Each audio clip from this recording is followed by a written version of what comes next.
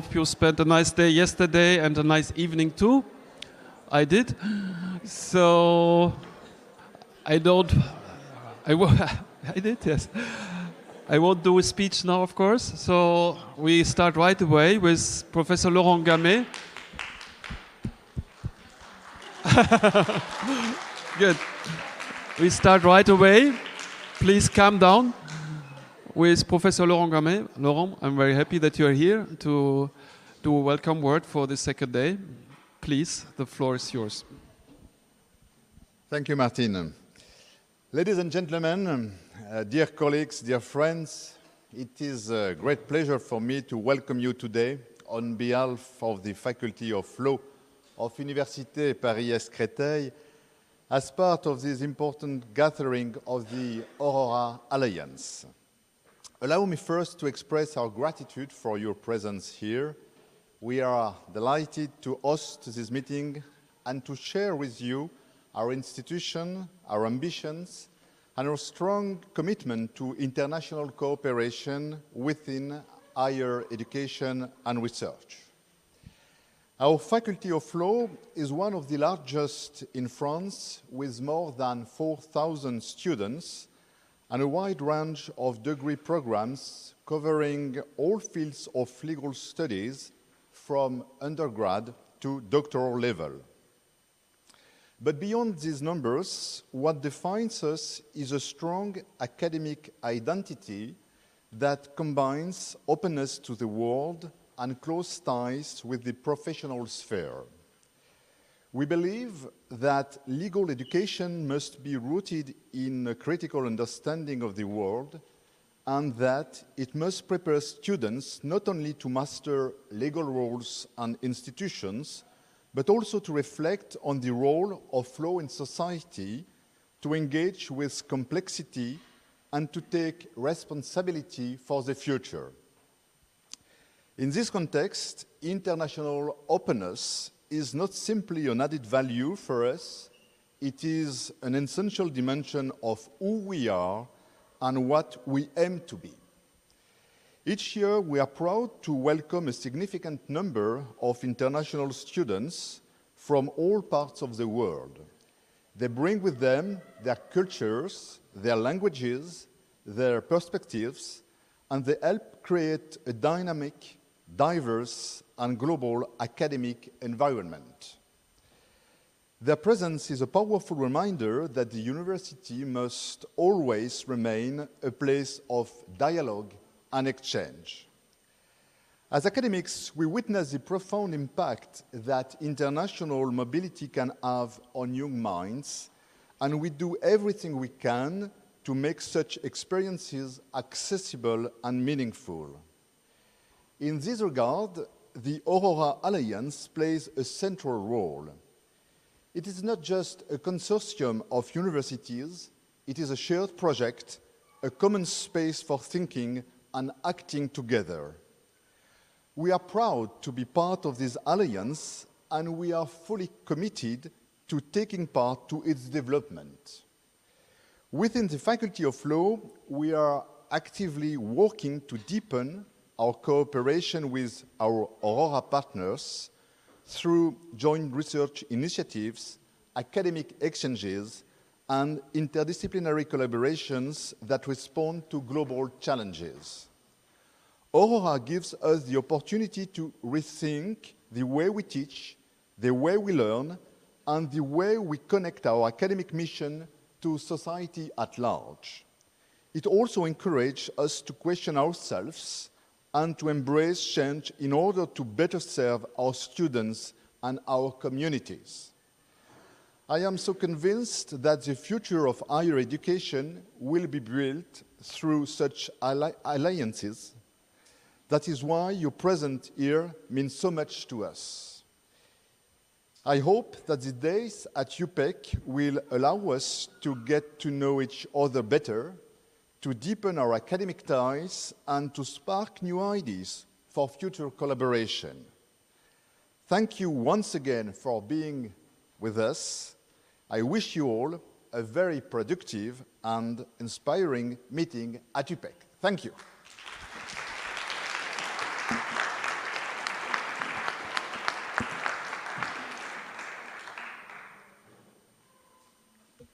Thank you very much, Laurent, for being here and sharing your words with us. Okay, so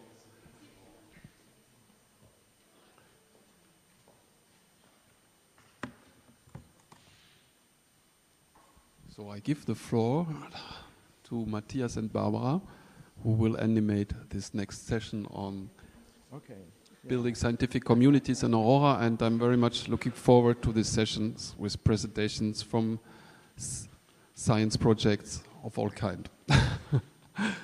Yes. Hello, good morning, everybody.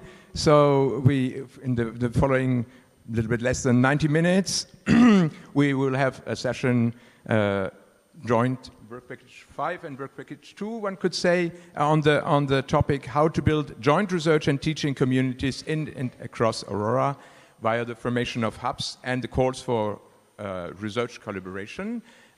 So maybe I start presenting myself. I'm Matthias Beekman. I'm research director at CNRS working on atmospheric sciences. At UPEC, I'm assessor for research and innovation within Aurora and also work package 5 co-lead. And Barbara? Right, and my name's Barbara Buchenau, and just for those of you who are young to Aurora, work package 5 is invested in research, work package 2 is invested in education, and both of us actually have a teaching, so there's a teaching in research, and there's a research in teaching, and this panel will very much be dedicated to the question of how research-driven activities must be thinking education and how education-driven activities must be thinking along with research and how we can strengthen each other. I'm the lead of Work Package 2 on transdisciplinary research-driven European educational hubs. There are 4 in my work package and another one in another work package, so everything is a good handful. And we cover all of the fields that are in the SDGs that actually match the profiles of our universities. So those 5 hubs are very much representative of what the best ambitions are of the universities that call themselves Aurora. And hopefully the panel will also give you a sense of how you can see your own university in those presentations. You see that the time has already elapsed, so add 15 minutes to our schedule. The coffee break will be a little bit shorter, but I think it will work out all right. And basically I'm handing over. No, I need to also say that for those lovely speakers who are here, I have a timer. So after 8 minutes, there's an awful ring, and I will actually stop you short, even if you're not done, because this session will be very much about the audience. You should be walking out of here understanding what the research incentives are within Aurora, and you should be understanding what the hubs are and how they're connected. And we want you to test the speakers on this. That's why it's only 8 minutes. Yeah. So we ask all the speakers, please, to sit down, to take a seat here on the panel. And then we will start right away with the first speaker.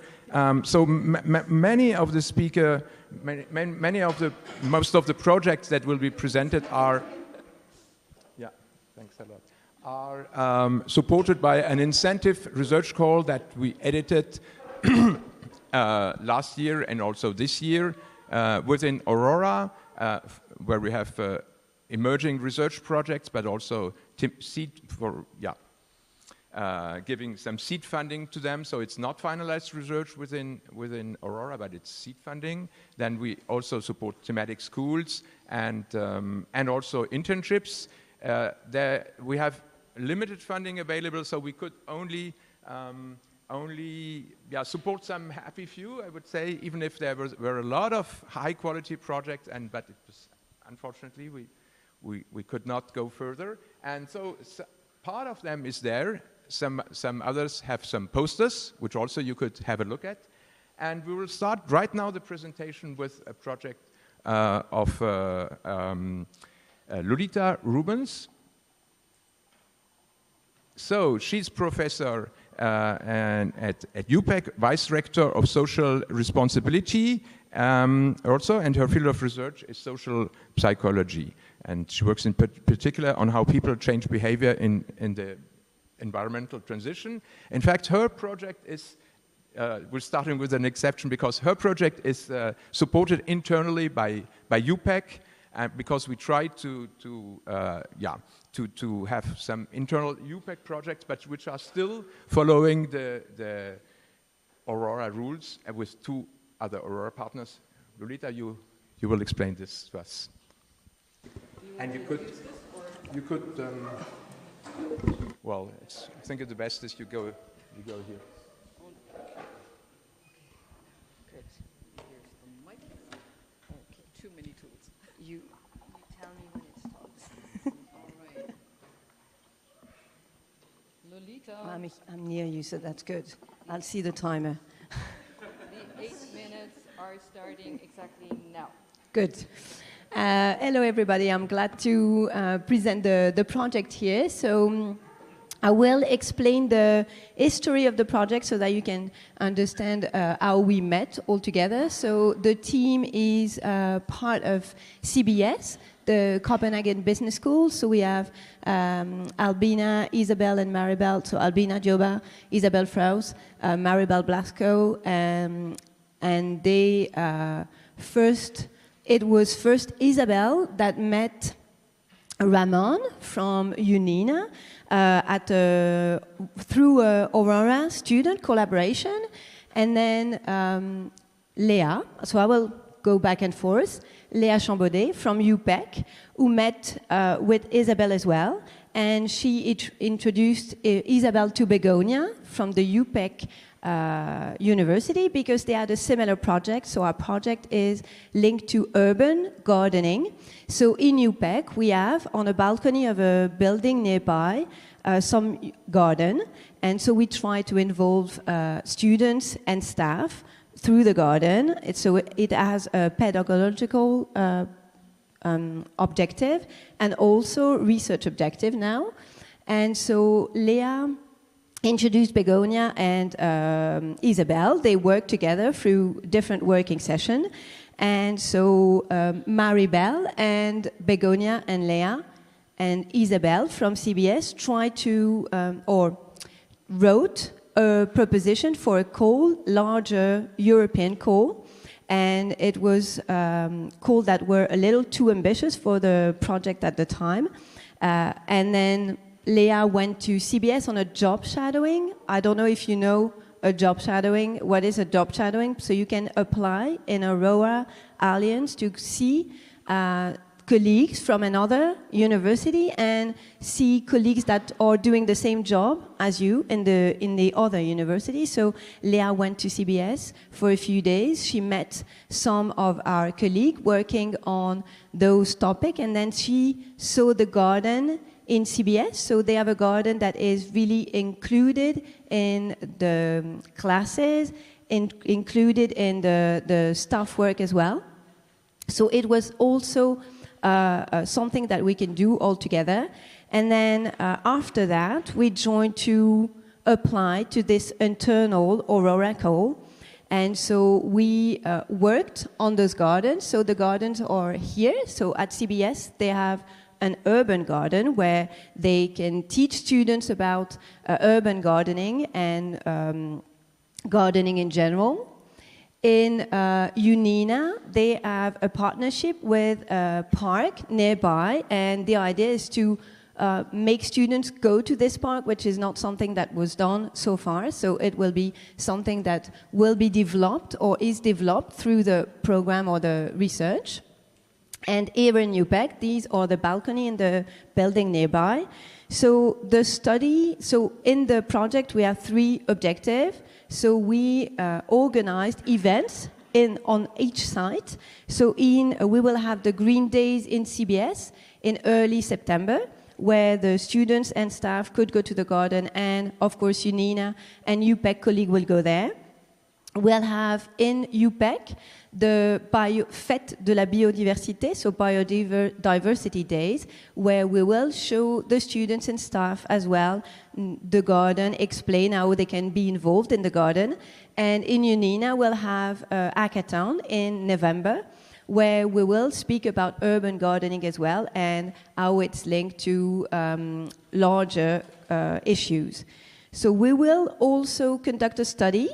The study is about how we can engage people into the garden and gardening, and especially which type of message, as we are part of the team psychological researchers, which type of message will make people engage in urban gardening. So we will try to work on, or we will work on 3 different types of message. A message linked to social bonding, come to the garden and meet other people.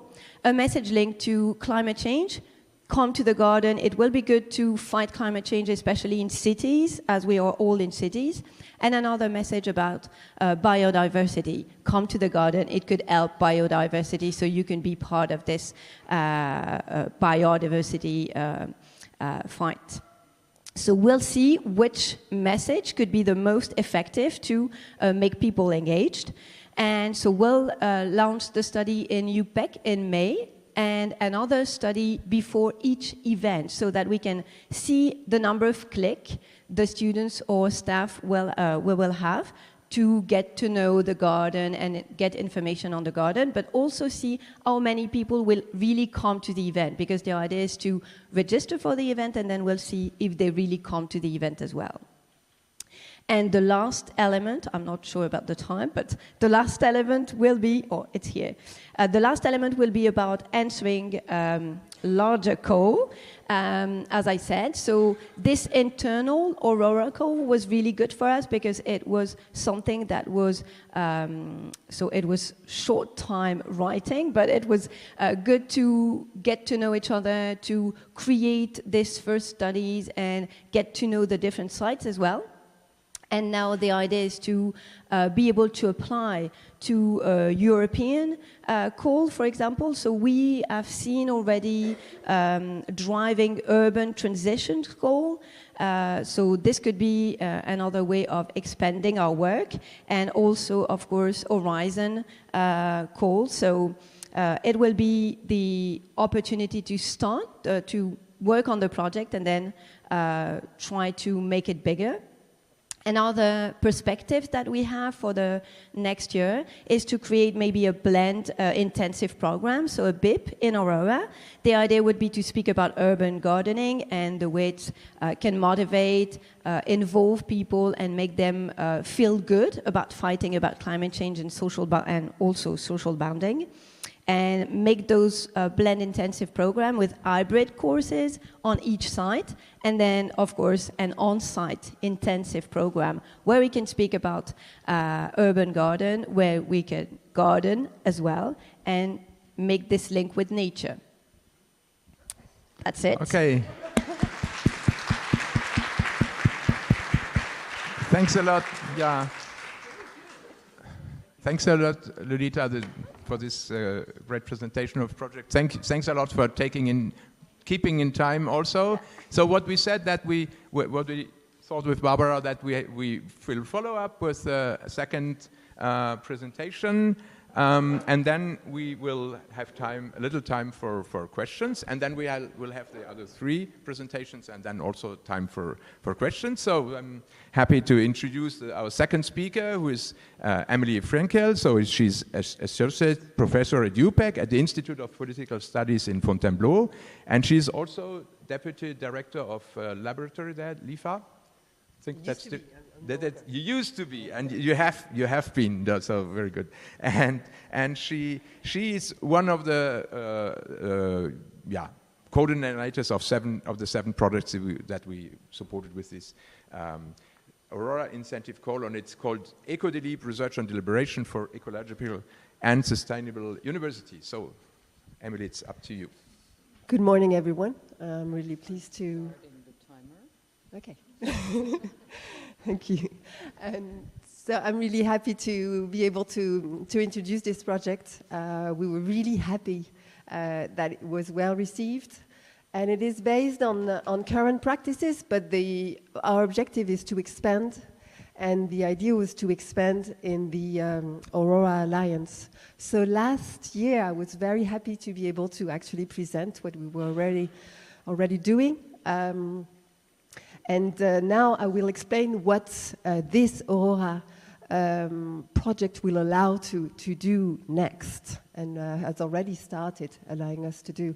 So what I was introducing you with, maybe not all of you were in Napoli last year, was the introduction of deliberation, especially student deliberation in universities, through mini-publics, citizens' assemblies. As you know, there's a trend right now to organize citizens' assemblies. France is preparing and is going to organize its third national citizens' assembly next month. But there are many European governments, but also local governments and civil society organizations that are organizing citizens' assemblies. Citizens' assemblies in universities is a new thing. And so this project is about studying what it means to introduce such mini-public, such deliberation in university settings, so to conduct research on that. But it is action as well, because we are, well, some of us, and there are now 2 of us in this alliance, because yesterday, for instance, some of our colleagues in the FRI and VU were not here because they had the second session of their citizens' assemblies that was being organized. So that's what this research is about organizing citizens' assemblies in our universities, and also about conducting research. When you do such research and practice at the same time, what is really hard is also to have the sufficient distance towards your object. And that's also why we, beyond our 2 universities, so VU, the FRI in Amsterdam and UPEC, we also looked for other colleagues in the Alliance who could help us conduct thorough research on what we were doing, and also try to expand that possibly to other universities, especially in the Alliance. So that's the team. So the project is named EcoDelib, because usually when citizens' assemblies are organized in universities, it has to do with the university's environment strategy. It has to do with ecology, with ecological transformation. And so Ivar Maas is the organizer of the Citizens' Assembly at the FRI. I'm the main organizer of the student citizens' assemblies that have been organized here for 5 years. And Jon Olafsson, I don't know if Jon is in the room, from the University of Iceland. Unfortunately, he is not. Is part of the research as well, and a colleague from Duisburg University, Anna Szpakowskaja, is also part of the project. So as written on the slide, the objective is to produce disciplinary but also interdisciplinary research on these deliberative experiments, and to also make our alliance a model for other European universities to become more ecological, and also through that route, through that very specific practice, which means very thorough democratic and inclusive practice. You know, that's what citizens' assemblies are famous for. And so what are we doing already with this project? I told you this is a recognition of things that are already underway, and it's really a way for us to do better research and to expand the introduction of these citizens' assemblies in the Alliance and beyond. And so what this project is allowing us to do is that, well, first next Friday, we're organizing an international conference on, which is named Universities Deliberating for a Livable Planet, right? And so there's now a broader network of universities that have organized citizens' assemblies. But the Aurora Alliance now is one of the strong supporters and organization that helps this network become stronger. And so for the first time, the researchers and organizers of such assemblies will be able to confront their work with specialists of deliberative democracy and also of sustainable transformations. And so the great news is that it's also going to be the first time that colleagues, especially from the University of Iceland, will be there to help us, as I was saying, conduct better research on this. But they will also explain how they also use deliberation to build ecological transformation in Iceland. There are obviously publications that are going to be expected from this collaboration, and we are considering applying to a Horizon call this year in September. So I'm putting all the information here because we already have a very strong consortium, and obviously this research project has helped. It's a very strong basis, but we're still very open. To us, it is important that the Aurora Alliance is really part of all the all of our projects. So this network of deliberating universities, this Horizon call goes beyond the alliance, but our wish is that the alliance is really a great partner and support for all of our projects. I hope that some of you are considering organizing deliberation in your universities or also joining our research team. Well, another aspect, this is connected with training. Another aspect is that we are having students deliberate. And what's interesting is that students, well, what we do in universities, we train young people, we train citizens, and we train future workers and decision makers. There's a very strong pedagogical dimension in organizing deliberation in universities. We are teaching them democratic, very thorough democratic practices, and we're teaching them how to make the world and society more sustainable. So we also have the hope that this could lead to new degrees and, Aurora trainings.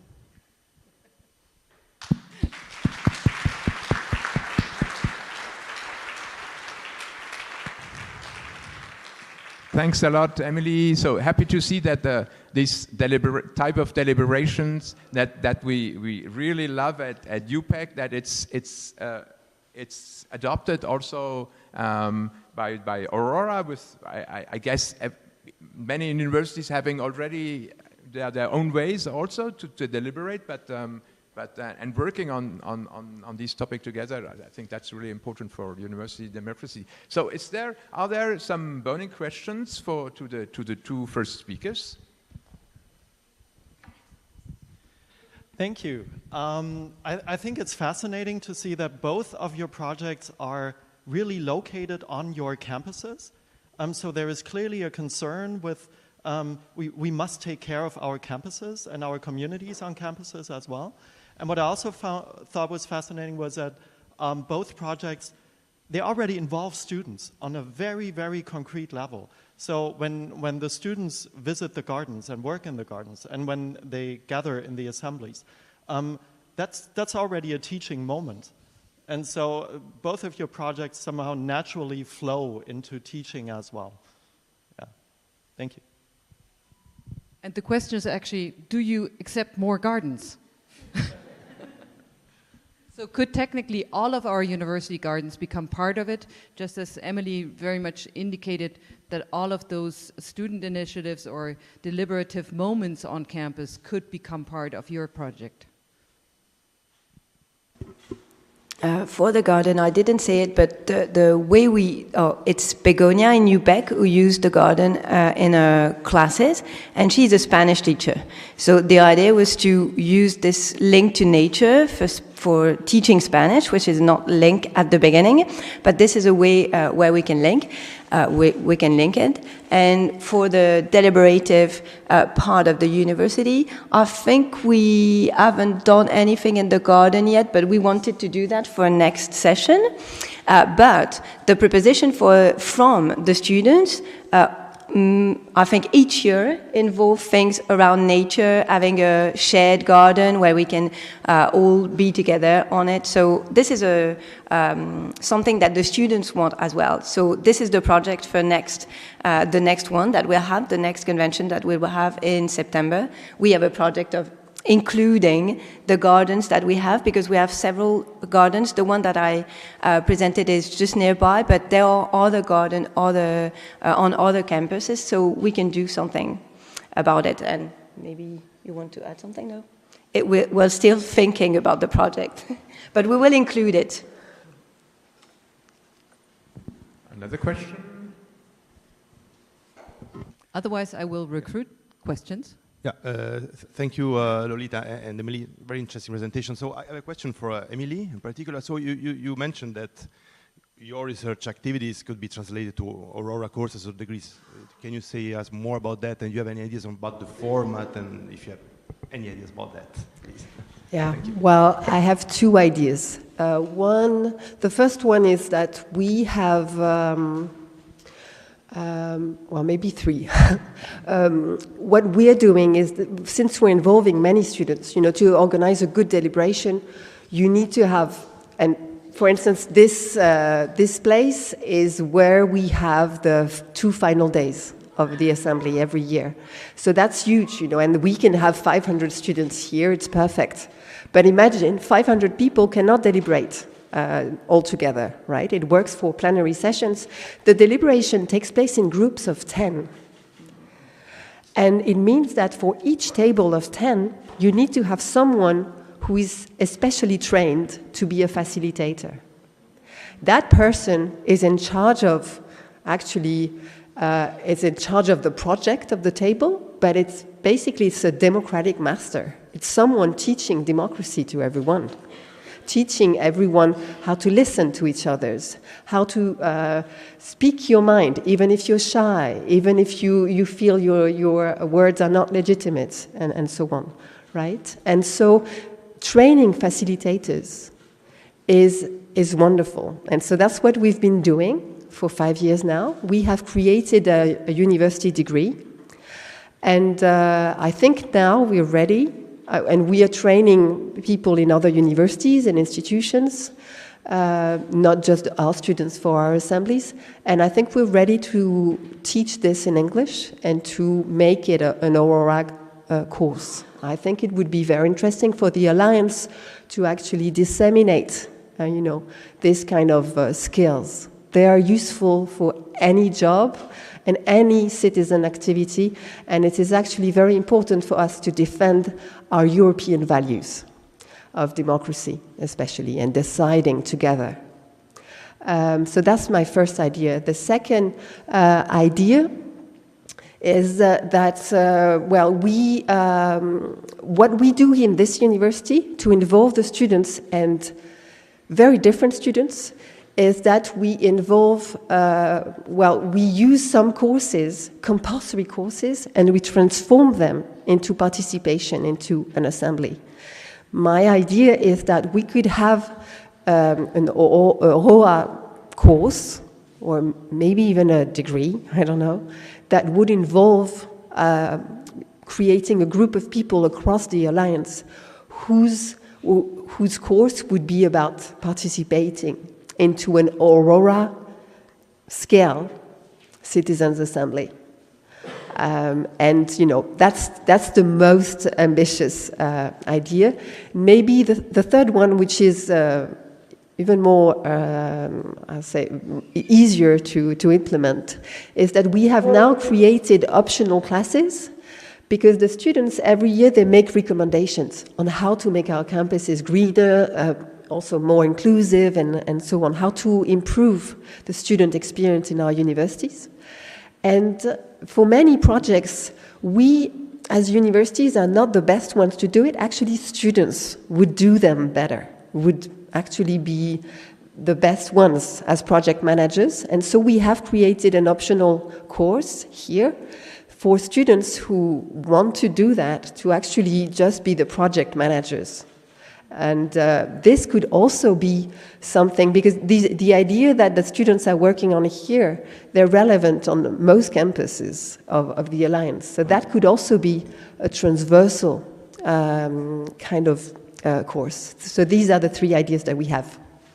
Okay, thank you so much. And now a question to the audience. We have 5 hubs, and you have the choice to give 2 votes. So if you have Emily's project, would you, so you have 5, I will call up 5 hubs and you only have 2 votes. Is the hub of Emily in social innovation and entrepreneurship? No. Is it in sustainability and climate change? Okay, some put it there. Is it in digital society and global citizenship? Yes, right? You own her. so here's the hub leader, Sylvester. Sylvester, Emily, kindly introduced. Is it in health and well-being? No. Is it in culture, diversities, and identities? A little bit, right? So we basically just, sometimes it's hard to place, right? And with Lolita's project, same question. Is it in social entrepreneurship and innovation? Is it in sustainability and climate change? Yes, absolutely. Where's Hannes? Hannes isn't here. Christina, Lolita, I introduced you to each other. Is it in health and well-being? Yes, right? So there's a health component in there. And where's Pasquale? Pasquale Mafia isn't here, but Bruno. Bruno, Lolita. Here's an introduction. Is it in digital society and cultural global citizenship? No. Is it in cultural diversities and identities?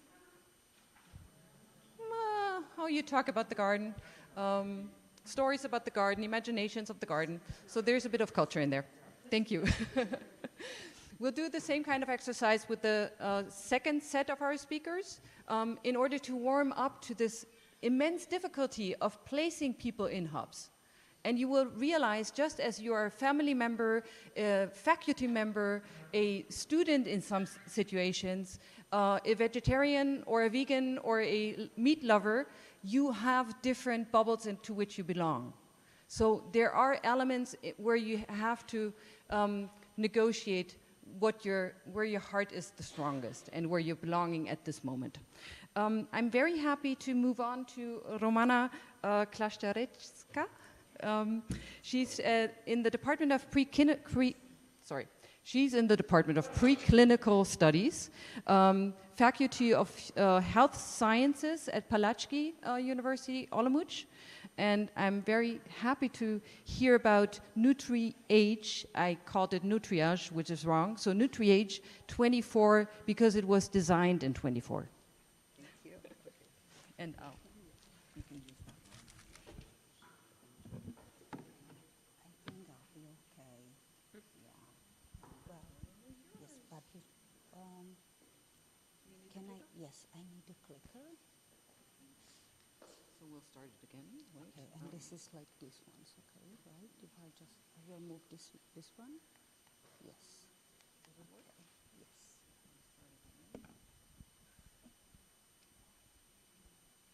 It's fine. Thank you. So good morning, everyone. It's a big pleasure for me to be here with you and a big honor to be able to give this presentation. My name is Romana Klášterecká. I am from Palacký University in Olomouc, Czech Republic. And today I will present a project named Nutriage 24. We choose this topic because we wanted to find answer to important questions about food and aging. Nutrition is essential for healthy aging, but needs of older people are often forgotten in research policy. That's why we decide to explore this topic together across different countries and contexts. What do we want to know? How the Czech Republic, Iceland, and Spain address the challenges of healthy nutrition for older adults.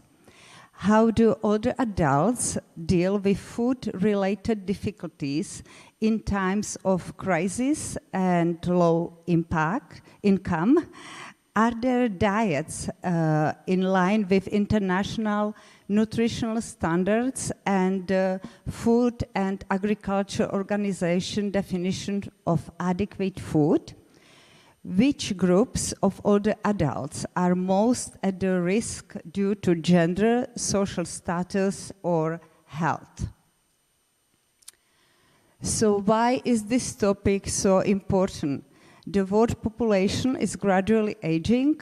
In 2021, people over the age of 60 made up about 10% of the world's population. By 2050, their number is expected to increase to 2 billion people. So it's a worldwide phenomenon. Although this phenomenon is often perceived and present as a problem and challenges, it's actually one of the greatest achievements that humanity has achieved in the last 100 years. The main reason why population across countries and continents are aging is that average life expectancy is increasing. The United Nations Decade of Healthy Aging aims to give everyone the opportunity to add life to years, not only years to life, wherever they live. So let's focus on our project. Now, our team is built from the researchers from Czech Republic, Spain, and Iceland. Actually, this brings a lot of different view of the project and help us better understand the topic from the culture and socially aspects. So these countries are really geographically, economically, and socially different. So actually, it's going to be very interesting to compare how the national policy, the eating habits affect the food practice in older adults. The project analyzes the relationship between nutrition, health, and social environmental context in older adults, considering gender, class, health status, and environmental determinants. So we are actually very active team. So far we had online meeting. We will have a face-to-face meeting, but we already went through literature search, and we found out that there is not enough research about older adults' nutrition. National strategies usually focus on general nutrition or diseases, not on older adults as a specific group. That's why our project is really needed. So the next steps, we will now design our own questionnaire. It will be used in all 3 countries, and this quantitative research will be supported by interviews to get deep understanding. Oops. So we we plan to publish some scientific papers. We are actually working already on narrative review, and we would like to share the data from the quantitative and qualitative research and raise awareness about health and practice for older adults. Actually, our project supports the World Health Organization standards on healthy aging. It also builds on food agriculture organizations' definition of adequate food and human rights, and we contribute sustainable development on zero hunger, good health and well-being, and reduce inequalities. The future vision, we hope to grow this project into a larger European initiative because the topics we are studying are relevant across Europe. We would like to work with more researchers and institutions in the future because together we can support healthy aging through better food policies. Thank you for your attention. We are welcome your questions, thoughts, and ideas. And we really, thanks to Aurora Alliance, to supporting project like this, brings the researcher together, this idea, sharing knowledges, experiences, and we are very grateful to be part of the community. Thank you.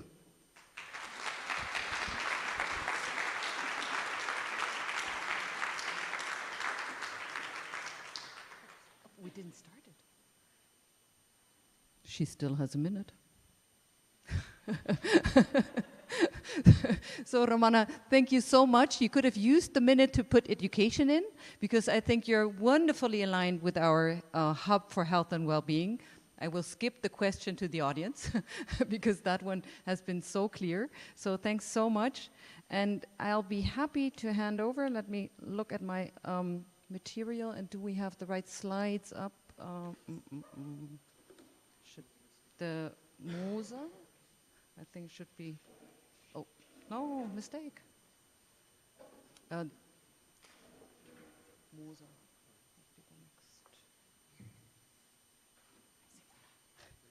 Does it work? Yeah.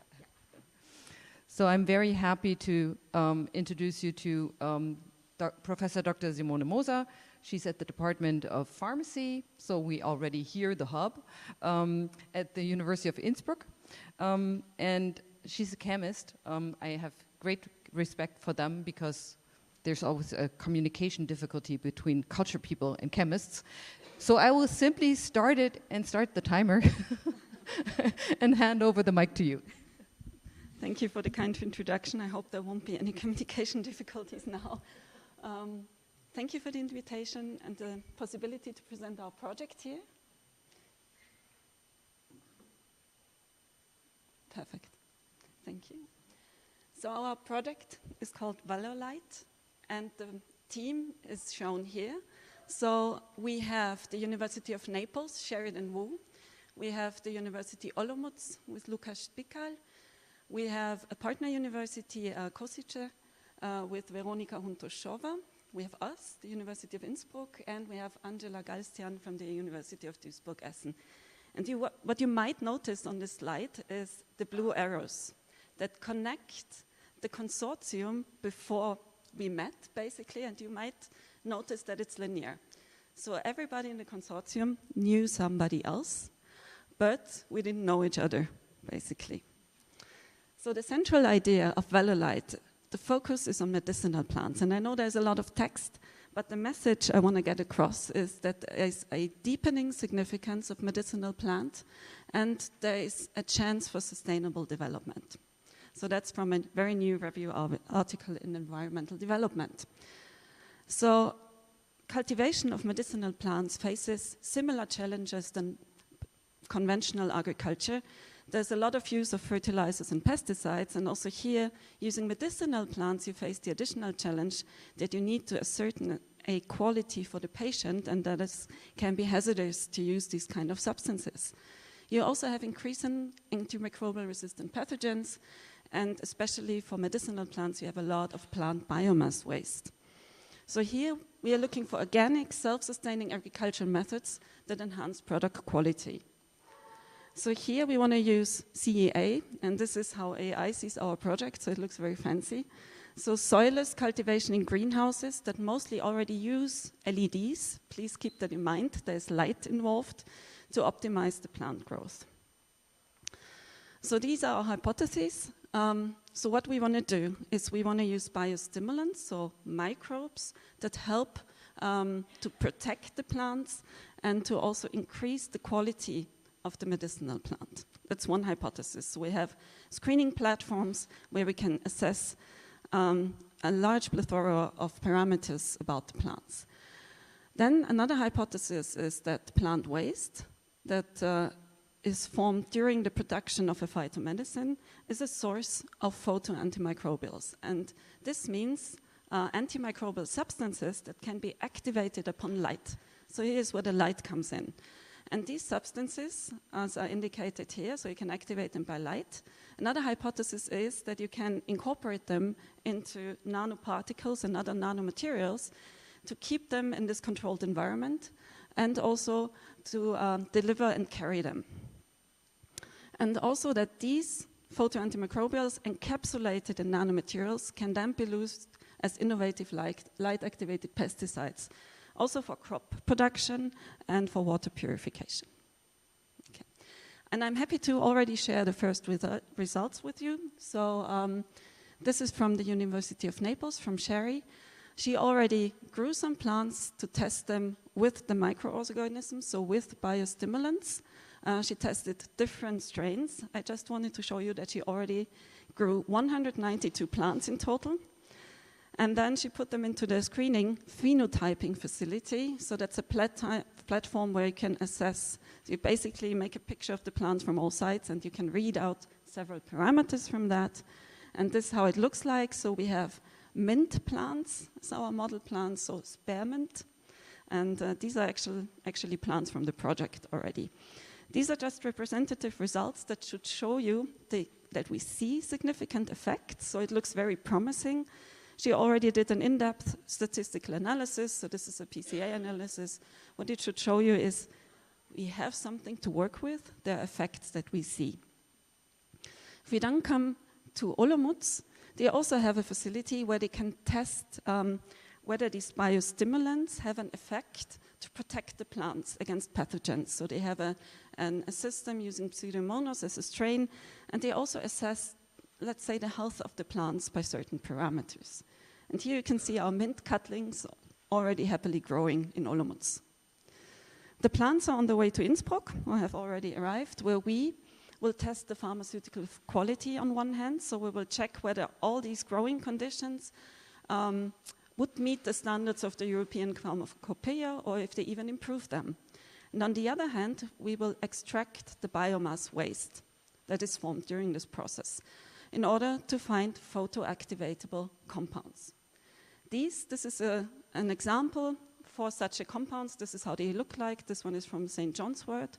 They can then incorporate it into nanoparticles, and for what this is classically used is therapy in cancer, so photodynamic therapy. You can see here how these particles accumulate inside of cancer cells, and then if you don't shine light on them, you can destroy the cells. And you can do the same for microbes, so for plant pathogens. The idea is to load these nanoparticles or so-called metal organic frameworks with these light-activatable compounds, and with that can destroy bacteria, for example. Another vision is to use these photoactivatable compounds on nanomaterials for water purification. So these are the classical water purification methods. And here in our project, the aim is to use immobilized photosensitizers, so these activatable compounds, so that you can shine light on them on nanomaterials and use that for water purification. So this is the roadmap where we are. Olomouc and Naples are in very direct exchange for the biostimulants and the plant pathogens. The plants, the first mint plants have arrived in Innsbruck, so the treated plants, where we're going to extract them and analyze them.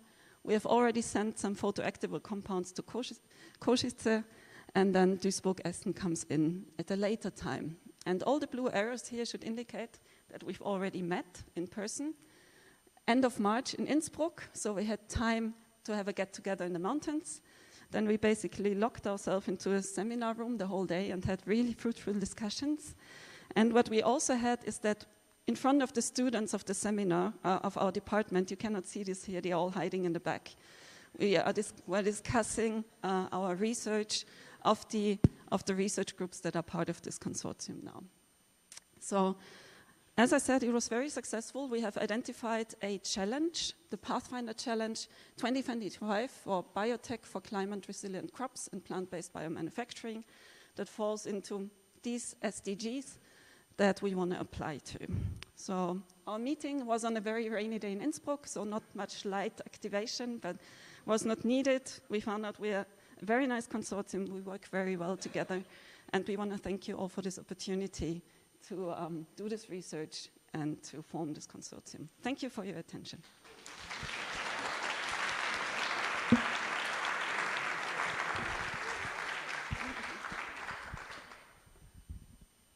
So that's another cool project. Very amazing. Let me look at the phone is ringing now. So perfect timing, I'm so impressed. I don't even need the timer. Just now I need my notes. We're now traveling to the very north. And I'm very happy to introduce Professor Bing Wu from the University of Iceland to you. She is actually at the School of Engineering and Natural Sciences, the Faculty of Civil and Environmental Engineering. And I can't recall the title for it has such a nice acronym, but now the acronym isn't there. It's not MIMIC, right? Yeah. It is MIMIC. Name. Right, so it's MIMIC, and I thought it was all about culture, but it isn't. So that's part of what language does to us. It tricks us. Bing, the mic is yours, and I'll also set the timer. Thank you. Good morning, everyone. It's my pleasure here to present our collaboration project funded by Aurora Research Fund.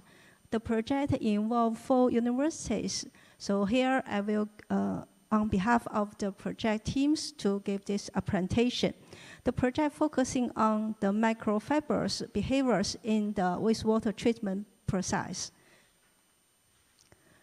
As we know, currently 80% of the wastewater globally haven't experienced sufficient treatment. This insufficient treatment wastewater majorly located in some regions. They have either based on their economic situation or geographic situation, because the traditional wastewater treatment process suffer challenging. On the other hand, emerging pollutants in the aqua environments raise a great concern because they cause human and nature health effect. While wastewater is a major pathway, have been identified to cause these emerging pollutants released to the aquatic environments. That's why we need to identify suitable wastewater treatment process to conquer this challenge. Towards achieve the UN sustainable goals, they highlight we need to improve the treated water quality, meanwhile reduce such emerging pollutants to the environments. Towards this challenging membrane-based technology offer a solution. As we know, in the wastewater treatment domain, microfiltration and ultrafiltration membrane have been widely used. In these membranes, the small membrane pores allow the treated water passing through, but reject most of the pollutants, for example, solids, microorganisms, and even greater sized molecules. Based on that, we developed a low-cost wastewater treatment process we call gravity-driven membrane filtration process. In this process, the water head offers a nature driving force to moving the water through the membrane. Meanwhile, the rejected microorganisms offer their advantage to develop a mini ecosystem. In this biofilm matrix, the prokaryote microorganism could utilize organics and inorganics to remove them from wastewater.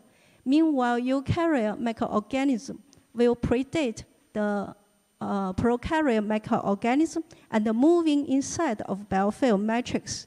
This will allow a porous nature of biofilm formed on the membrane, so they could not offer great resistance for the water pass through. This system has been widely used. Nowadays, they are already used in the surface water treatment, rainwater recycling, seawater pretreatment, meanwhile, wastewater treatment process.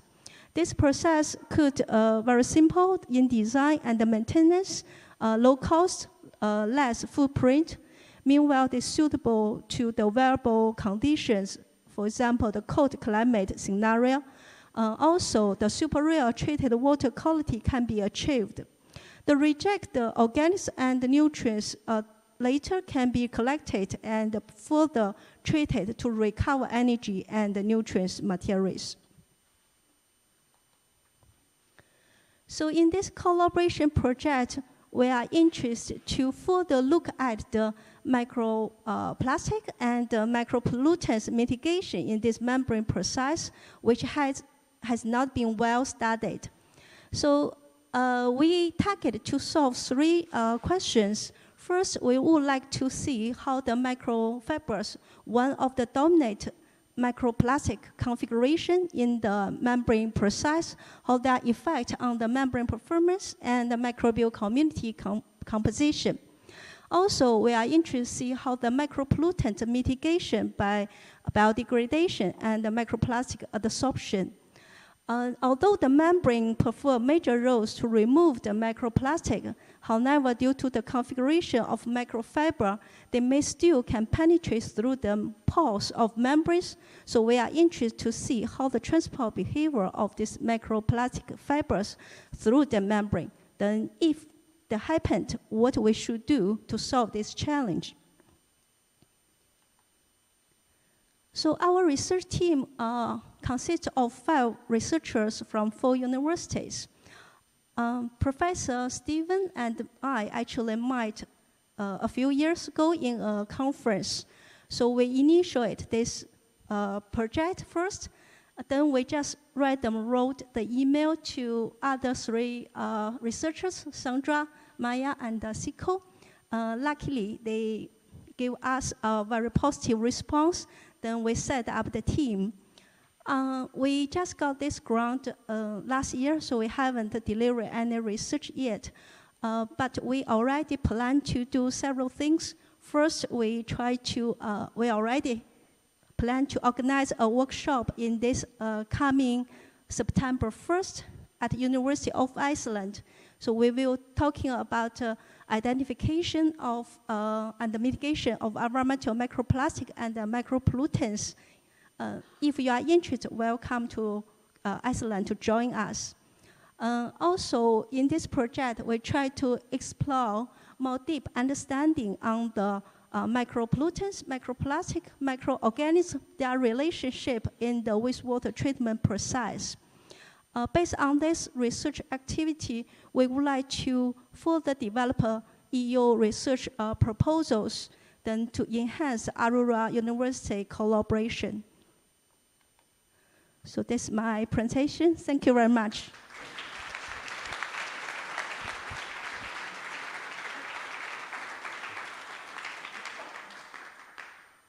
Wow, you all earned us some time. Thank you so much. Can I start to ask and invite questions? Or otherwise, I cajole people into asking questions? So there's a round of feedback. There's a question. So we have a couple of minutes for direct responses to the 3 presentations, and we'll then go into a panel debate that is actually also run by you, because you get to decide how to move forward and how to also pull these projects into the hubs. Yes. Thank you. Yes, I have a question for the previous project, possible. I'm curious about what kind of specific plants are used for the research. You with your own, but I think you have the mic, right? Yeah. What kind of plants are used? That was the question. Yes. So at the moment we are using Mentha spicata, so spearmint, as model plant, and as agricultural model plant we are using Arabidopsis, and then as a model crop plant we will use Solanum, so the tomato plant. So these kind of plants are reflecting those criteria for research. Yes, they are. So there are already studies that you can grow them in these controlled environmental sort of agriculture in hydroponic, so without any soil. And there are reports about light activatable compounds in them. So that's why we chose them. Perfect. Thank you. Thank you. I just would like to thank you, and also a big thank you to Simone, because something that hasn't been mentioned is there's a big debate about reproducibility of scientific data from one lab to the next lab. And there are big debates whether science or scientific articles are actually really reproducible. And what you are doing here is exactly also addressing this issue, because you collect data and you compare data from several points of action or points of locations and compare them, and you immediately address this really critical point that makes a problem for science or natural sciences in the moment. So congratulations and thank you, and please go ahead. Thank you so much. Bruno. I have hi. I'm Mads Martin from UPEC, and I'm a researcher. I have a question about the last presentation on wastewater, because I think it relates very much to laboratory activity per se, because some of us are working with chemicals, are working with biological waste, and there's a whole discussion around using certain types of containers and others, and how to wash them, and etc. And I feel like your research would be very much a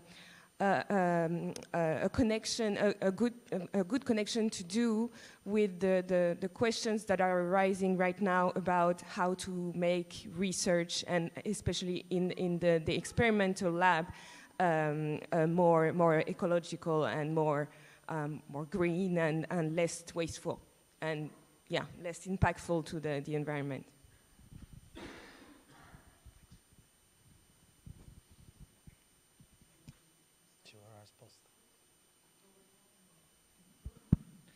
Okay, no, it's just partially a comment, partially a question. First of all, congratulations to all of you. It's a question for all of you. Of course, all the three projects, I think they well fit into the health and well-being domain. As a member of health and well-being, I was wondering if you are thinking also for a teaching experience raising from these experimental activities. Because the first two projects were already related also with teaching. I was just wondering if you are planning in the future, because of course, health will be your house.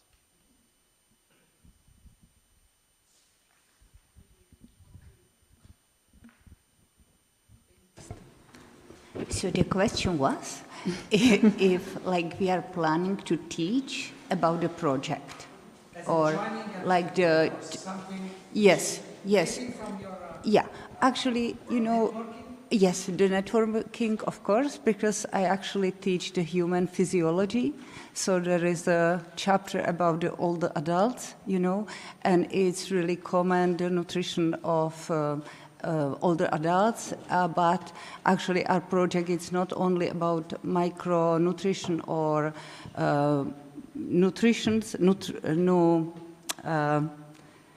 Yes, about the nutrition, it's about the socializing too. So that would be great to add it as for the students. You know, it's not only focusing what do you eat, but with who do you eat. If you have, if you can afford the good qualities of the food. So yes, it would be great to add it for the students. Yeah.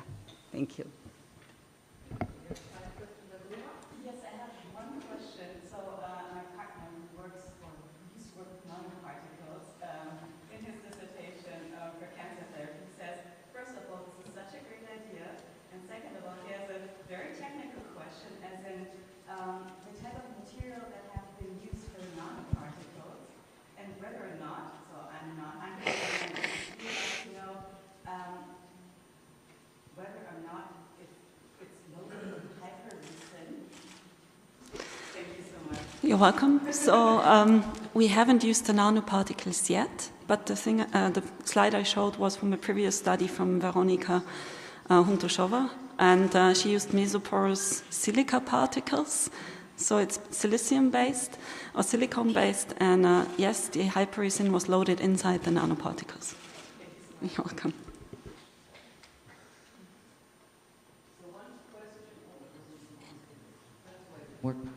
Now it's worked. One question to the audience. With the Valolite, do you put it into the health? So now you only have one vote. Do you put it into the hub for health and well-being? So the medicinal plants, do you put them into the hub for health and well-being? Yes. And do you put them into the hub for sustainability and climate change? There's also some who go like, right? So there it's a, the outcome and the application is very clear that this is geared towards health and that it's a medical field, pharmacy is involved. But then if you think of the cleaning the water as well, so the other applications that are thinkable, there's a direct segue into the other hub.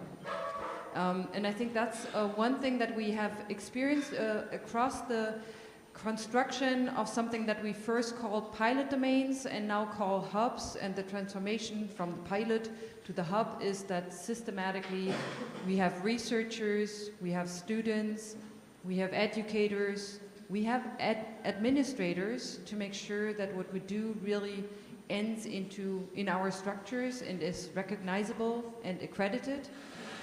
And we have external stakeholders in order to make sure that the questions we raise and the answers we find have resonances in society and in professional fields. So that's what the hubs are really seeking to do. And we're now entering into our final 10 minutes, and I heard from Martin that we actually lost the 10 minutes he had given us at the beginning.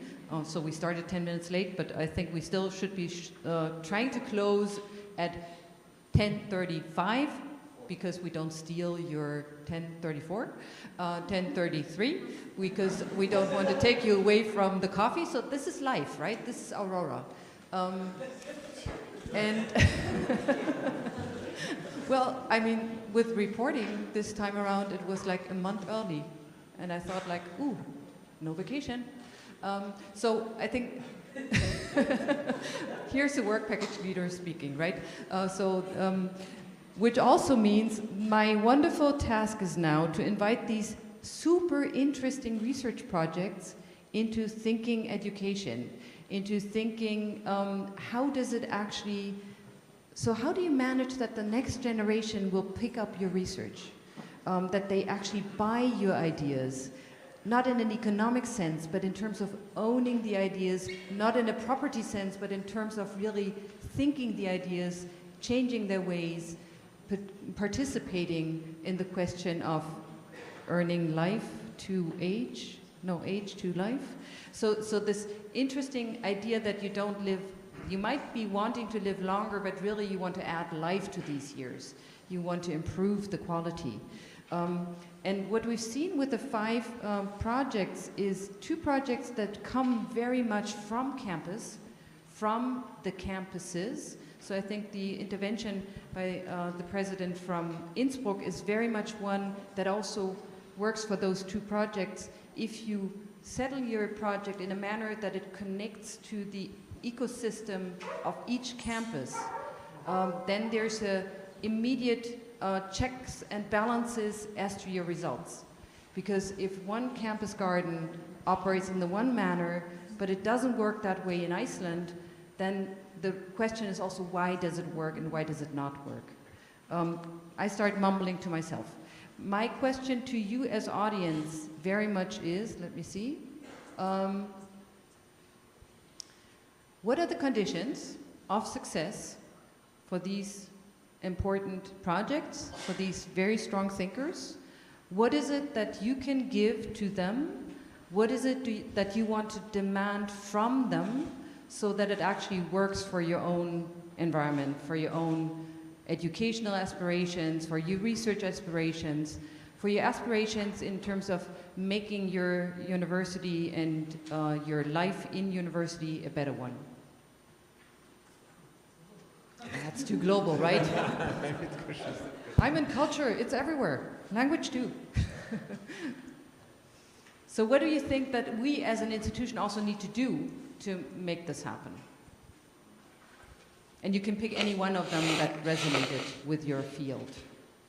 Marcus, can I? You saw my hesitation. Yeah, I saw you thinking. That's how I recruit speakers. No, it's fine. I'll continue doing that. So hi everyone, Marcus from UDE. I think answering to Barbara's question, what we need as an audience, as Aurora University members, is curiosity and being open-minded, because actually what Barbara was just asking after the garden presentation, I just sent her an email about, do you think this would match with what our garden projects are doing? Because actually we have one in Duisburg and in Essen. And I think this is what we all have to do and what we can offer to provide our open ears and our knowledge on our university structures, to link them with existing projects and initiatives. This is what we can offer. And maybe on the project side, you do not always realize that this is happening. So I think on the project side, you might need patience and, well, because there isn't an immediate response, it doesn't mean that there won't be a response at all. So yeah, just can encourage you to go on, and we can promise to keep our ears and eyes open and connect you to yeah, ongoing projects at our universities. Would you like to respond?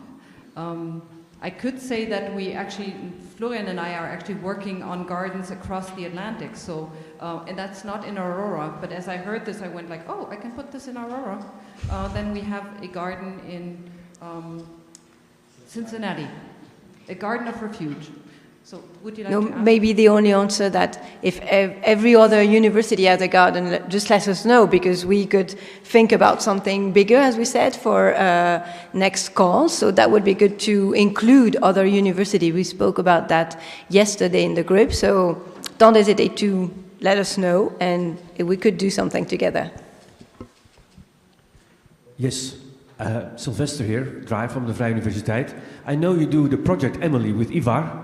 I know Ivar, I also know Sophia, and I thought, oh yeah, this is the first time when I see your speech, and I thought this is a real direct connection to the Hub Digital Society and Global Citizenship that I draw. I already sent you an email, and I think it would be really great to connect to the Hub, because then you have a bigger network actually to expand all your things that you want to do in other universities with, well, similarly minded people, teachers, researchers, that maybe not so be aware of your particular idea. So I see a great opportunity there just to connect here. Yeah, really nice. Any response on your side? Well, that's wonderful. Actually, I didn't have time to mention, but there is a digital dimension to the project, because even within our university, you know, this university has 16 campuses. So we try to engage students and staff from all the campuses, but then we can't do that for several months, you know, and we can't always be in these rooms. And so we actually are also using an open source participatory European platform, which is called Decidim. And so we are also producing research on that. And this is a very important platform for many European countries and many institutions, actually, to develop participatory processes and to scale them up. So it has to do with digital citizenship. And so we would be really happy to connect with the hub. Good morning. Thank you for your presentations. I would like to thank you for your talent and your research projects, and just have an open invitation to share this talent and think outside the box, maybe go the extra mile, and think of further methodologies to be as inclusive, as diverse, and perhaps try new ways to build trust and collaboration, and include as many students and stakeholders from within our communities as possible. So it's just a congratulations. Thank you.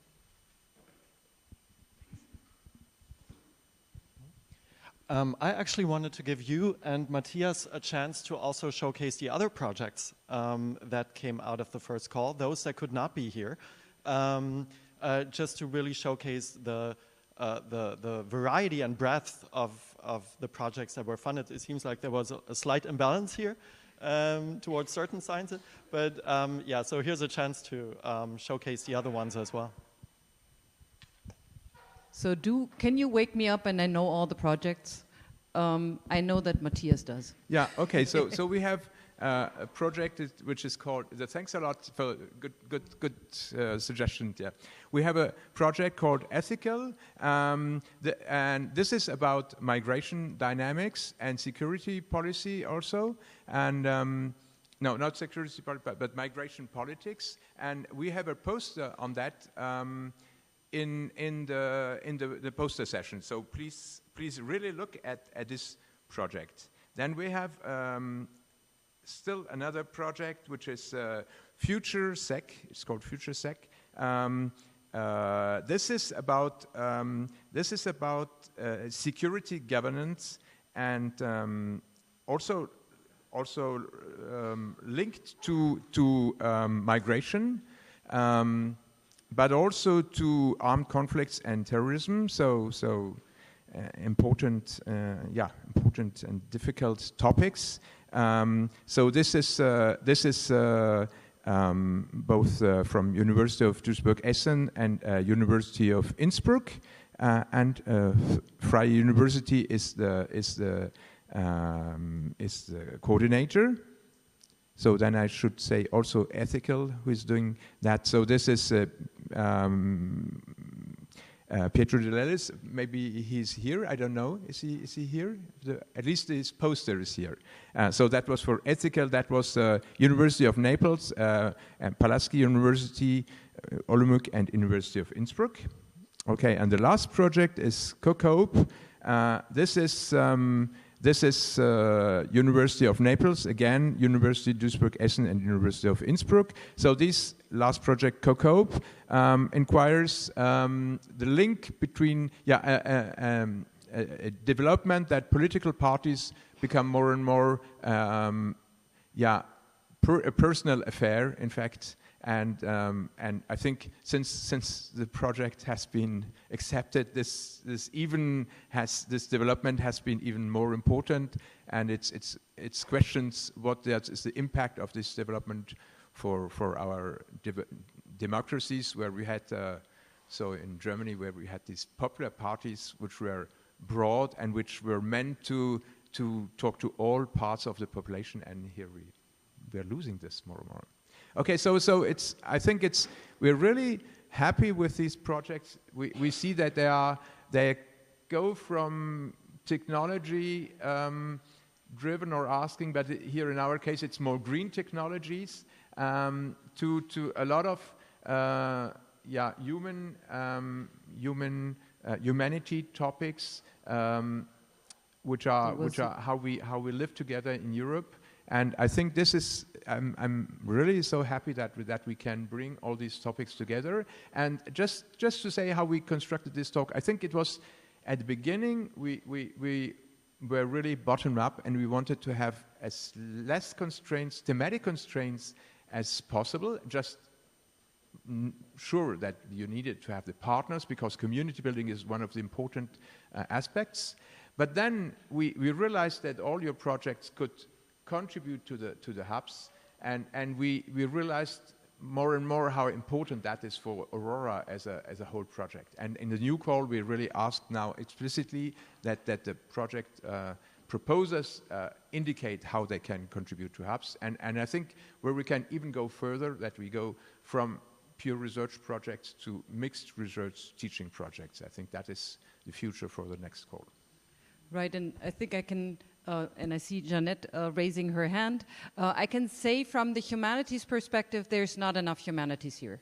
But that's, the moment that you ask for collaborative work and then across nations, and you have the humanities who usually study nation rather than nations, so there's a stick to, or there's a stick to jump over for the humanities that's not very close to how these calls operate.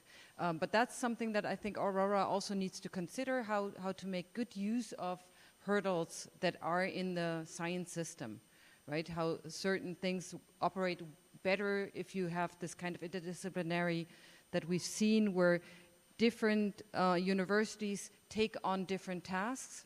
And in the humanities, we sit together and we don't distribute tasks, but we test each other until the idea is fine, which is also very annoying. But it's also harder to convince people that this is necessary. Can't you just sit and write your book by yourself? But I'm happy to hand over the mic for the final question. And Martin, another 2 minutes from our coffee break. Thank you, Barbara. First of all, thanks all of you for your work, and especially because you said for the next call, you're going to ask in which kind of hub a research project will be. I would like to also have the question, how is the knowledge then afterwards or in the middle or already during the project delivered to the students? Right? Because I see here some students maybe at the PhD level already be involved in some of your projects. In your one, of course, a lot, right? In Simone, I heard a seminar.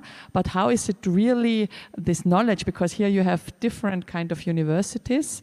Of course, they are coming together. But how can the students lively and see the growth of the plants, let's say, help even there, but also then see how the technology is used to extract the medicine and whatever you do with it, right?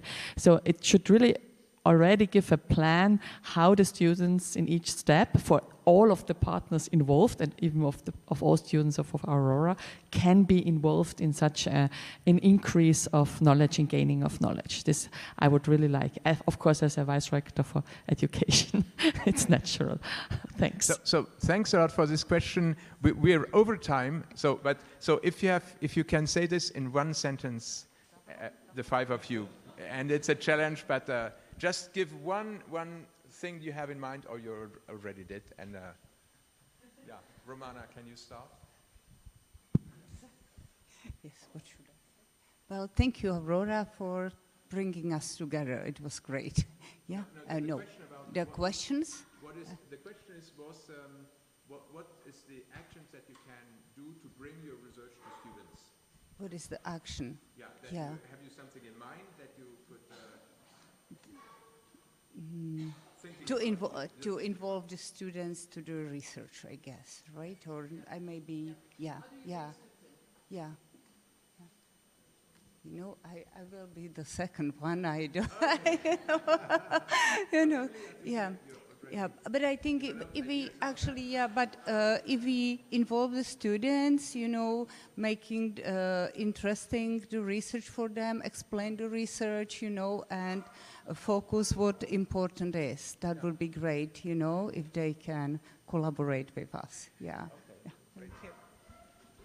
So what we're doing, we've been organizing assemblies for up to 5 years now here. So we're already incorporating students because students participate, but they also facilitate, and we also have optional courses where we share the research with them, and the assessment is based on their own experience-based confrontation with the existing scientific literature and including our research.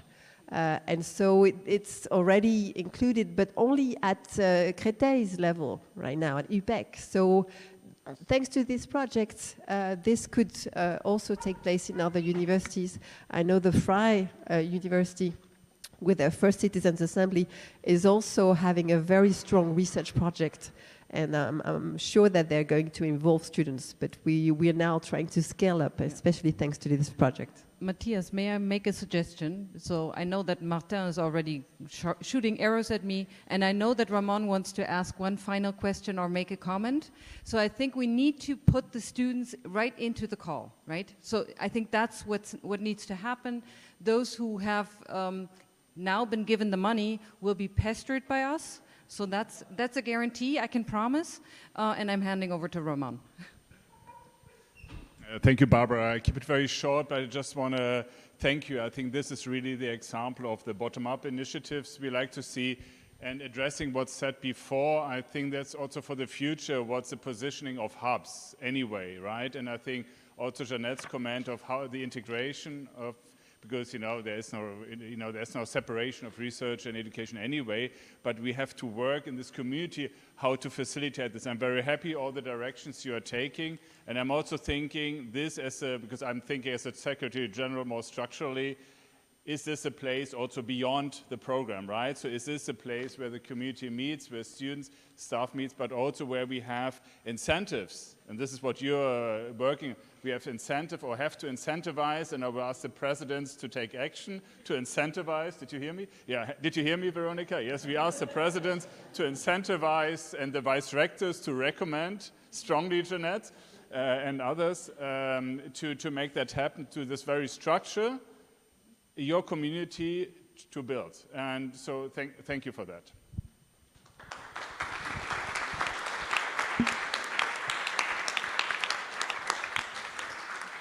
Thanks to the speakers, thanks to the audience for staying on into the coffee break, and jump for your coffee. Martin, is Thanks there a lot. anything? Bye-bye.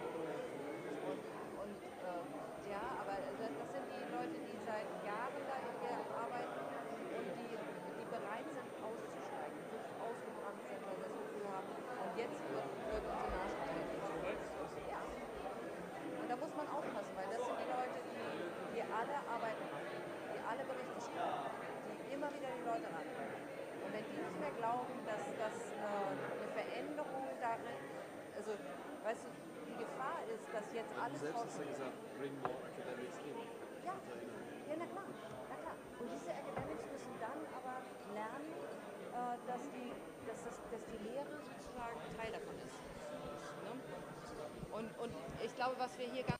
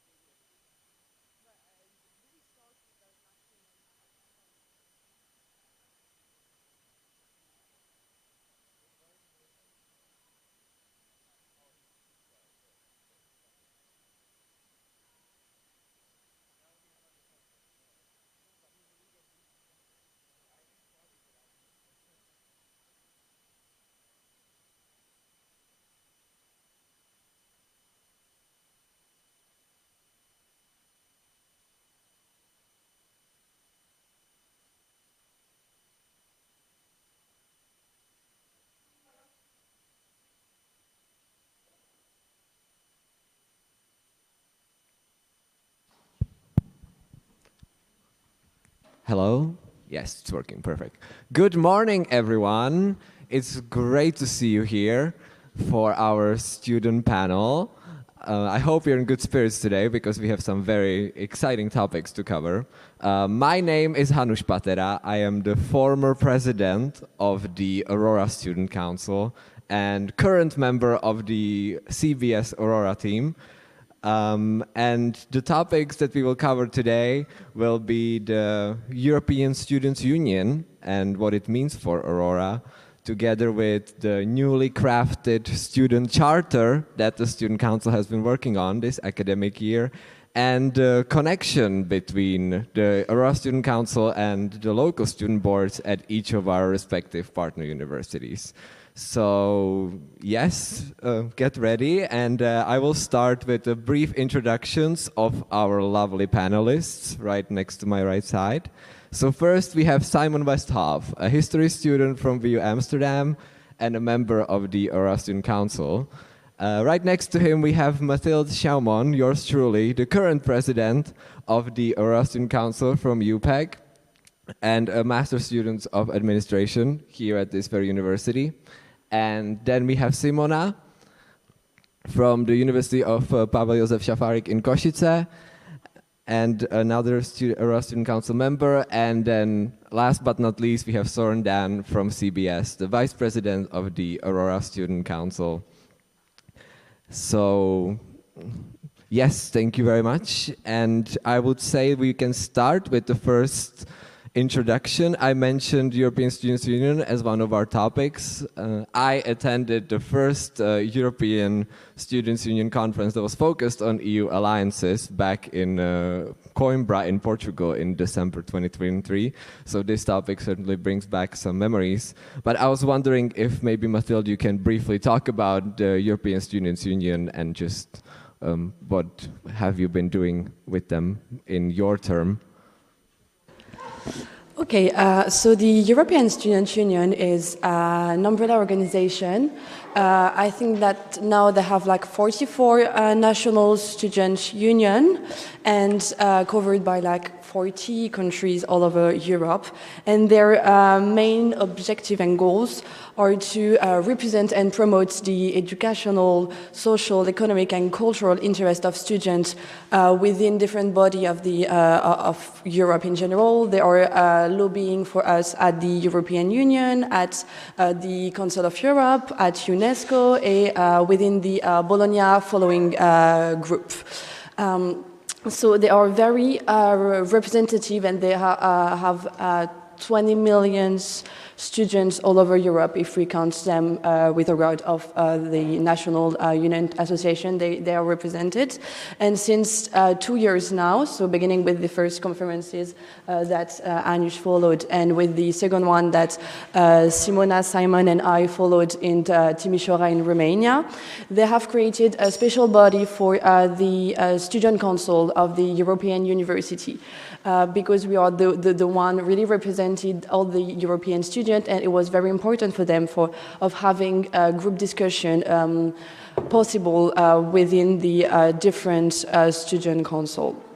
So if I have to talk a bit of my experience with like the second conferences held in Timișoara, those kinds of conferences are very, very important for us as a student. It is the only time in the year where we can meet with a student representative from different European universities. And as it's a new concept for everyone, the European University, it's also new for us of being a student representative within a council that represents European students. So it's really important for us to meet, to be able to exchange our good practices. How do we do in our council? How our students are elected? How can we represent well the students? And so it's a unique chance for us having the possibility of doing these conferences. Thank you very much. You mentioned one thing that I would like to follow up upon, which was the Student Council for the European Students' Union. So how does that exactly work? Like, does every alliance then nominate someone for the Student Council, or are those people elected like within SU? Like, what's the process, and how is this body going to look like in the future? We have to nominate 2 students per student council for representing us within the ESU team. Those 2 students for the Aurora Student Council is currently Simona and I, and as I will leave the Aurora Student Council soon, I'm gonna pass these seats to someone else after that. And we are working in a group in different topics, and as we have written Aurora Student Charter, we're gonna work mainly on written ESU Student Charter within those groups. Okay, thank you very much. You did mention the second European Students Conference, which took place in Timișoara, Romania in 2024, if I'm not mistaken. And you briefly discussed your experience, but I would be curious to hear from everyone in this panel what their experience was, given that everyone comes from a different background, and for some it might be a more recent introduction to the world of student councils and alliances than others. So if we can start with Søren over there. Yes, also for me that was actually my first experience within the ESO world, so to say. And for me what this ESO conference made it really stand out was just to have this opportunity to speak to student representatives from other alliances. And since the alliances are relatively new, we cannot go through the traditional, frameworks or procedures that we have to channel student engagement within our nations, within our local regions. So we face the same constraints per alliance and not necessarily per country there. And that's why it's really, really important to talk to other alliances rather than like national student unions on that issue. They do not necessarily have the same expertise as other alliances, and the ESO conference gave a really good framework there to really talk to the other alliances and exchange knowledge and best practices, and to really move forward when we face challenges. And this brings me to my second point, which is they are also kind of filling a structural gap. So the national student unions in the respective European countries are really focused on bringing together the local student unions and the local student councils within the country. But since they are represented in different alliances, the institutional challenges might differ. On the other hand, the local legislation is the same for the local universities, but then in the different alliances context. So it's really important to have the opportunity to speak to the different representatives from the other alliances, maybe even within your country, to kind of see how do they respond to challenges, how can we also form a unified voice and be a stronger voice for students within our national and European context. Thank you. Simona? So for me, the same as Søren, it was my first experience in the ESU world, and for me it was just really inspiring how big the community was and how diverse all of the universities are that are represented within ESU. And for us, our goal was mainly to learn and share our best practices, and also share our experience with people who are in the same position as we are. And it was just so enriching to meet people with the same goal as us. Even though we were so different, we all strive for a better European education, and in this goal we can all collaborate together, as Aurora and all the alliances are all about connection. It was just really great experience, and I remember visibly like Mathilde coming to me during the conference with the idea for the Students' Rights Charter. So it's just really inspiring to think like maybe if we haven't experienced this or shared the ideas, maybe the Students' Rights Charter wouldn't be in our hands right now, like as we worked on it for the past year. So it really was a fuel for our efforts within this year's council. Thank you very much. Simon? Yes, so my experience is a bit different, or my perspective is a bit different, because I've not been to a ESU conference or convention yet, but I do know that from the Netherlands there's two unions represented, really. One is the ISO, which represents the student councils at each university, and the other is LSVB, which represents the student unions at each university. And often you see that a union, a council, you have the same goals, but there's different accents on it. And I think that also exemplifies why we can add so much to the ESU as well. Of course, the ESU is an older institution. It started in 1982, and it's deeply rooted in, as a historian, in the union movement. But because of that, they're also maybe more activist in nature and more caught up in the national context. Because, like the rest of the panel mentioned, these laws are different everywhere. But now that we're cooperating more on a transnational level, and now that the European Commission is also working on a blueprint towards a European degree, there's going to be transnational programs, and you're going to need transnational perspectives like Aurora's. I think that's all I have to add on that. Thank you very much. It's really good to hear that you've had what it seems to be a fruitful experience in Timisoara. I remember that when I first went to the first ES2 conference for the EU alliances, it was the first time they invited representatives from all of the, at that time, I believe it was 50 EU alliances to one place, and it definitely wasn't without its challenges. And I think the best thing and the main point of the whole conference at that time was to bring together everyone for the first time and establish the network and establish the connections. But I'm wondering, since this was already the second conference, it's a year later, like, are there any specific goals or any specific like missions that the ES2 wants to achieve? Like, my question is then more or less, what exactly can ESU give to us? What can it provide to Aurora? Like, why pursue this further? I think, Simon, you kind of touched up on some of the initiatives already, so if you can start. I mean, like Mathilde also mentioned already, they are the shortest line or the shortest road we can go into to also talk to the highest level policymakers. And also we can learn a lot from ESU in the way that, for example, they have built their alumni network, because sustainability is also about like long-term growth. So to be able to look back at Aurora in 10 years and see what all these students have done and what they're working on now. A lot of us will remain active in the education, like in the educational sphere. So I think, how they engage with their alumni is also something that we can learn from. Thank you very much. Anyone else wants to add something? Yes, Mathilde?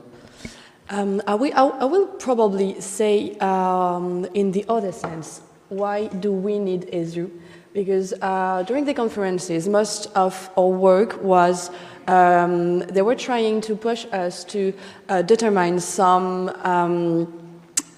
something that we need the European Union to work on for us as a student council. So they were trying to get all of our feedbacks from how is working the council, the student council and everything, for after that creating a document to present it in front of the European Commission or the Bologna following process group, for example, and to try to have some answer to our question and to the fact that we need maybe a more structured framework for the student council within Alliance and everything. So I really do think it's more us that need ESU than ESU need us for sure, for having inputs and feedback from students directly. But we do need ESU for acting for us in front of bodies as the European Union, UNESCO and everything.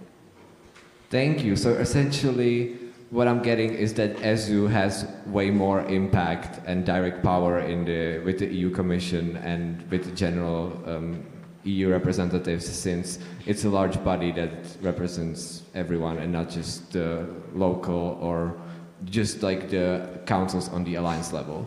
Is that correct? Exactly. Okay, thank you very much. Anyone else want to add something to this question? Maybe what I can add here, we see also a lot of cross-alliance collaboration recently, and I think this is also something we will see over the coming years more and more. And also for the case of student representation there, we'd work again with other alliances together, with other universities, which we are not necessarily connected to do. So we have our student council, this alliance might have their student council, but then sitting together for one project in a student board, a special student council, and working together without knowing the institutional context, without knowing the background of the individual alliance. For that, ASU can give a really, really good framework and provide a platform to, just connect on a European level with the different alliances, and then also move forward for this, or prepare for this cross-alliance collaboration. Okay, thank you very much. Yeah, I mean, all I'm hearing is a lot of positives. I mean, stronger student voice, cross-alliance collaboration, alumni network. I mean, given the fact that my former predecessor in the role of president is sitting in the audience and I'm standing here, I would say that it's a pretty good indicator that Aurora will have a strong alumni network going forward. So yeah, thank you very much. Now I believe we can move on to the student charter, which has been mentioned a couple of times. But I would like, Mathilde, you to present it. Like, how did it come to you in the first place? And yeah, what is it about actually? So yes, as Simona mentioned before, we had the idea directly within the ESU conferences, because they have presented to us their draft student right charter, and we found that it was a very, very good idea, and we wanted to create one for the Aurora Alliance. We really wanted our student council to work together, and also with the ambassadors and everything, and we wanted to act more as a student council than we did before, because during the past year the student council was trying to get structure. We mostly work on strategic plan, on creating documents like the transition procedures or the code of governance, working on those kind of documents, but we gave only a small part of our time to really represent the students and act for them. So this charter for us was the perfect initiatives to bring back this kind of idea and to begin to really act as a representative body for our students. And as Aurora is also more and more known in the student bodies of each university, we wanted also the student council of Aurora to get known by the student within our university, because we are here for them, we are representing them, we are talking on behalf of them on different council and everything. So we really needed to be present and to show everyone that every student that we are acting also as a student council for them and trying to get things improved for student life. Thank you very much. That sounds wonderful. And it also sounds like a pretty huge undertaking. So what was the creation process like? What went into it? Simon? Yeah, it all started on a winter day in Olomouc in January. I have to be honest, I chose to put Aurora under my portfolio when I did my student council, mainly because I thought it would be fun, trips. And they are very fun trips, but they are definitely not vacations. Indeed. Yeah, in January we had the Aurora Student Council, and we got together with student councillors, but also student ambassadors.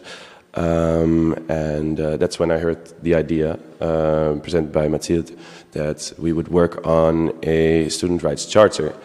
I think at first we used the ESU charter as our blueprint, but we also definitely knew that we wanted to make it Aurora coded, as you would say.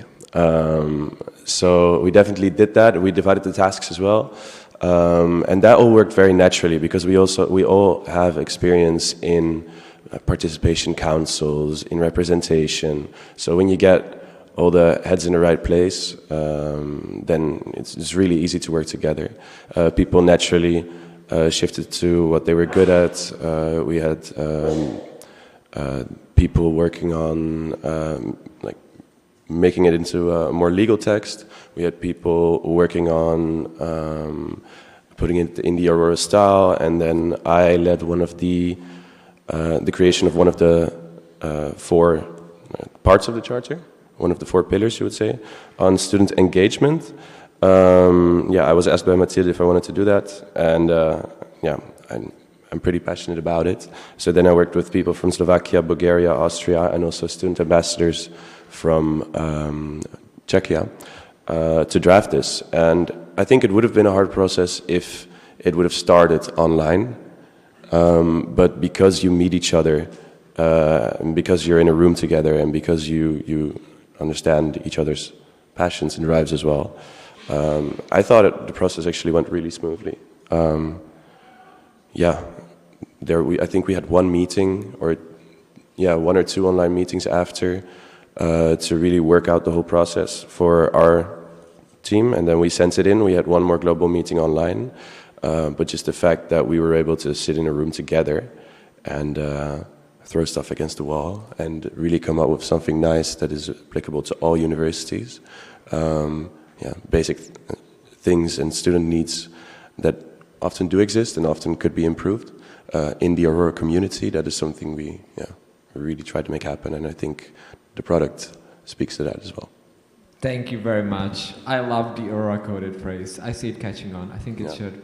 But I also love to see that you involve the student community and the student ambassadors, that it's always great to see more collaboration between the student council and the student ambassadors, since the student council is there to represent all of the students at our partner universities. So the more you can involve, the merrier, even though it sometimes may seem like it makes the process more complex. It's usually worth it in the end. Simona, I wanted to also ask you for your opinion on this, since you come from an associate partner or partner in Košice. So how was the process for you? Were there any more hiccups you faced along the road? Any additional challenges, or just how was it for you in general?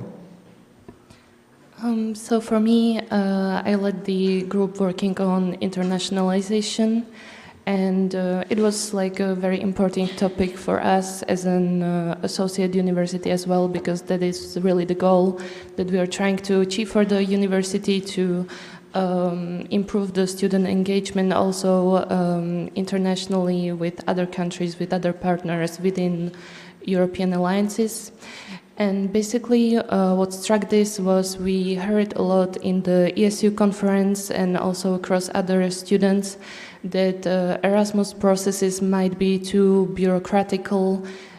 It might be really a hassle for students to travel somewhere, and this is why a lot of people refrain from these mobilities or these opportunities. So our main goal was to make this more accessible, to try and push for universities a little bit to make the credential recognizing process less bureaucratic, maybe more easy.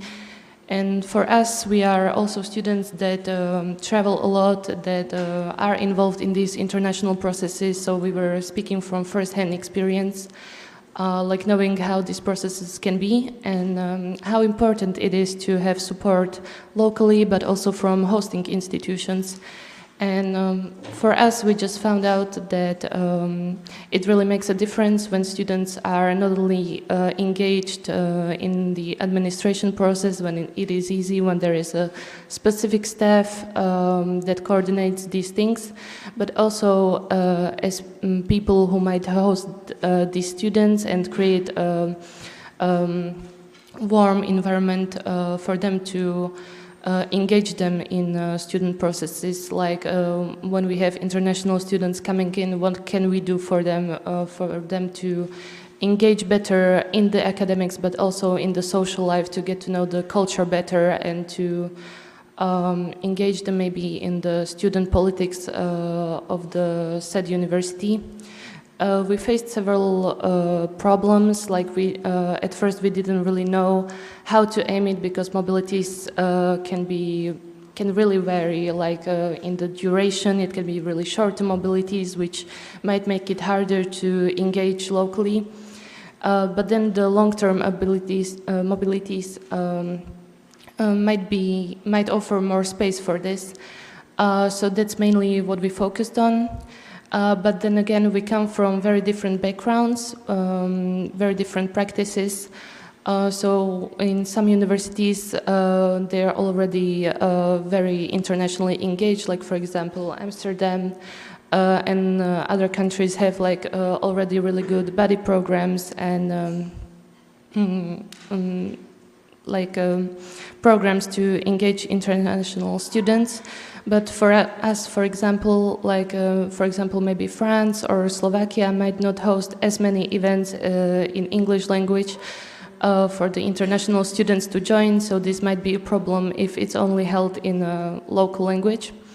So these were kind of the things that we tried to look at, how are we approaching these problems, how are we hosting these students, how can we be better hosts, and how can we make it more attractive for students to learn internationally, because we believe it's a really important soft skill in education to also engage with other cultures, and for sure it's one of the Aurora's main principles. Thank you very much. Now I wonder, since you've been working on this charter for quite some time, and it seems like it's, like I said, quite a huge undertaking. Mathilde, could you briefly tell me what's the end goal for this? Like for you, when do you say, okay, we're done, like this is the final product, like we've reached our end goal? Like what is the future for this charter? For now, for us as a student, we do think that the charter is finished. We have worked a lot. We have been reading through it again and again for the past months. And we are currently discussing it within the work package 7 with Niels and Alma and with Ramon also to try to see how we're gonna manage with the charter and how we're gonna manage to pass it through Aurora Alliance. So the main goal at the end is to have it signed by the General Council, but we do know that it's a long and huge process. So we're gonna first present it to the IC, which has been done a few weeks ago. Then we're gonna present it to the board. And take every feedbacks every time and trying to rewrite it or change also like the former and like legal money of writing within those kind of documents. And the last goal will be at the end to have it signed by the General Council of Aurora. We do know that, and we write it also in the preamble, that this charter is not at all meant to have a mandatory how do you say it? Sorry.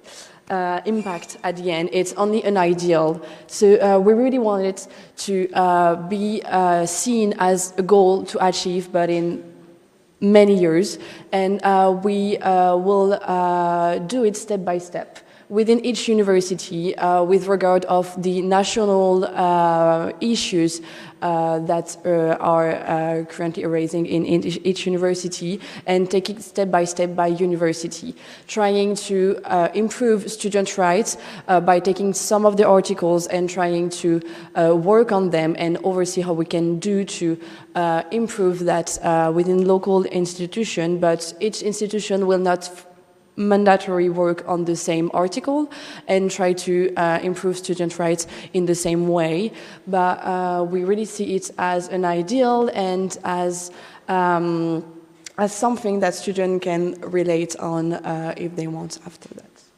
Thank you very much. Just to quickly sum up on this topic, since we have now everyone in the room, could you tell me, and that's an open question for anyone, like what is the current status on this charter? What is like the biggest challenge you're facing, and what would you need from everyone to move on and to reach this end goal? Like what is the next step?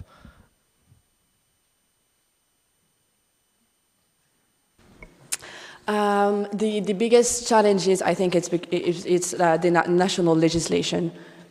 We don't have the same one, the same national legislation, and we have 10 different countries maybe to deal with. So this was the biggest issues even for us when we were writing the charter, and it will be the biggest issues after for everyone.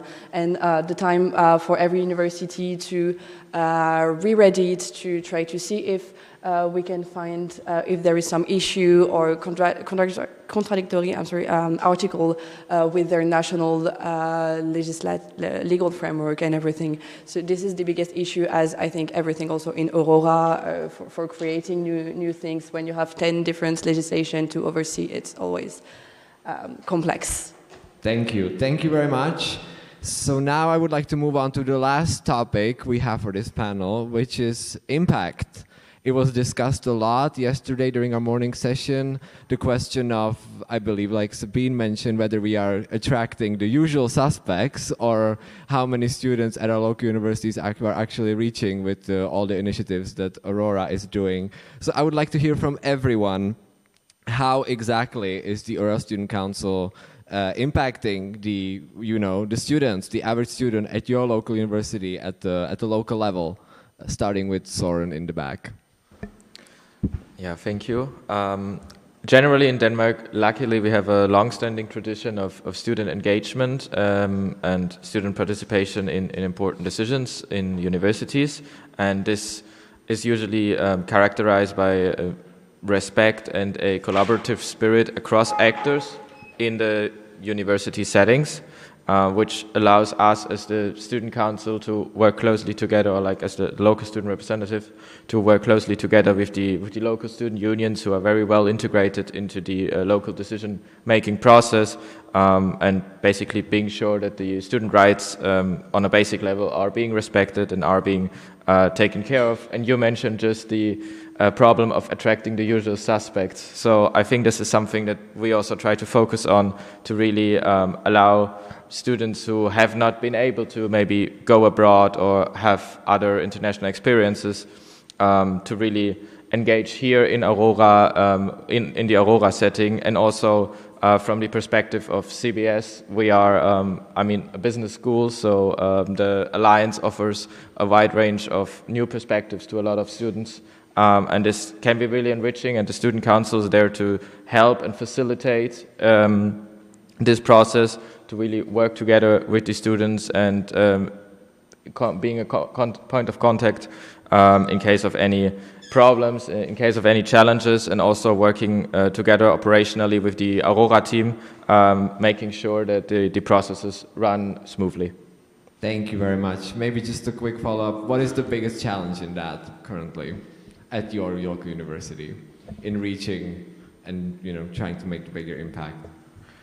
I think it's one point is that Aurora is very small, so to say, so we do not attract for a long period of time a lot of students in comparison to, let's say, Erasmus. So Erasmus works a lot through word of mouth, and everyone just want to go because they heard someone had a great experience, whereas with Aurora and Aurora courses we really had to build up this reputation, and I think we're getting there slowly, but also we had COVID, so it kind of was a setback for all the international experiences that were possible for students. But we are seeing an increase, in interest, we're seeing a better recognition of Aurora throughout the campus, throughout nationalities, throughout degree levels, so bachelor, master students, etc., and throughout study programs. And this is really great, I think, but it's still a challenge to work on, and especially attract also programs and people from the local area who study maybe also in Danish. So we have a lot of English programs, but also a lot of Danish students studying Danish programs, and attracting them and making them interested in joining Aurora opportunities is, I think, something that we're actively working on. Thank you very much. Simona? So obviously I will talk from the perspective of an associated university, and one of the biggest challenges that we face is that we do not receive funding. But despite that, I think it's like really inspiring, and maybe even for other universities involved, like how determined and motivated we are to be a part of the collaboration on this European level, and how amazing it is that my institution is able to set apart their own money to be a part of this. And it just really shows like the determination and the hard work behind it, because we really have to work maybe a few times harder than the other ones to receive funding and to be a part of these conversations and to be a part of these discussions. So for me, I'm just like really proud of the work we have done. And I'm also very happy to say I am supported as a student representative. We were able to also organize the workshop on a local level with the collaboration with UPEC and VU Amsterdam, which reached a lot of local students, which again was a huge initiative for us to make Aurora more attractive on our institutional level. And also we are now going to be trying to get more student ambassadors within our institution. Some of them are also international students, and some of them also represent us locally in the student council. So we're really looking forward to this impact. But I also wanted to speak a little bit again about the Students' Rights Charter and like what really will be the impact of this document. I think sometimes there might be a misunderstanding that this document is trying to impose something on the universities or on the institutions, but in reality it's supposed to be a new guide for us. It's an ideal for us to look forward to, and it's something that we as students created to unite our ideas of how we want Aurora to look like in the future, and what we want from Aurora, and how we want our universities to thrive within Aurora, and what we need from this alliance.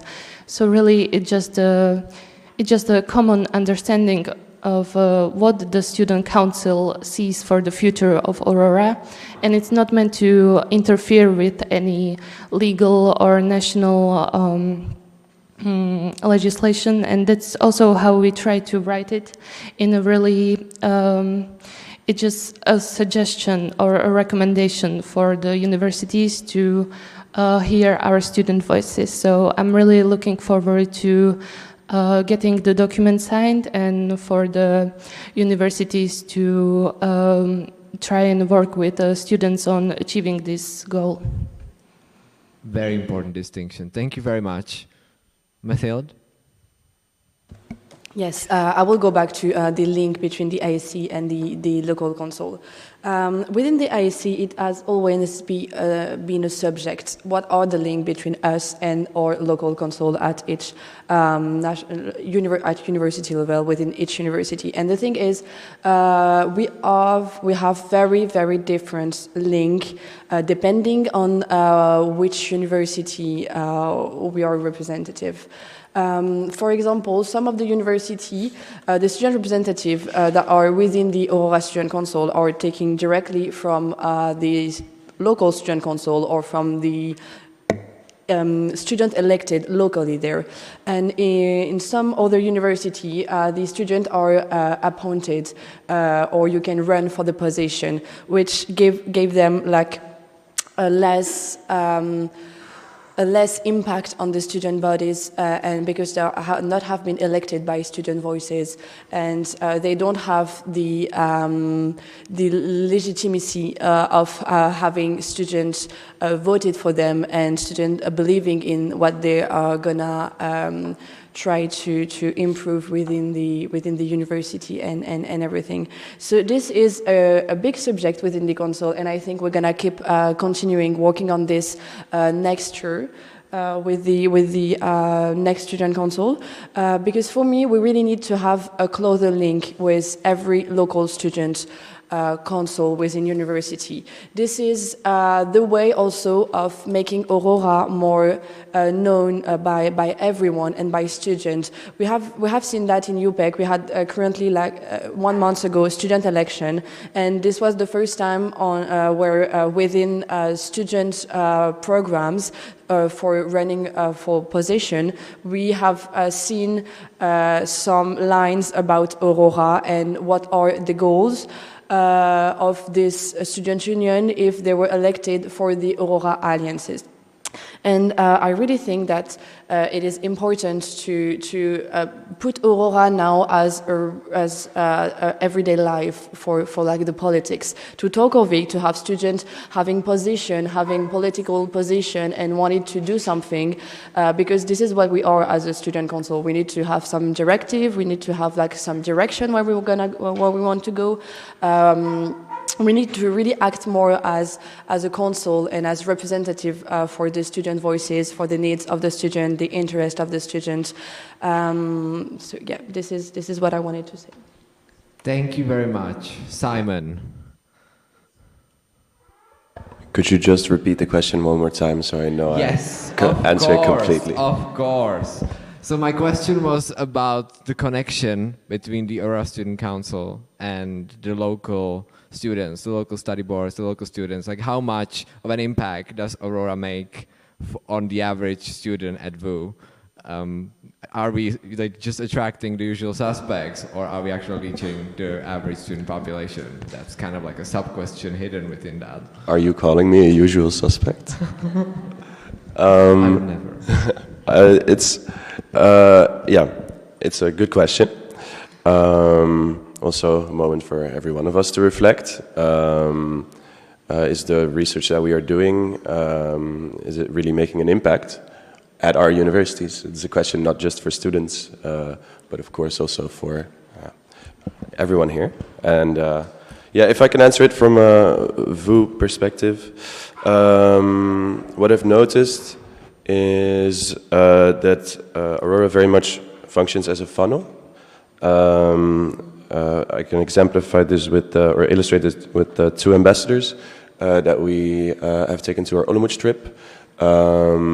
I had not known them before, but we met at a lunch or get-together that was organized by the International Office of VU and the Aurora office. And one of our ambassadors had actually never been on a trip outside the Netherlands before. She was a bit nervous the days before, and we asked her, Morgan and me, we asked her how come, and she had never really been on a plane. So that really puts things into perspective, because we, of course, we like to think that we look beyond borders, but it's easier for some people. That's easily said, and for other people, that a border really is can be a hurdle to cross as well. But she really enjoyed her trip to Olomouc. And the other ambassador that we took is actually involved in student representation now for next year. So he has an elected position. So that's one of the ways that I think Aurora and ASC also affects students at the VU level. The other one is the research that is conducted here. As you know, we are all engaged universities, and the research that is conducted here by you also really affects students, as it should. For example, at the info market I was at, I came across an initiative at VU, the Rebuilding Education course, and if there's one thing I learned from my council and from working at a university or at an institution like this, is that you can never really know what's going on. When you think you figured everything out, it's really just the tip of the iceberg.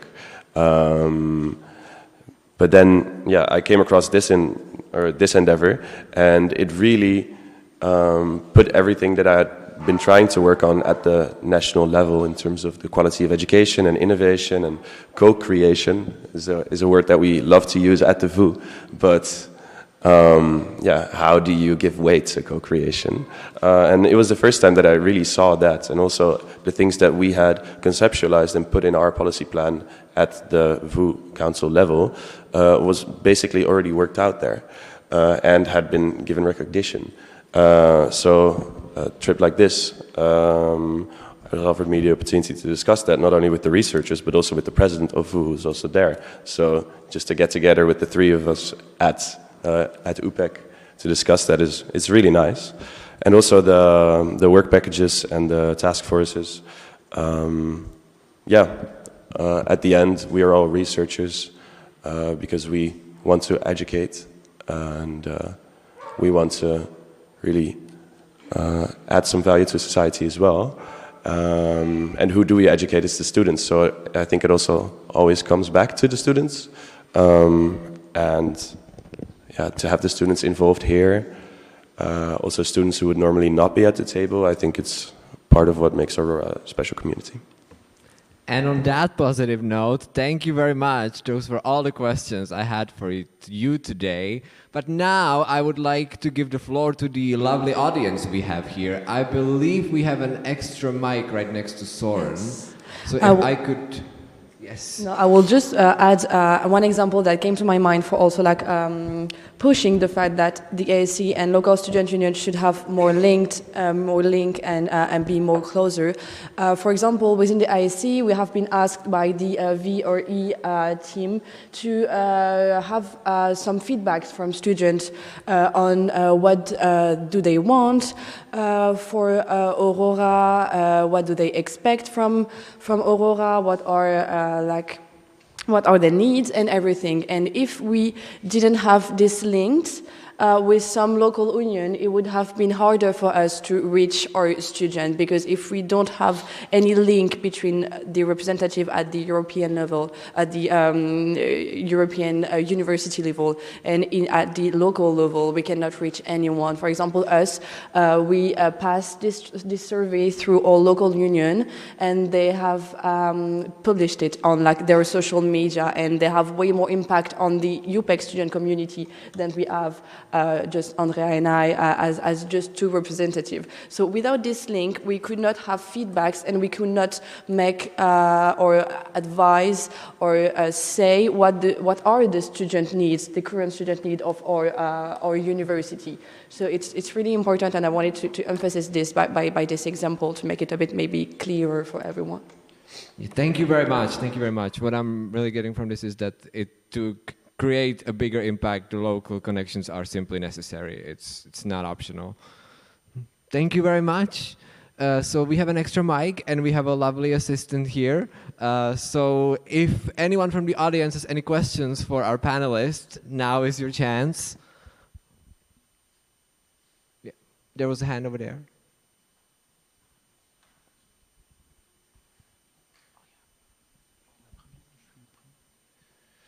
Okay, great. Thank you so much. Thank you for this. This is really inspiring, and I want to use this opportunity to run some suggestions for student engagement by you, because I feel like maybe I have the older perspective, and I want to know really what students are thinking and ways of attracting students to Aurora courses. One is inspired by Hanus's wonderful facilitation, by the way. You're a real midfield playmaker, passing the ball back and forth.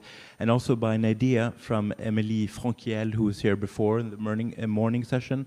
She talked about facilitator training for democratic assemblies, and that could be applied to other areas. I'm wondering, would that be an idea that would be attractive for students? Or going back to what Simon and Simona were saying about international kind of teamwork and learning experiences, would that be something that would be attractive or not? Or what else should we be emphasizing to get more student engagement?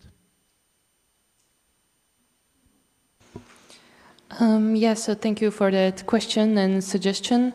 I mean, as Aurora, we tend to organize quite a lot of workshops. So I would say like people who are interested in becoming better facilitators and maybe interested in politics or even student politics and things regarding these topics, I honestly think like it would be very attractive for students already involved in Aurora, and like having trained facilitators for this reason really could help us attract more people who are not yet engaged, and they could be great leaders for the next generation of students that could join Aurora. So honestly, I think it would be very valuable to focus on facilitating training. What I would add to that is very plain to say we have to reduce the downsides and make the upsides more attractive, meaning downsides in the sense if you go to an Aurora course and you expect your ECTS to be recognized, then this process should run smoothly and should be taken care of and shouldn't be kind of very difficult to get, as well as mobility, funding, etc. There should be processes in place, and it shouldn't be very difficult to get the funding, and you should be sure that there is no problem with it. On the upside, as you mentioned, Simona, like having really deep integration and knowledge on the local level with how to interact with students, as well as just offering attractive opportunities in terms of courses, in terms of peers, in terms of environment. I think this can be really helpful to increase student engagement. And if I may add also on maybe more for the ambassador part, if we have to talk of that, one thing that could attract more ambassadors is trying to make Aurora easier to understand for them, because it's hard to attract some students when everything it's kind of complex to explain.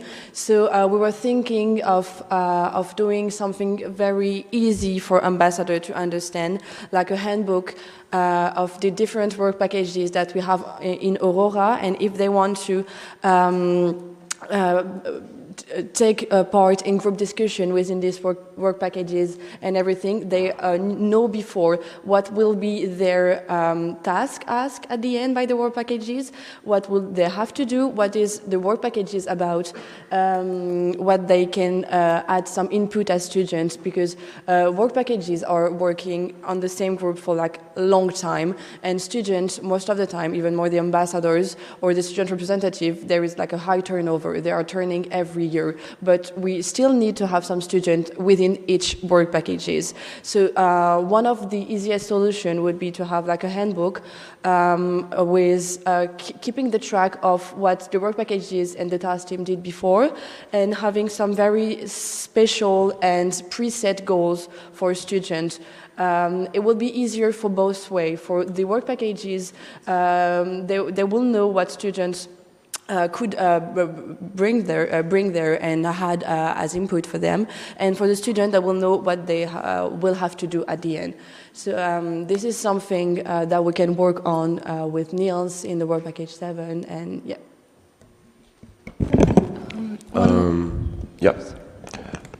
What I think maybe is something that is holding us back is that we're all a bit too humble. I mean, if a course is given by Aurora, maybe it should be specified more. Also, the grants that you are able to receive, to have it more explicitly stated in the course guides and the materials at our local universities. It's maybe minor, but just add a little extra, like Aurora Star, I don't know, something like that. And also what I would say is to maybe encourage students to, like, once we have these ambassadors, I know that at VU we have quite a substantial pool already, but then how do we activate them? How do we make sure that, for example, they can formulate their personal learning goals, and how can they grow as an engaged student? Not just at the Aurora level, but also at the national level, or at the university-specific level. So just one more thing, what I think is a really innovative way to engage students in the council, and basically is going to be in effect for the next council, is the new HR position that we created. So this in a way is also a way to facilitate new students and to try to make the turnover process less difficult for them. And the goal is to have a specific person who would be well versed into Aurora problems, challenges, initiatives, and goals. So we are in a way kind of already doing this. So honestly, to have a specific training for that, even from maybe administrative staff from Aurora, or having a better connection to other levels in Aurora would be beneficial. Maybe adding one more little thing. Tying it back to the ESU discussion from the beginning. So what we have seen so far, how student engagement in Aurora is possible in the sense of normal students, so to say, so no students that are maybe not engaged in the council, was mostly through courses, academic courses, and also the ambassador program now. Now we see with the Aurora Open in Innsbruck a new way how to engage students in a completely different dimension. And when we were at the ESU conference, we were also talking obviously to other alliances, and they have a lot of different ways to engage students, and I think this can be a great inspiration. Something like student projects, where students from different universities work on specific projects, be it research projects, be it other projects, community projects. Since this is a long shot, you need funding for that, etc. I think this is something to keep in mind for also the next possible funding round, and to have like this in mind for the discussion. But this can be a great way to really widen the base how engagement for students is possible in the Alliance.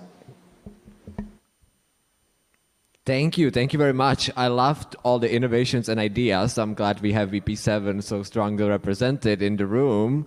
And I know we have more questions. I saw more hands before. So any more questions for our students? Oh, up there, I see Niels and a lady in red jacket.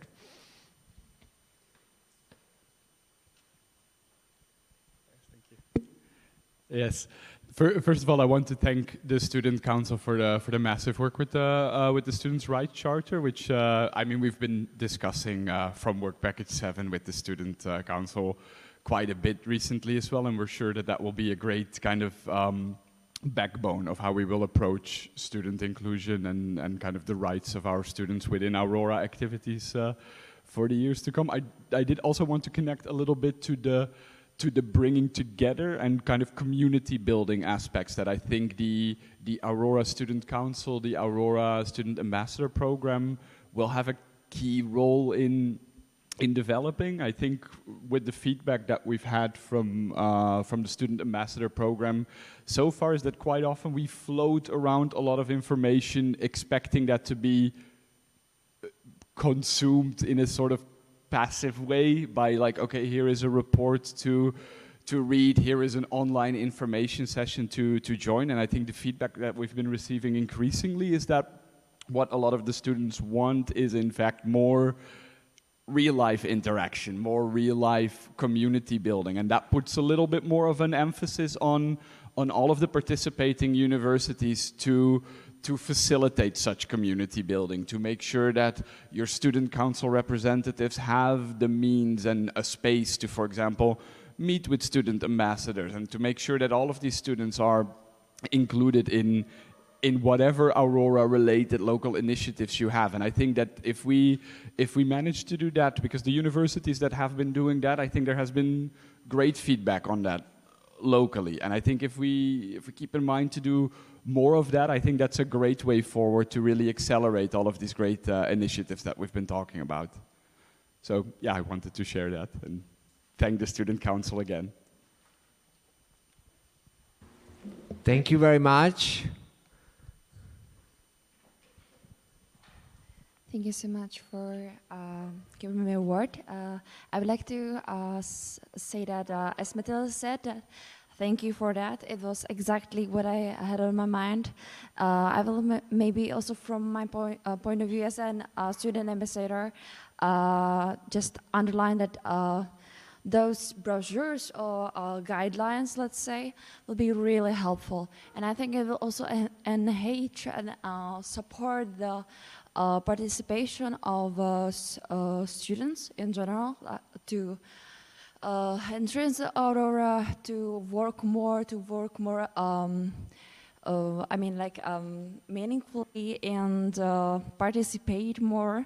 And there will be less of chaos. Something like guidelines will be really supportive also for those who are working on some projects, because we actually have no directly set the times to where supposed to be something done in some main points, like bullet points, let's say, or the red spine, we can call it. I think it will be really supportive for us, and it will also uplifting and supporting the quality of the work. That's from my point of view, and I thank you so much for your work. Thank you very much. On a note of brochure, I want to say big congrats to UPEC for the conference magazine, because it looks amazing. And do we have any more questions from the audience? Yes. Hi. Okay, so I'm a student ambassador for the University of Iceland, and an Aurora ambassador, sorry. And I can say that I think it's very clear to me the role of Aurora ambassadors who are part of the student council, but not very much the ones who are not part of the student council.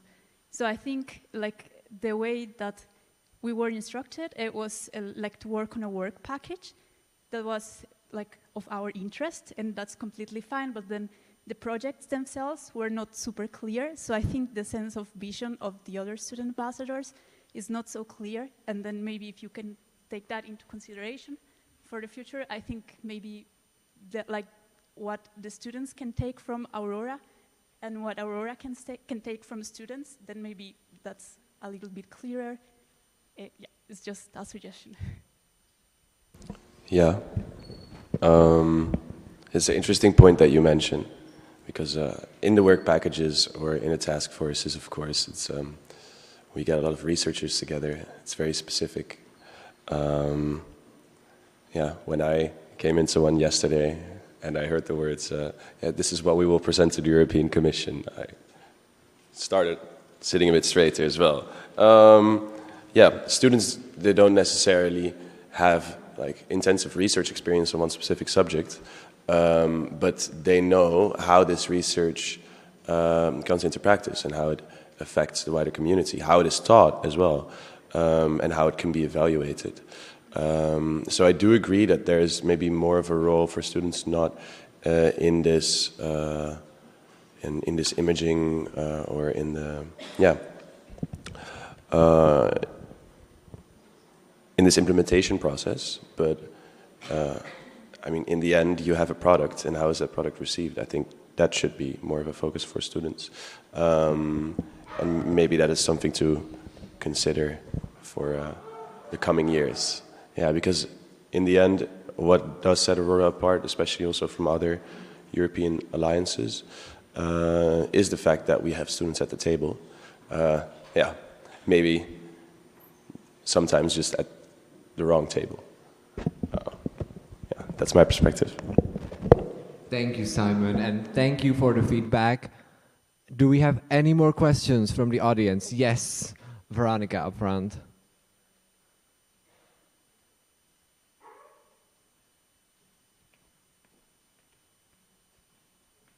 Thank you. More a comment than a question. Thanks for sitting so straight. Thanks for all your efforts, for your enthusiasm, and for your energy. I feel it irradiating. And I would also like to express an invitation, whoever from the Aurora student community who will be in Innsbruck this June, we will be very happy to welcome you at our University of Innsbruck summer party, which is always big fun. So maybe this is another teaser for you to join us in Innsbruck. And also thank you for being part of the Peace Festival, Strong Expression Peace course in February in Innsbruck. We are very happy that you are there. We are very happy that you are so full of energy. Thank you so much. Please come to Innsbruck. Please join us at the summer party and hope to see more of you. Thank you very much, Veronica. I don't think you can say no to that. So, on that note, can I respond? Yes, of course. Yes. Thank you for the invitation. That's not all I wanted to say. I do think you touched on something important, and that is also sometimes the energy that students bring.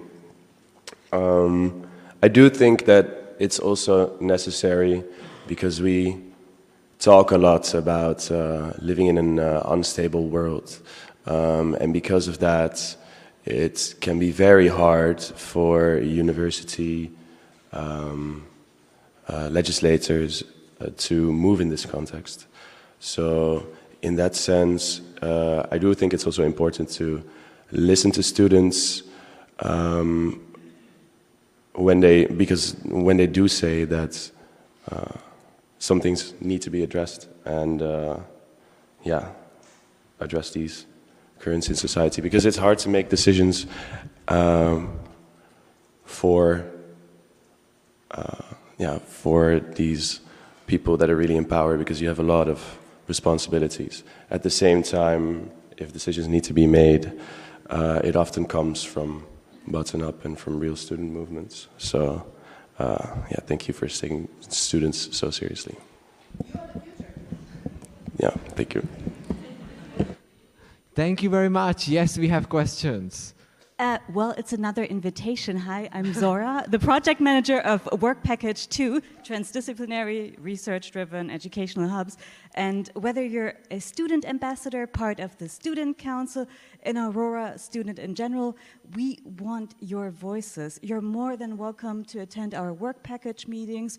You're more than welcome to give feedback to the courses or the potential micro-credentials that we create. So we want you, if there's any student in here, out there, please get in touch with me. Your voice matters, and we want to work with you. Thank you. Thank you very much. If I may comment on that, I think this comment shows how far on the one hand we have come with student integration in research. I remember vividly in the November of 2023 when we met for the kickoff of Aurora 2030 in Iceland, that it was a big point of discussion to integrate students more in the research in the next project of Aurora 2030. And through the last 1.5 years we have tried a lot and tried a lot of things in a lot of ways, had a lot of varieties of student engagement, and I just want to acknowledge and I appreciate the persistence of student interest in student engagement within research. And I do hope that a lot of students are interested in joining research, be it Work Package 2, be it other work packages, but as you said, it is very important that the student voice is heard within the research community and within what Aurora researches. Thank you, and thank you very much. I second that wholeheartedly. It's amazing to see how far we've come as a community from where we started. But we still have time for a few questions, if there are any.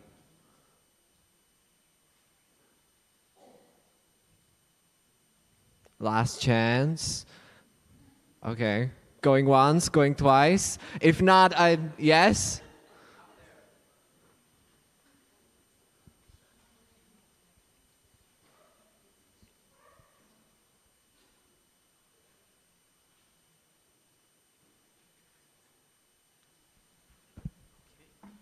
All right. Thank you so much for this opportunity. I think The Aurora Ambassador Program is a very good one, and it's as a result of that I'm here. I just want to find out that, I know you've spoken a lot about it, but I just want to know whether there is any other program that will, that Aurora and then the Student Council would come up with that will enable the inclusion of international students, or maybe extending the program to other places, not just within the catchment area you have right now.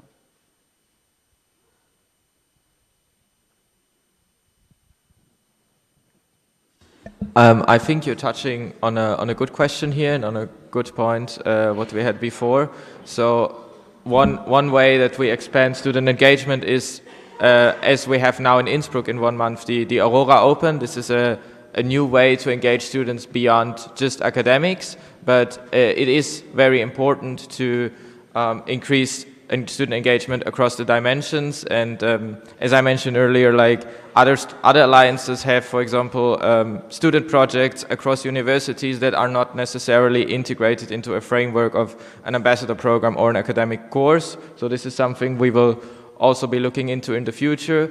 That being said, it is always a very long shot to create new formats, since a lot of actors are involved, and you need to find, you need to have a lot of discourses and find a lot of compromises. But it is definitely something the student community and the student council is taking with us to basically increase and work on that in the future.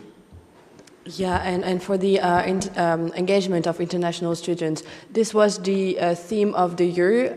Just to explain, each year the Student Council has a theme. Last year it was diversity, inclusivity. This year it was the engagement of international students within our university. And we are trying as a council to mix what everyone is doing in his own university, to have like a multi-dimensional, multicultural view on this issue. And what we come up with for the engagement of the international student is a little PDF of like 3-4 pages where we're gonna explain how, in our view, with very basic action, we can improve and enhance this engagement by creating, for example, a buddy program within a student association, or by giving some very simple advice, as not every student association or student union are translating their event poster, for example, in English. They are only writing them in their national language. This could be like also the very basic action, but that can change the engagement of international students in the future. Yeah. We were actually working on this, what was it, Monday? Yeah. Was the first time that we got together again in a group in a space here at UPEC, and started just imaging or like mapping how international students are received and the support that they get at each university. And I think, how many hours did we spend on it in total? Like 1.5 maybe? But it was already like super fruitful, I think. Just to know and learn from each other in the first place. And then also see how other things could be improved.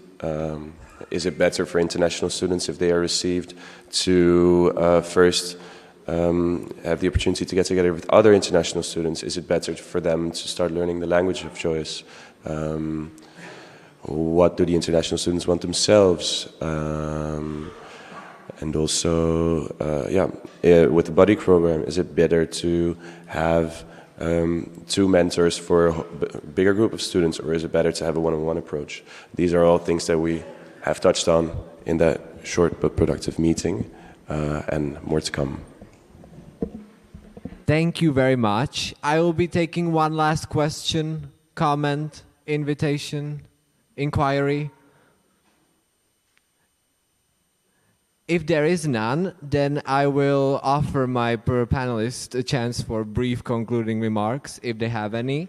and then I do understand the importance of lunch, so then we can wrap it up. It will not be a remark especially, but just I wanted to thank the Aurora Alliance for also like the space that they gave us as a student to talk, to be there in every meeting, to express our point of view.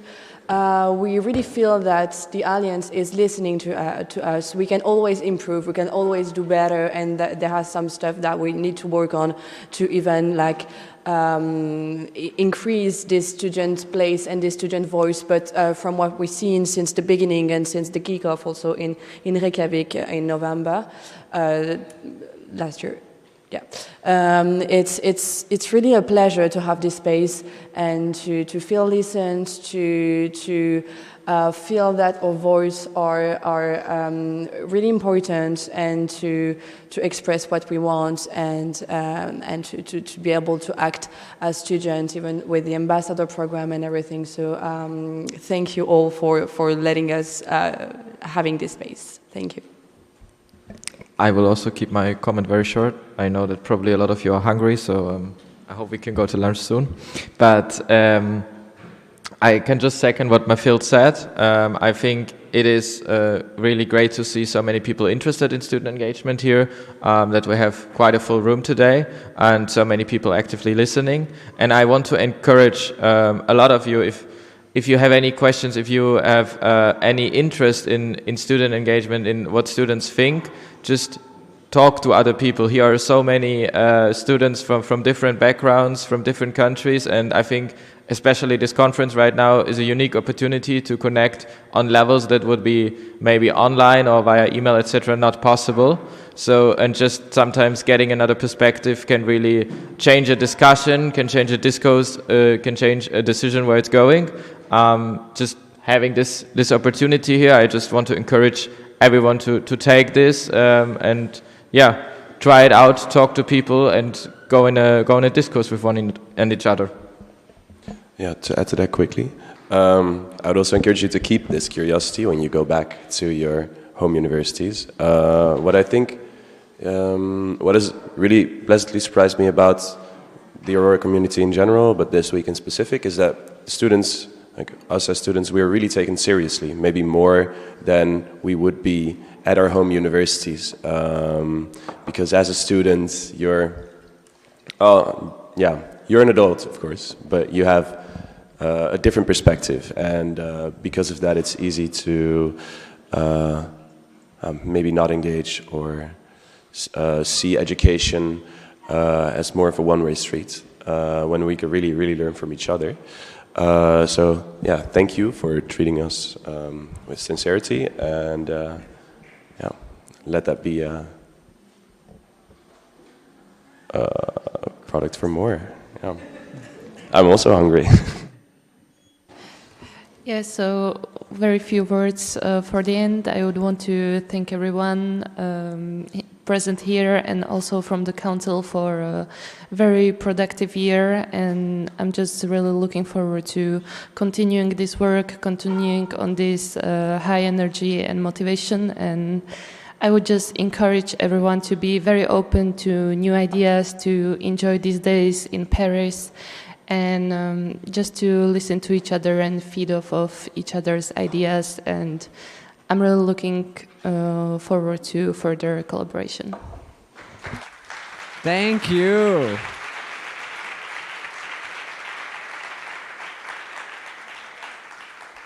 Thank you to my lovely panelists. Thank you to you in the audience. You have been great.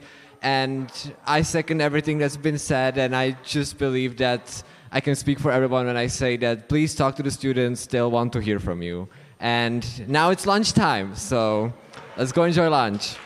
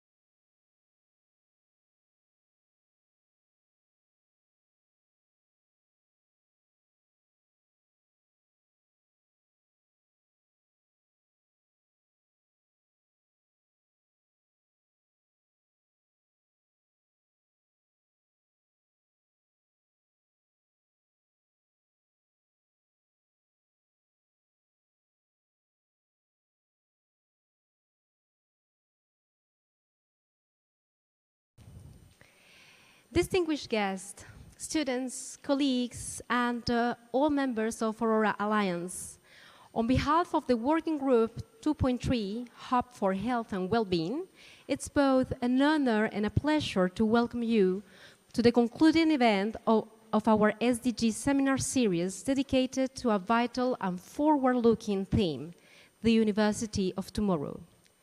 In this particular moment, marked by pressing global challenge, we stand up for science and invite you all to reflect purposefully together to explore innovative strategies for integrating the Sustainable Development Goals into higher education. Today's program is organized in two parts.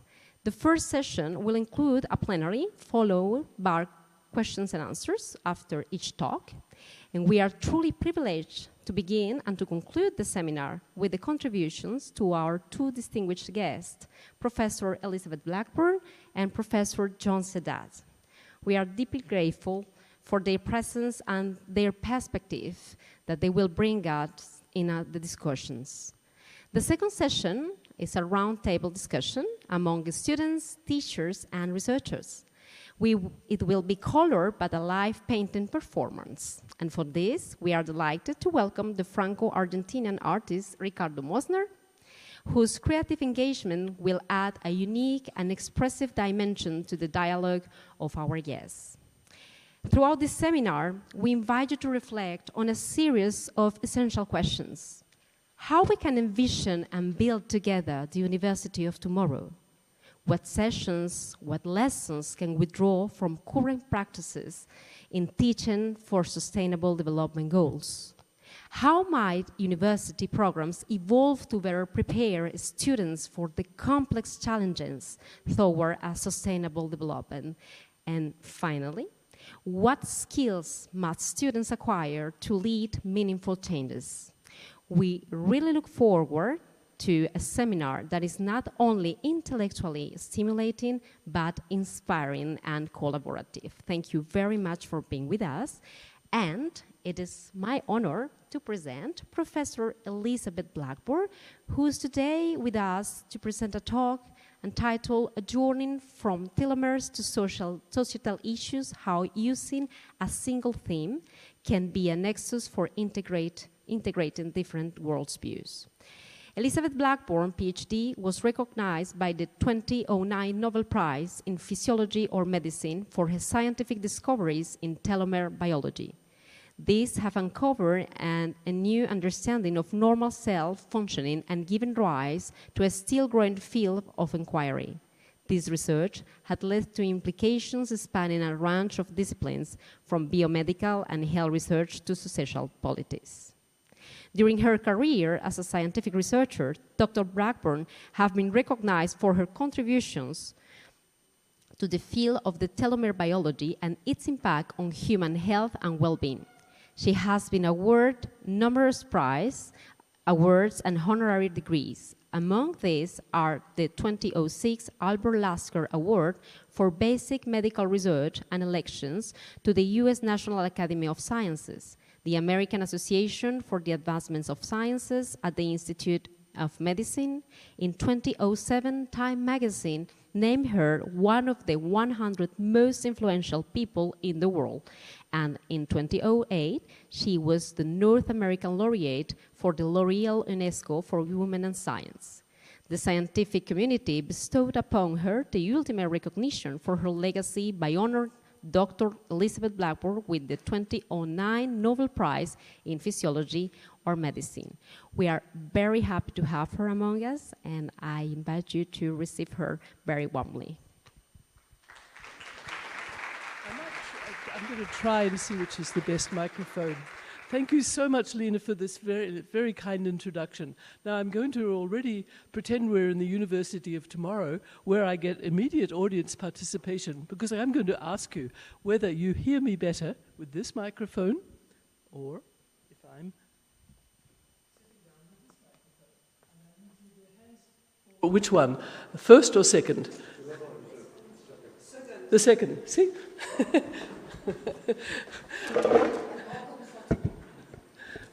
No, my comfort is great either way. Again, Lena all the organizers of this wonderful few days, thank you so much for inviting me.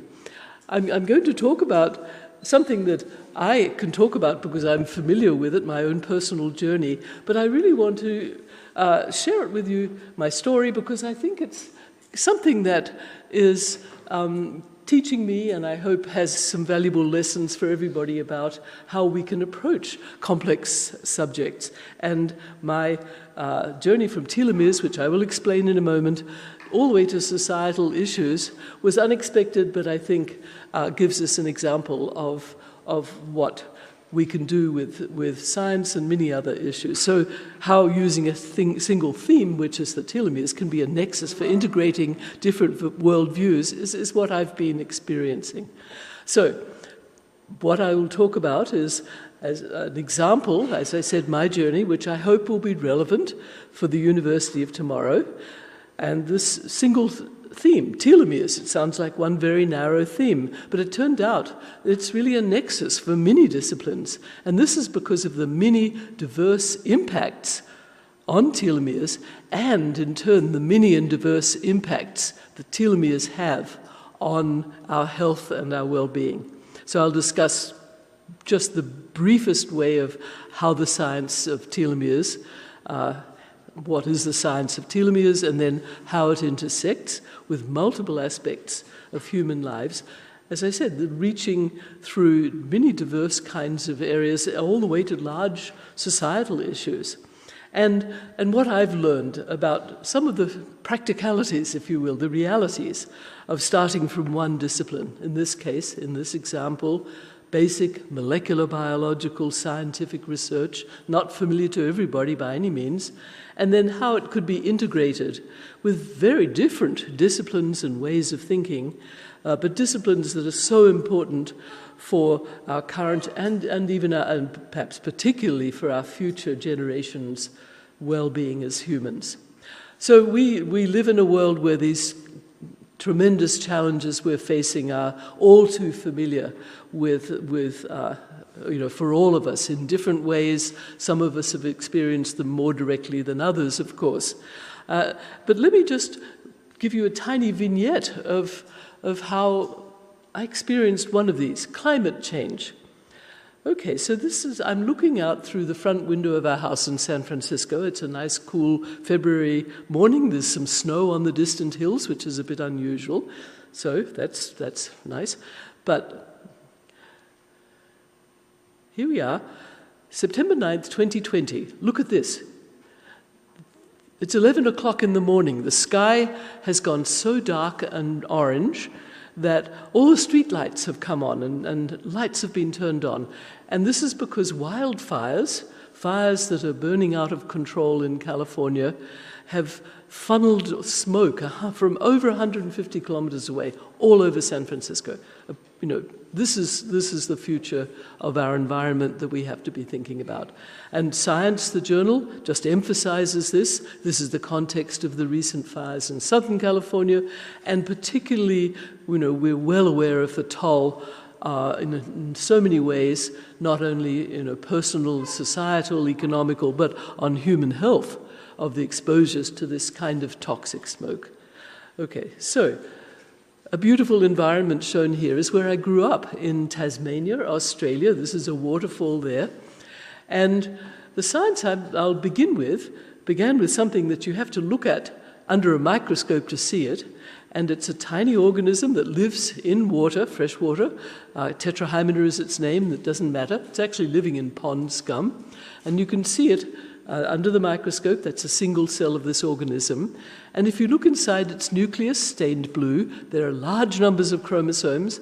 And that enabled me, when I was a researcher, beginning my research career, 1, 2, 3, 75, 85, 90.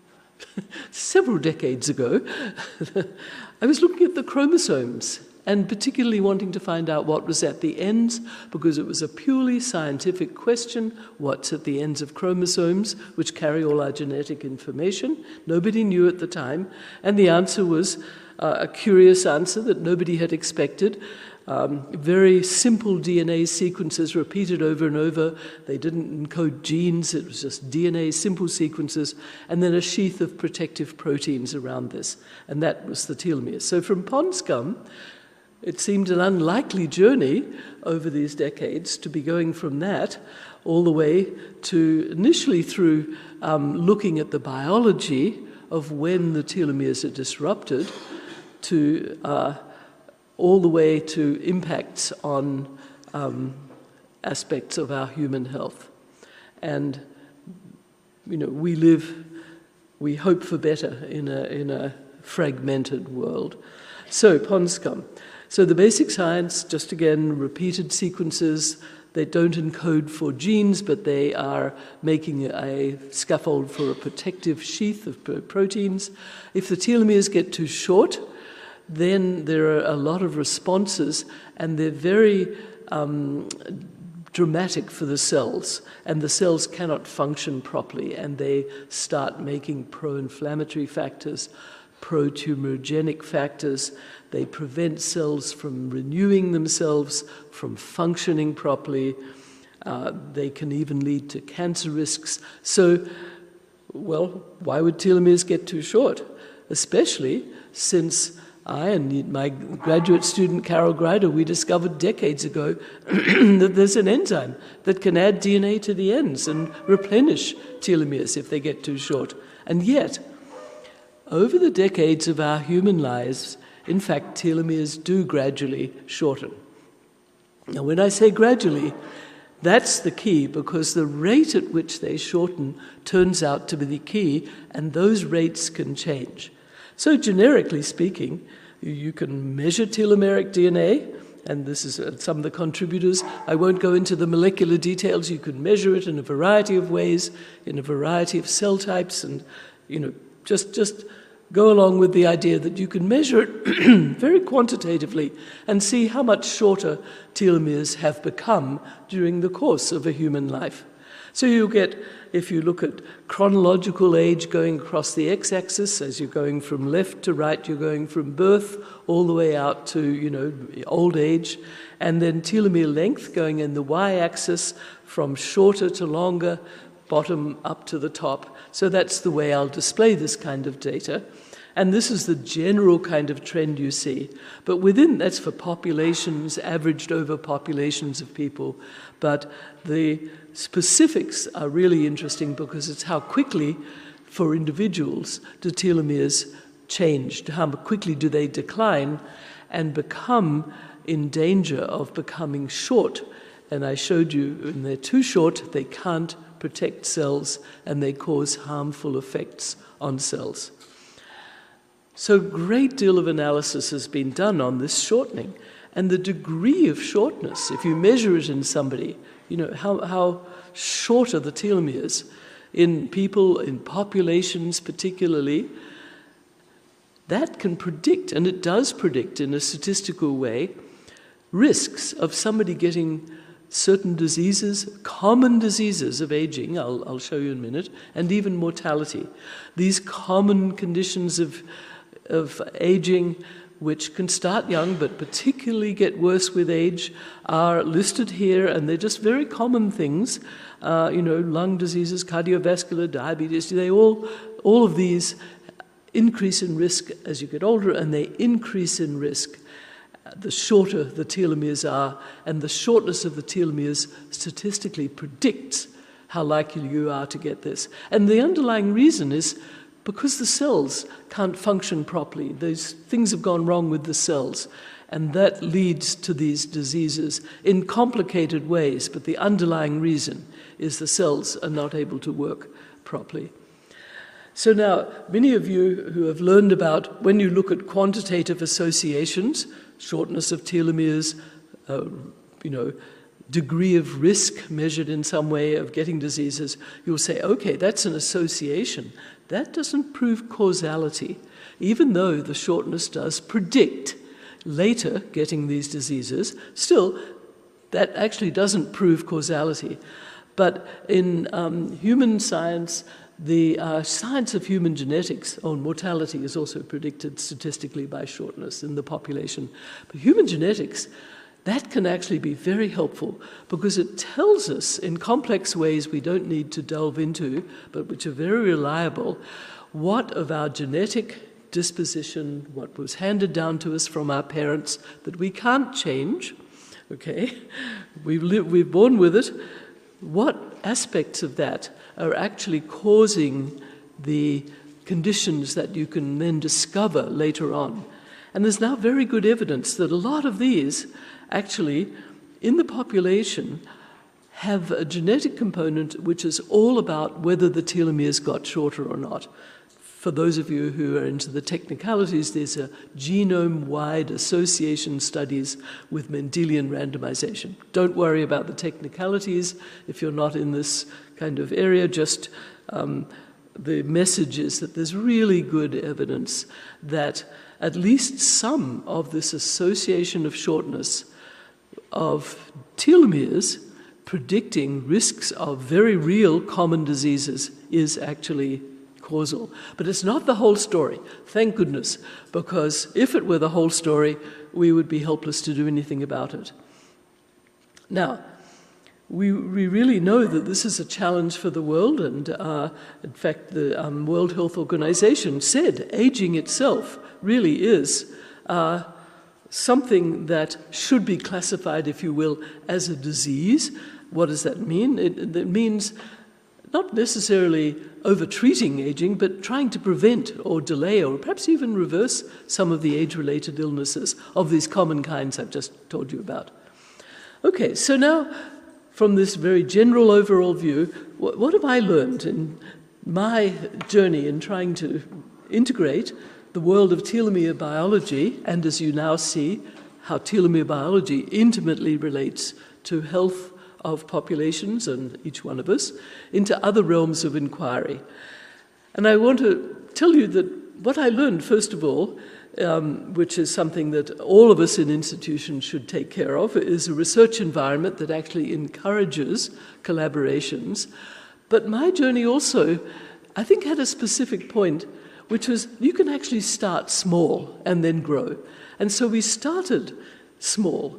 And this was because I had wonderful colleagues, and they were open to talking to me, and I was open to talking to them. So the first thing that you need, if you're going to go and extend into other areas, is really be open to talking. And you often have to talk in multiple occasions. So, bring some nice food along as well, but really talk to those in other fields of inquiry. And I think nothing replaces talking. Even Zooms, it doesn't work so well.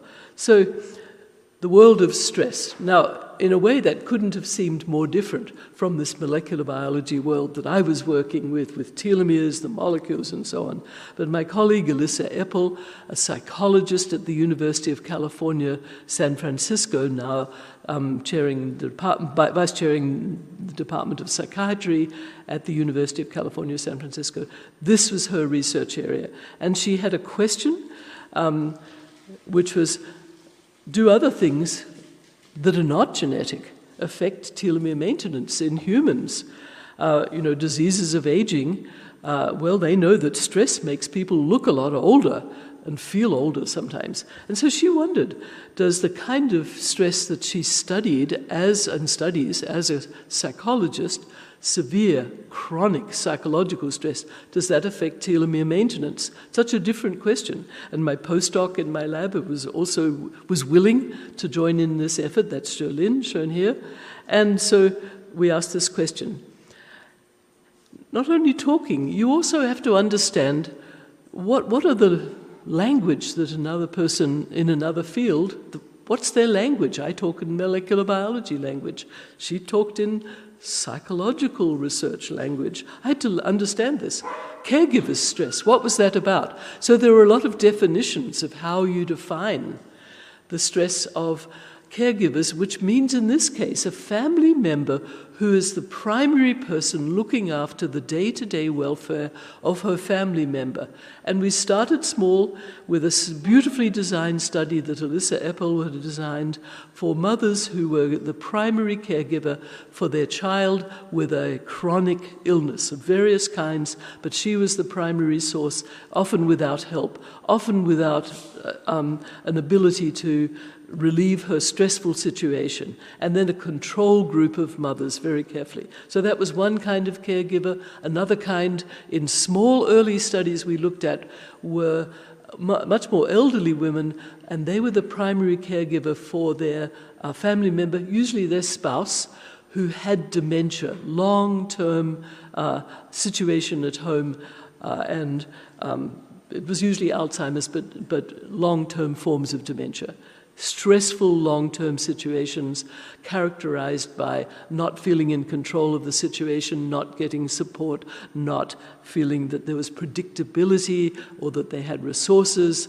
So this was objectively, these are very strong stressful situations, although I'll show you there are some interesting modifiers of this. So the first results we got, and this is, was just shown simply here, where the mothers in the stressed group, the length of their telomeres, shown on the right bar that says the telomeres were shorter in the high stress group, and this was perceived stress, and they were shorter than you expected, which is what you got in the blue bar, and that was the mothers who were the control mothers, who were not in that situation, but were well matched in all other ways. And then we looked at this enzyme telomerase, which, as I showed you, has the capability of making telomeres longer and replenishing them. And again, this ability inherent in the immune cells, which is what we studied in these people, was lower in the stressed group of people. So this was the first result. And then, very importantly, if you looked at how long the mother had been in the caregiving situation, how long had this burden of stress been on her, and correcting for all other factors like age, and related that to telomeres, how short were they, you can see there was this general relationship. And this really struck us, because this said, this is looking like the stress is having an effect. So we started small. These are not huge studies. Now, such studies have been enormously extended by others over the years, and they've really held up. So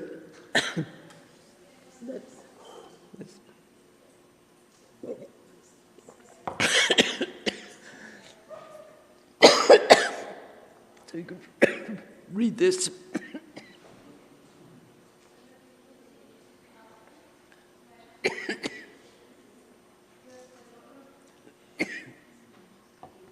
So, what are the major concerns of psychology researchers? They're interested in a lot of aspects of well-being. And here is some of the studies. They're small, but you can see the same thing. The degree of stress they had in different forms: perceived stress, a well-recognized scale, pessimism, eating disorders, this is how you eat in an unhealthy way when you're stressed, feeling threatened in anticipation of situations. You can see all of them related to shorter telomeres in a way that related to the worst was their psychological situation, the worst was the telomere maintenance. So this, and many other studies, but I just showed you this because we started small, was about, yes, chronic psychological stress is associated with reduced telomere maintenance, and it's dose-dependent. And then this really opened up a lot of interest in what are the other things that might be affecting this very important aspect of maintaining telomeres. So now collaborations opened up with many other fields. And, and what I learned was it's really important that you bring your expertise, but if you're collaborating with somebody else, you really want to have a good confidence that they bring expertise as well. And so I was very lucky to be collaborating with people who brought deep expertise in very different kinds of fields. Because societal pressures, that's a field that is, very different forms of this. But I'll just take one example. discrimination, a stressful situation that can be very long-term. And this has been studied very, intensively in a variety of ways. So I'm just going to click through some examples of these kinds of collaborative studies where such a different area, which is now looking at social and economic and psychological and, a lot of other aspects of humanity captured in the word discrimination. So here's 4 studies, just to show you, these are all published. What were they showing? If people had low social support, but high everyday discrimination, well, the two often went together, but that was associated with shorter telomere length. Actually, if they had not discrimination, then there was much less effect on telomeres. So there was one example where there was an interaction. Here's another one, racial discrimination. This was among African Americans in the United States, significantly shorter, their experience of it, significantly associated with shorter telomeres. And you could look over time, we had data over 10 years, and we could see that during 10 years, as their experiences got worse, then the rate of telomere shortening was correspondingly increased. Another study, something called everyday discrimination, the small interactions they had in which discrimination was clearly playing a part and being perceived by the person. Again, everyday discrimination was associated with shorter telomeres. Economics, poor whites versus non-poor whites in one particular study in Detroit actually was associated. So you can see that there were impacts, and they also had interactions with other kinds of situations in people's lives. So it was complicated, but yet these messages just keep coming out. So as I said, it was really important that those who are studying these kinds of things, also are deeply expert, and that's really important if you're looking at multidisciplinary field collaborations and learning. So now we can condense a great deal of information. So we know the things that are associated with shorter telomeres. We also know, I'm happy to say, there are things that are also associated with good telomere maintenance. And so a long list of things that I've alluded to, in part chronic stress, and also depression, low education, prenatal stress, and I'll come back to prenatal conditions in a moment, and things to do with family situations, economic situations like the neighborhood, use of tobacco, inability to have good food and nutrition, so poor diets, and then what often goes along with that, obesity. On the other hand, the degree of education, many years later, is still associated with longer telomeres, and resiliency factors, which you can put in various categories, but all of which have been studied. Exercise, sleep, stress reduction, omega-3, the nutritional component in certain kinds of foods. And a lot of these have been examined not just as associations, but also in controlled intervention studies. And here's another kind of stress, chronic pain. So in these individuals who had increasing degrees of pain severity, it turned out that the telomeres were indeed shorter in their blood cells, the more their long-term chronic pain was measured as severe by various measures. But you can see there's a decrease with increasing severity of chronic pain.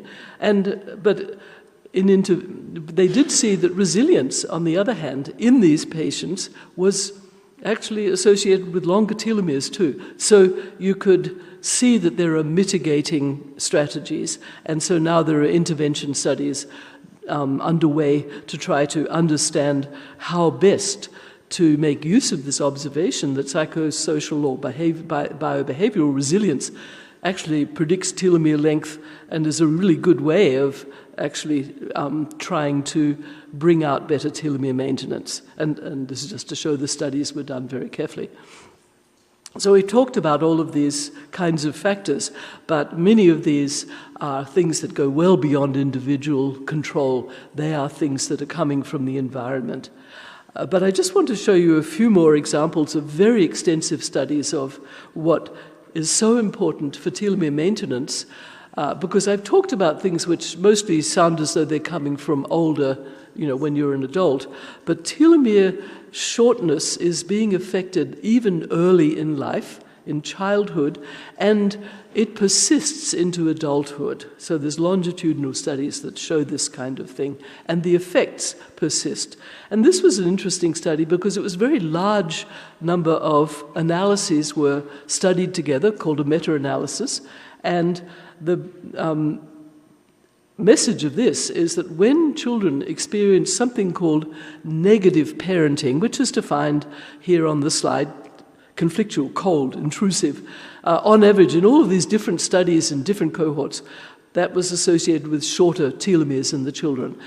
Why this matters is that statistically, the shorter the telomeres are in the children, the shorter they are in the adults. And the good news is that the opposite was seen when you measured positive parenting. So this is something beginning in childhood, and we know from other studies the effects will linger and reverberate into adulthood. Here's another one, which is a whole slew of studies in this meta-analysis, and the message here again is telomeres were measured in all of these studies, in middle age, for the whole group of studies. And in general, for all of these different kinds of very sad kinds of situations where children are experiencing very, traumatic or abusive or neglectful situations, the general trend is that telomeres are shorter rather than longer, even in the adults, far into the adulthood stage. So this message is something that we really take very much to heart. And again, there are big implications for this, because this goes beyond just what happens in individuals or lifestyles or families. So a lot of conditions are things that are to do with social decisions. So we have to look far beyond just looking at health individually. We know, for example, social stress, the kind of things I've been talking about. This is complex and requires input from every kind of way we can tackle this big problem. Individual levels, as I said, community levels, family levels, policy levels, societal, economic. Just one example, these effects can begin very early. They can begin before somebody is born. If a mother lacks vitamin B, a standard nutritional component that she ought to have access to, especially during her pregnancy, her baby is born with shorter telomeres. We know the shorter telomeres in turn will predict much shorter telomeres well into adulthood. Tobacco regulation. We know that if mothers smoke during their pregnancy, their offspring telomeres, they're born with shorter telomeres, and we also know that in turn actually does lead to increased diseases. Interestingly, osteoporosis is one. We know in adults, cigarette smoking causes telomeres to become shorter and shorter. The more cigarette smoking you've done in your life, there's a graph that we showed in 100,000 people looking at their smoking habits in the past over the years.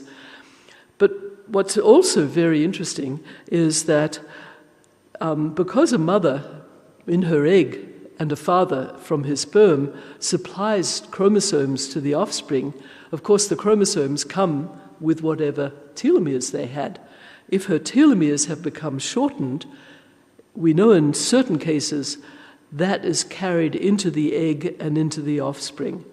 It was shown in an extreme case of very short telomeres, but now we know, as I've pointed out, life exposures can make telomeres shorter in the parents. So we know that happens, if they get shorter. Does this get carried through to the offspring? How much in the population? This is a big open question. Okay, does direct intergenerational transmission of human DNA length affect human health and disease? So we have to think of policies that affect all of these. This is affecting potentially the future people. Are we leaving, if you will, a telomere legacy by what we do as a society and the community and individuals? Okay, so let me finish by what I've learned, because we're talking about the University of Tomorrow. I've given an example of how very different fields can come together when there's something that makes sense to integrate them. And I'm sure there are many examples you can think of. So I say suspend egos. So when we talk as experts, we tend to want to be heard all the time and not listen to others. And you have to kind of shut up and listen to your colleagues, because they are telling you things that you don't actually know very much about a lot of the time. And you have to be prepared not to be the expert anymore, but you have to be prepared to learn.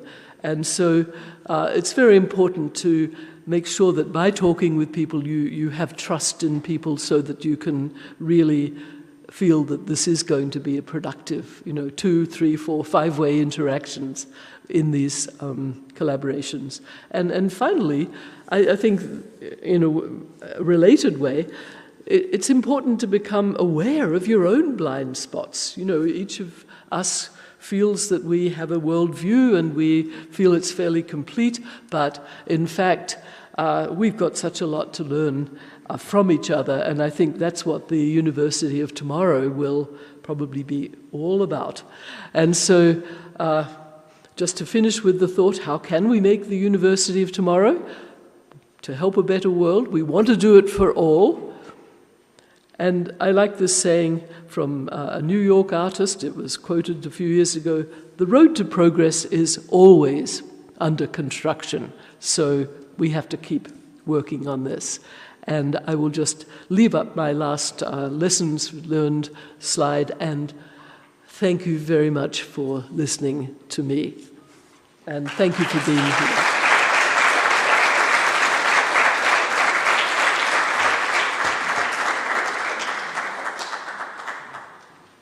Thank you very much for your talk. Do we have any burning question in the audience for Professor Blackburn?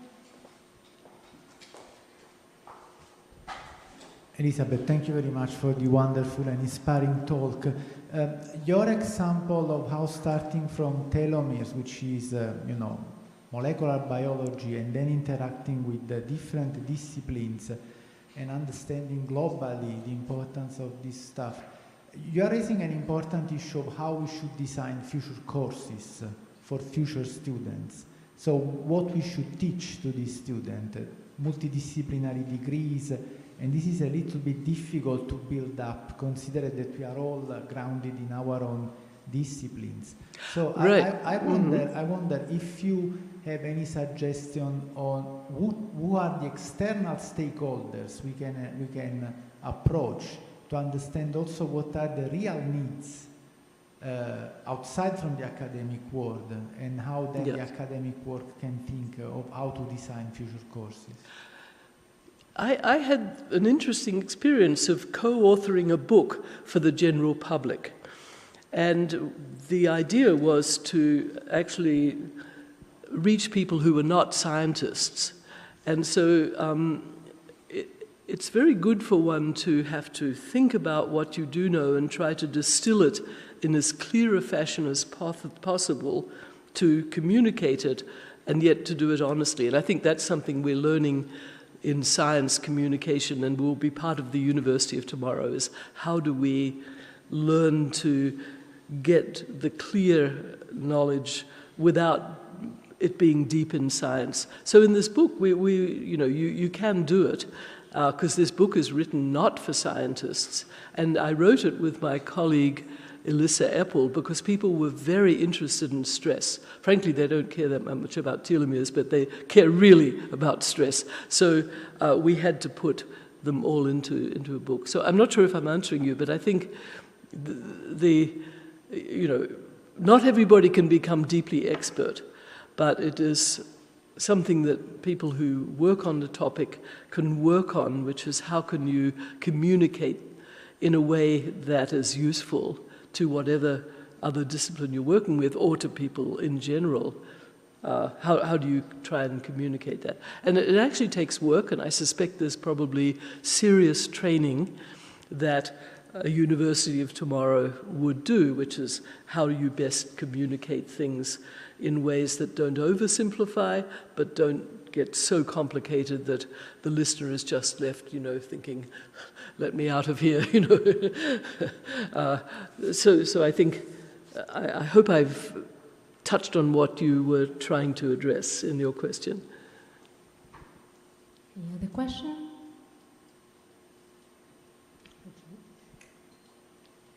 So thank you very much for your talk. Thank you.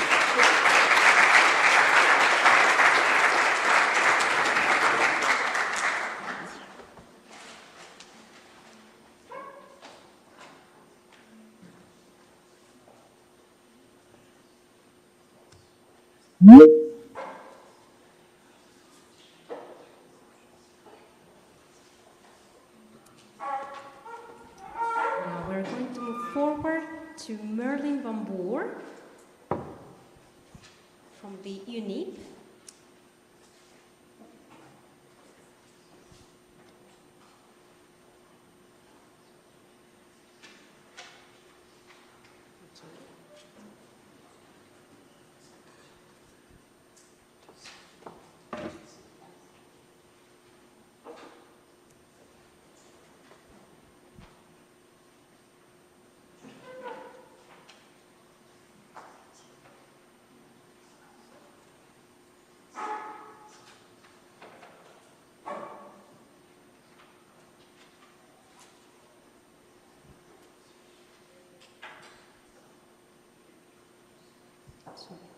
Apparently she's having problems to connect, so I propose to move forward into our next speaker.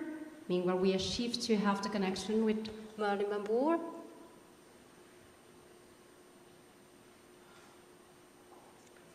Yeah. Please, Madam Hedika. So we are going to move forward to our next speaker of today. Oh, there she is.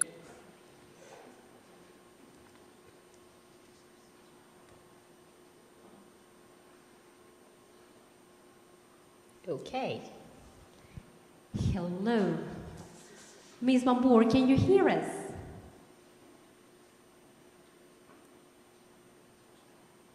Hello, can you hear us?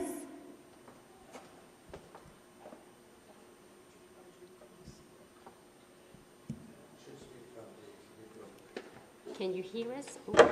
Maybe here, can you hear us? Hello? Oh, good afternoon. Yes, I can. Hi, hello. So I will ask to the person in charge of the technical details because we cannot hear you very well. Thank you.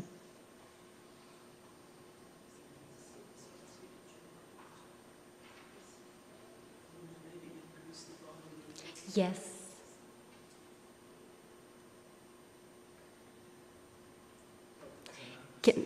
Can you try again, please, Merlin? Hello? Yes. Can you hear me better now?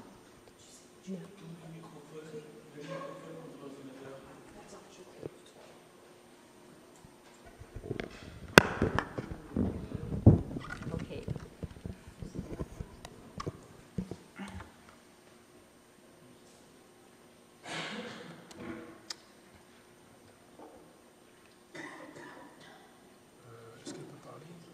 Yes, can you speak again, please, Merlin?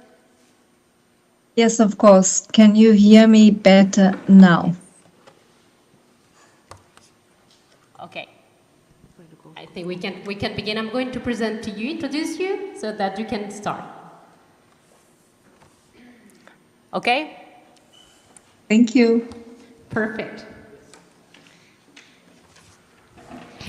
So Merlin Van Boer is the head of the Secretariat for the International Resource Panel at UNIP, based initiative established in 2007, focusing on the science policy interface in the area of natural resource management. Merlin Van Boer joined the United Nations in 1909 at UNIP's headquarters in Nairobi and has held several leadership positions. She served as coordinator at UNIP's Africa Climate Change Program and as a coordinator for the UNA Adaptation Fund. She then became global coordinator for the climate change program, leading the development and implementation of UNEP's climate change work. Merlin was also designed as a special advisor to the UNEP Executive Director on Climate Change Matters. Her most recent role has been that of Advisor, Climate Change and Development in the Executive Office of the United Nations Secretary General in New York. Thank you very much, Merlin Van Boer, for being with us. Thank you so much, Lina, for that introduction. I should first of all start by saying thank you to you and your team for organizing this conversation. Colleagues, as you just heard, my name is Merlin Van Boer. I work at the United Nations Environment Program, and I'm the head of the Secretariat of what is called the International Resource Panel. So my job today is two things. What do we do as an International Resource Panel, which is about science? And then secondly, what do we anticipate can happen from now, which is 2025, to 2030, which, as I think all of you know, when the Sustainable Development Goals, also known as the SDGs, have to be met. So, the International Resource Panel was set up in 2007. That's almost 20 years ago. At that time, there were many scientists who asked the question, how do we think we can manage the natural resources? And by natural resources, we mean biomass. Biomass means wood, crops for food, for energy, plant-based materials. But it also means fossil fuels, coal, gas, and oil. And it also means iron, aluminum, and copper, which is what we need our iPhones for. And I'll come back to that. But it also means non-metallic minerals, so sand, gravel, and limestone, which many people around the world use to build infrastructure, housing, etc. So all of these things, this question was, how do we understand natural resources? As I said, biomass, fossil fuels, non-metallic minerals. How do we understand how they are used in the economy? And as the International Resource Panel, we convene scientists from across the world, and we ask them every 2 or 4 years to answer the question.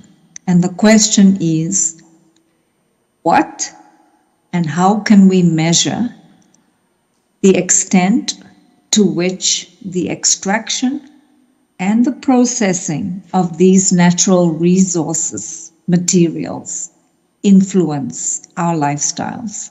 And I'll come back to that. So this panel is compiled of scientists from across the world.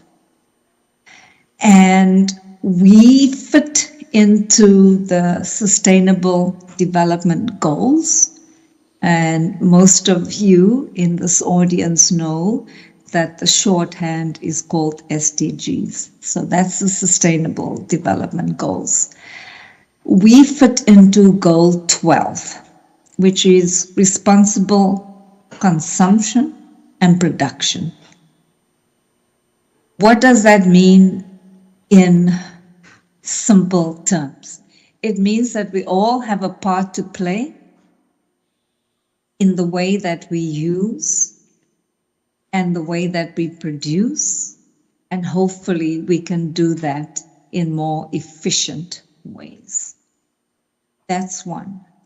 Second, our scientists also look at a lot of data from around the world, and they are trying to understand how the way we extract and produce our natural resources presents a threat not just to our natural environment, but also to climate and also to biodiversity loss and also to pollution and waste.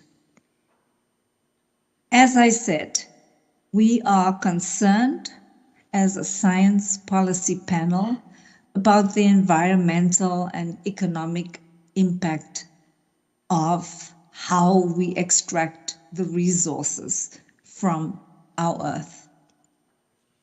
I just want to give you 3 figures. Our last scientific report said that the extraction of certain metals and minerals and fossil fuels and biomass is related to about 90% of land-related biodiversity loss and water.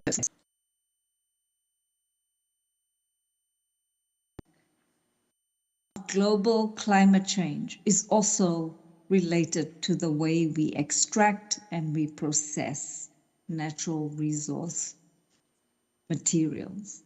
They also found that 1/3 of global air pollution is also linked to the way we extract and process natural resources. The other thing that they mentioned was they tried to look at how can we actually get to solutions. It's one thing to focus on problems, but how do you focus on solutions? So we have developed what is called a material footprint. I'm going to put that in simple terms. The question they asked is, if you look at every country in the world in terms of consumption footprints, where do we think are the highest? I think many of you might come back to questions, but the highest consumption footprint is in high-income countries.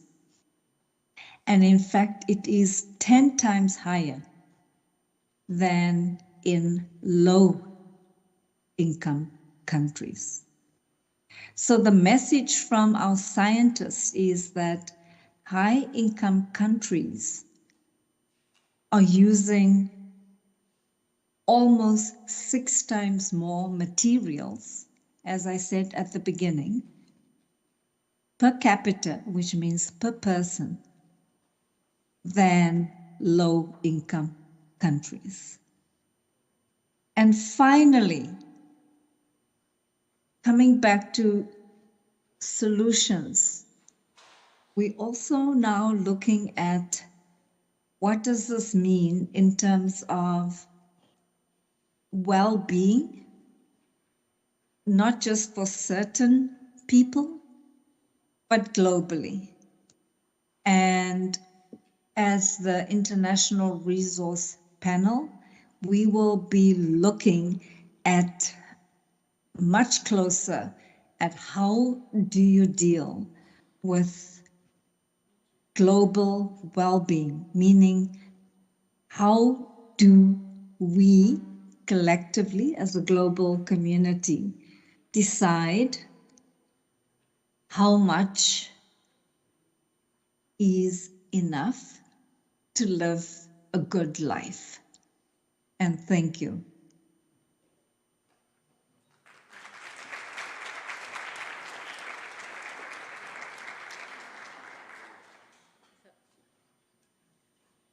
thank you for your talk. I don't know if you can hear me well. Thank you. So maybe we're going to open the questions to the public. If you have any questions you would like to ask to Merlin Van Voer regarding this proposal for solutions and how we can integrate this, looking for skills to our students and in our research.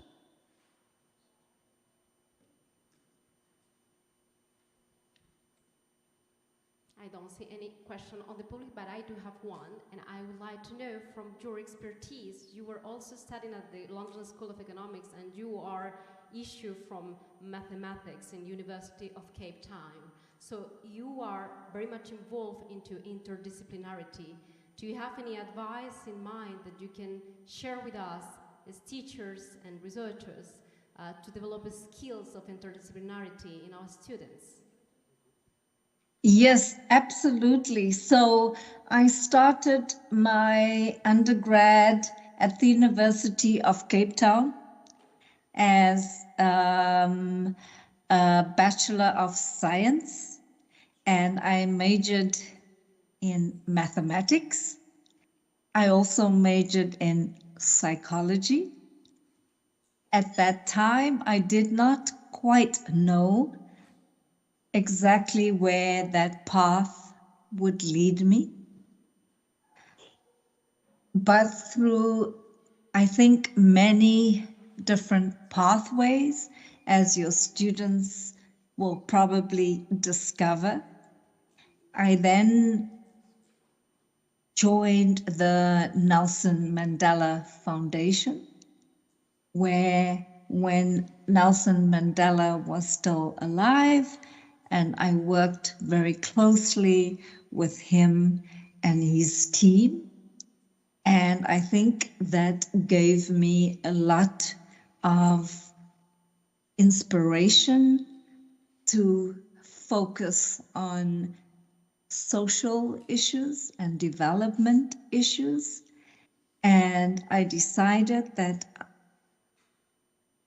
beyond my mathematics specialization, I needed to look and see if I could explore further studies. And as you say, I then went to the London School of Economics, and I specialized in public administration with a focus on economic policy and public policy. And that was a 2-year program with the University of Columbia in New York. And I spent that year in New York. And at that time, Lena, environmental issues, we're talking a long time ago. That's how old I am. Anyway, so at that time, environmental issues and sustainability issues was not at the top of the agenda. And I think for your students, they probably see more and more of that. And I think that's great. And then I became a director in the South African government. And then about 16 years ago, I joined the United Nations. Thank you. Thank you very much, Merlin, for your time and for being with us. I think we are going to free you up. Thank you very much for being with us.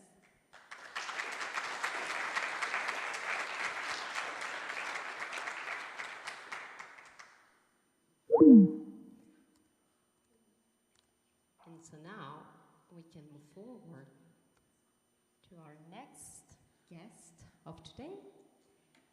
In this panel is Maria Angelica Maria Cáceres. Welcome. So, Maria Angelica Cáceres is PhD in Science and Health Education from the Federal University of Rio de Janeiro in Brazil. Her academic background Includes a master's in education with an emphasis on teaching science from the Université del Valle and a specialization in social management from the Pontificia Universidad Javeriana in Cali, Colombia. Her research focuses on critical environment education, climate change education, educational policy analysis, and critical discourse analysis. Previously, she served as a technical advisor for the climate change education program in the Niterói Climate Secretary and participated in various training programs related to environmental and sustainability education. Dr. Cáceres is a member of the Science Education and Diversity Research Group at the University del Valle in Colombia and participates in the podcast Environment and Everyday Life, which delivers contents in English, Spanish, and Portuguese. Thank you very much for being with us.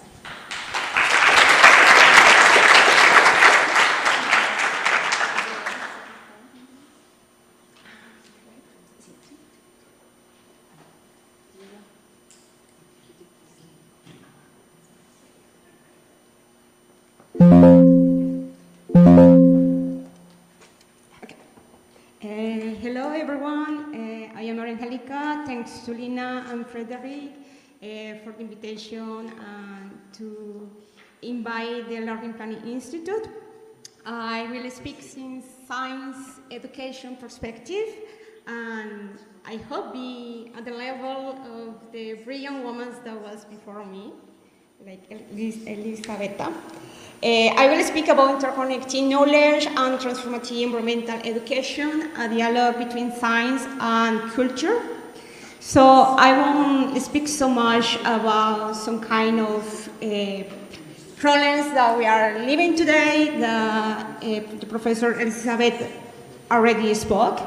But in terms of Edgar Morin, we are living one poly-crisis, and the means that we are living very different crises in the same moment, and each one are connected.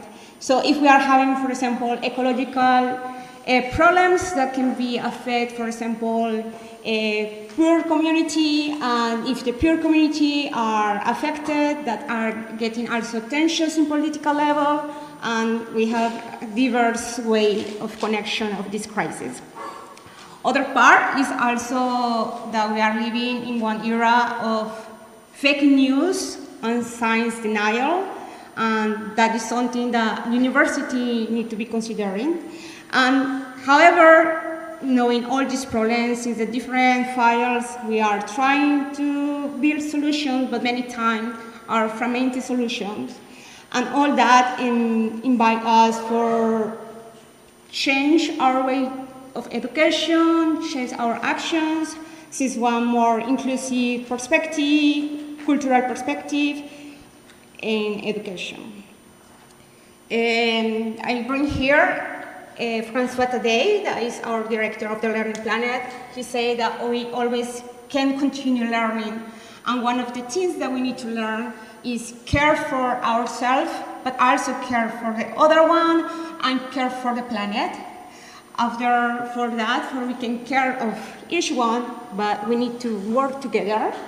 We need to mobilize the collective intelligence and technologies, because we are in the era of technologies, is how we can use that in favor of the situation that we are living. But also we need to recognize the global interdependence that we are having, like was discussed before. So since the external environment until our chromosomes all are interconnected, reflect on our past, present, and future, be good ancestor for the future generation, and planetize the movement. So here we are speaking about planetizenship, and this is different from the globalization perspective, because the globalization perspective are more focused in the human and in other subjects, but when we speak about the planet, that implies the other beings different than the human, so it's going out of the anthropocentric perspective.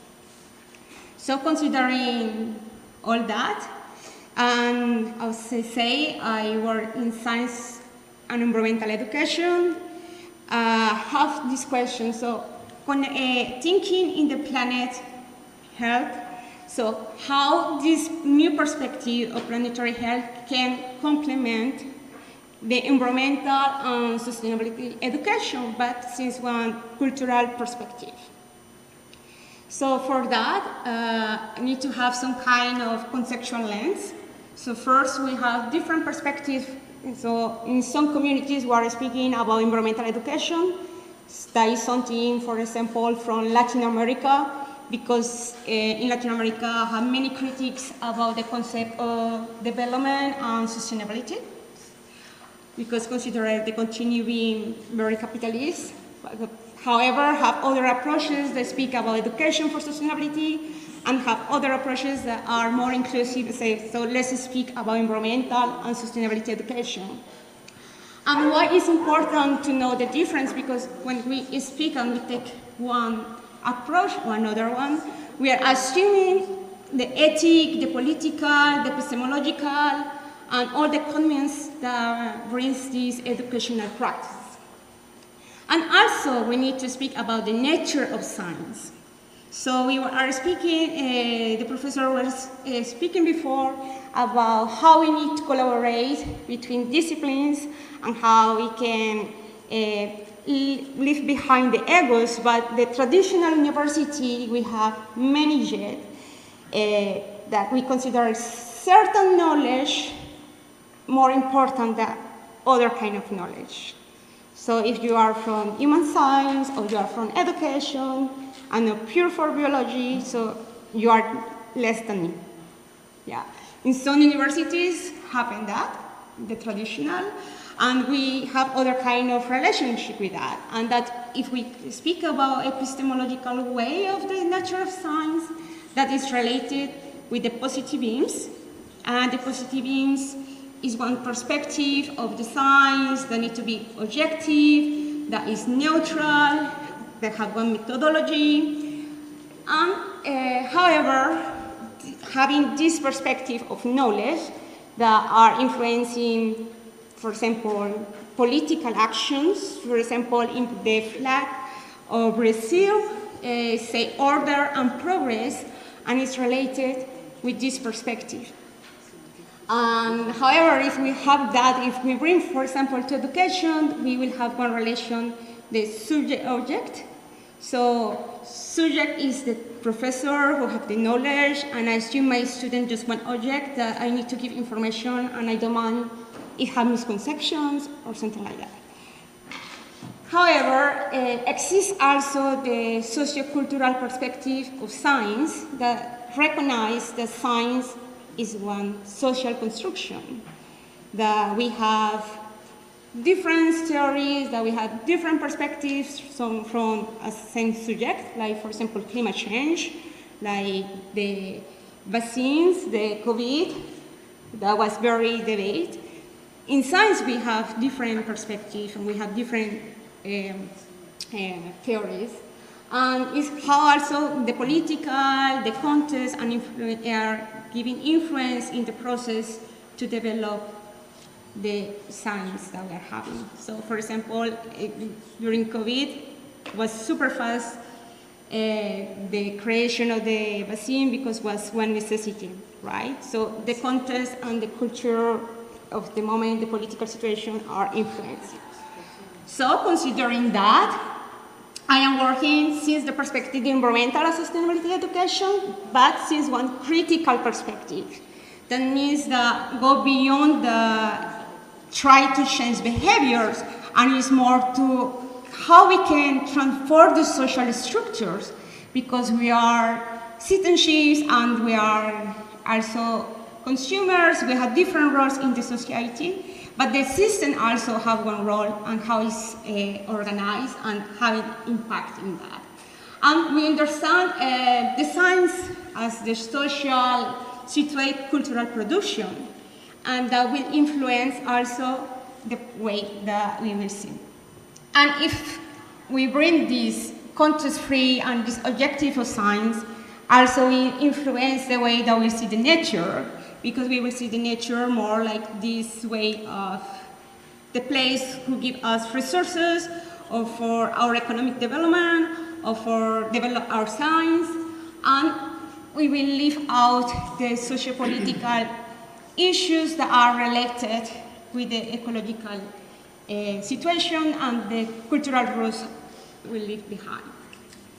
So, considering that, first we need to refine in science education. So we need to go more far. They have one neutrality myth of science, and to have this technocracy perspective, and to consider the science culturally and socially situated. And also that bring us to have one different conception of education, because in this moment we assume the education like one cultural formation process. And also that brings one different conception of nature. And here I am using the word culture like meaning-making and symbolic system. So we can have different kind of symbolic ways to communicate us, and that is valid. And also that implies to consider that knowledge is produced through the collective and through the history. And that means also to consider, as we bring to the education, that we are having also a scholar knowledge. So we can, through the scientific knowledge, we can work with, for example, with misconceptions. If we assume that our students have previous knowledge, we can consider this previous knowledge can be good about one subject, but can have misconceptions. So how we produce the knowledge, the scholar knowledge in the room, yeah? And for that, we need one dialogue of knowledge in terms of Paulo Freire, is recognized that I am not against the scientific knowledge. It's like, yes, we need scientific knowledge, but how we recognize and have dialogue with other kind of knowledge. That can be the indigenous knowledge, that can be the artistic, that can be philosophical, empirical. And if we have one dialogue, that is one very powerful tool to create solutions. So, if you remember, the question that I have is like how the new approach of planetary health can help to get a stronger environmental and sustainability education. So I did one research process that was already done before for environmental education. That was through the articulation of science, the social application of science and environmental education. And in this case, I was the planetary health framework. So I did one content analysis. So have one moment of epistemological foundation, check what is the practical strategies that they are giving for planetary health. And for that, create some codification for can do the content analysis. And for example, what was the conception of science of these papers, what is the conception of education, what is the problems they recognize, and what is the strategies that they are using. So you see here, in the one previous research that was just for environmental education, I was identifying 4 principles that one environmental and sustainability education need to have. First is the recognition of the self, of the other, and the oikos. And many times we want to resolve the problem of the other one without to look first to ourselves. So how we can want to help the friends, if we are speaking about humans, to give one suggestion when we are emotionally bad or we are ignoring our own problems. So we need to start with ourselves, our mental health, our physical health, our emotions, and traditional universities are many times ignoring these kind of things, you know? So how we can work our intra-relationship, but after the interrelationship with the other humans, but also with the other beings that are not humans. And for that we need to have also one value system and one environmental ethics, because that can change according with the culture, right? recognition of the territory and the theory of place for the sustainability, and not the territory like geographic limited, but our body is territory too. Our body are having many, are spending many times, no? Sometimes we are feeling bad, we don't express, but we get sick, no? After enhancement of different types of knowledge for environmental justice, and after they do the planetary health revision, so I complement these principles. So one is how we can bring also governance and policy, the community mobilization, the education, the future-oriented perspective, decision-making, and system thinking, and transdisciplinarity, but with this focus of planetary health. So it's not just the human health, but how is also the ecosystem health interconnected. So that is the perspective I bring in theory, and I wanted to give one example about how we apply that in the master year, the master in the interdisciplinary approach that is co-host between the Learning Planning Institute and the Université Paris-Est. And the master year have previously focused in interdisciplinarity, but with 3 tracks. There was digital science, education, and biology, if I know that. And we, last year, we worked in teams and we co-designed the new curriculum of the master. And this co-design process was through different kind of social actors. So since the director of the institution until the students were participating in these co-designs, we bring the planetary health lens and the competency framework that we built. And this is, for example, the new mandatory courses for M1. And I am in charge of the first course, Sustainability Science and Planetary Health. And it's one course that is done through 2 semesters. And for example, last year, that was before to bring this perspective of planetary health, I based in these 4 principles, and some section was, for example, human, culture, and environment. And something they need to explain is that our masters are very international. So for 23 students, the last semester, 16 nationalities difference we had. So we started with one exercise like, what is the environment, what do we understand the environment in each culture? And that is very different. And after we pass so about different perspectives, bringing the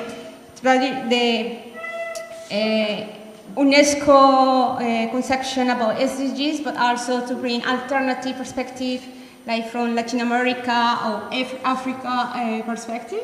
And also we have different topics like from loss of biodiversity, climate change, gender equality. And we were developing the competence, Something that we have, that we believe in the Learning Planet is that the students learn by doing. And one of the strategies that we have is the project-based learning. And for example, we have 2 big moments. The first one is defining a problem, where the students use one research approach. And after we have creating a solution, but with one prototyping approach. And during the different sections, they have different mentors to help them to guide and to build their solutions. And here, for example, is about the different collaboration competences that we want to develop. And one of that is the collaboration. And the collaboration can be inside, but also outside. So the groups are interdisciplinary, so we can have groups with persons of data science, other one about biology, other ones about pedagogy, and they need to speak between them, create their projects, but also they are intercultural. And last semester, also we have international collaboration with the Arizona State University. And the students were doing evaluation of the rise of the blocks of the Arizona Students University.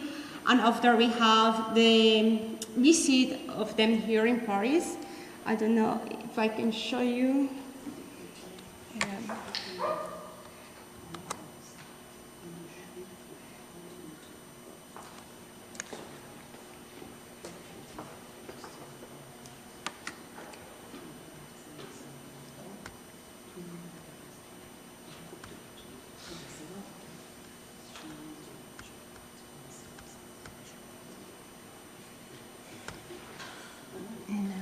I think it was no. Okay. I wanted to show two videos. One was from the Arizona State University students that they were also interdisciplinary group, and the second one was my students that they were also different.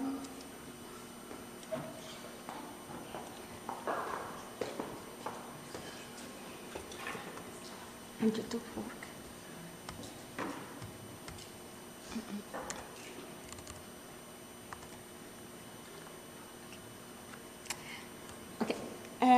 And this is two examples of our students.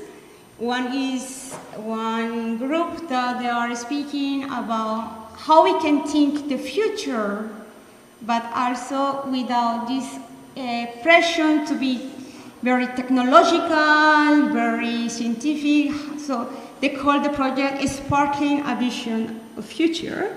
And they are bringing, they did one co-design, they invite different designers, and they say how you imagine the future. And after they did one collection of that, and have other example that was to promote the Tibetan culture. And during the process, as I say, that they have first one moment of research, they identify that they can speak with very many freedom in China to do interviews, and they face the censorship. So they needed to create new strategies for can collect data and after to produce their project. I will check if maybe it works, this one.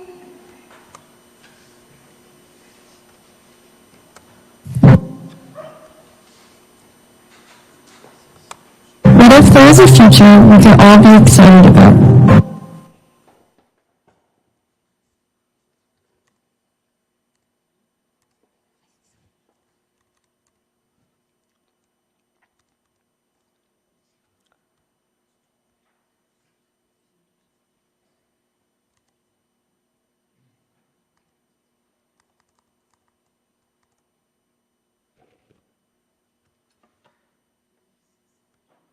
Or we could go anywhere with just a bike and a train. Where orangutans are no longer endangered.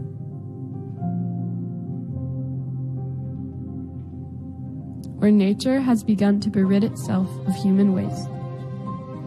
Where we follow our instincts and break away from corporate culture.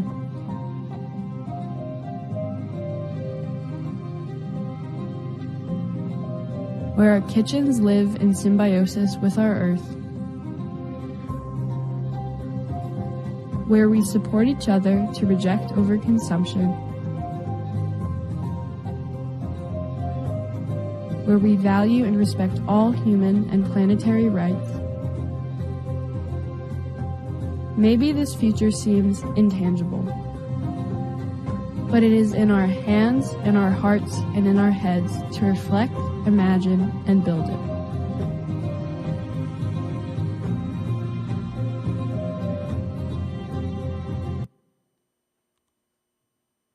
That is one of the students' project of last semester.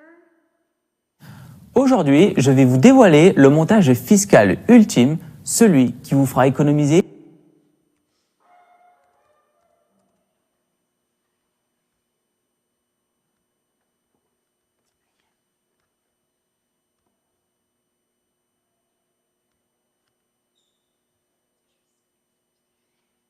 Just to conclude, after some show how we are working, so to incorporate the planetary health lens in the educational process that permit us to reflect again in the interconnection about between the human health, the ecosystem health, and the territorial knowledge systems, and also how we can bring to the environmental education, to the practices that we are having, different kind of strategies to develop different kind of competence like system thinking, critical thinking, that we speak many times about that, but it's very hard to develop this kind of competence, and how we can also bring the mobilization, because it's important to have that,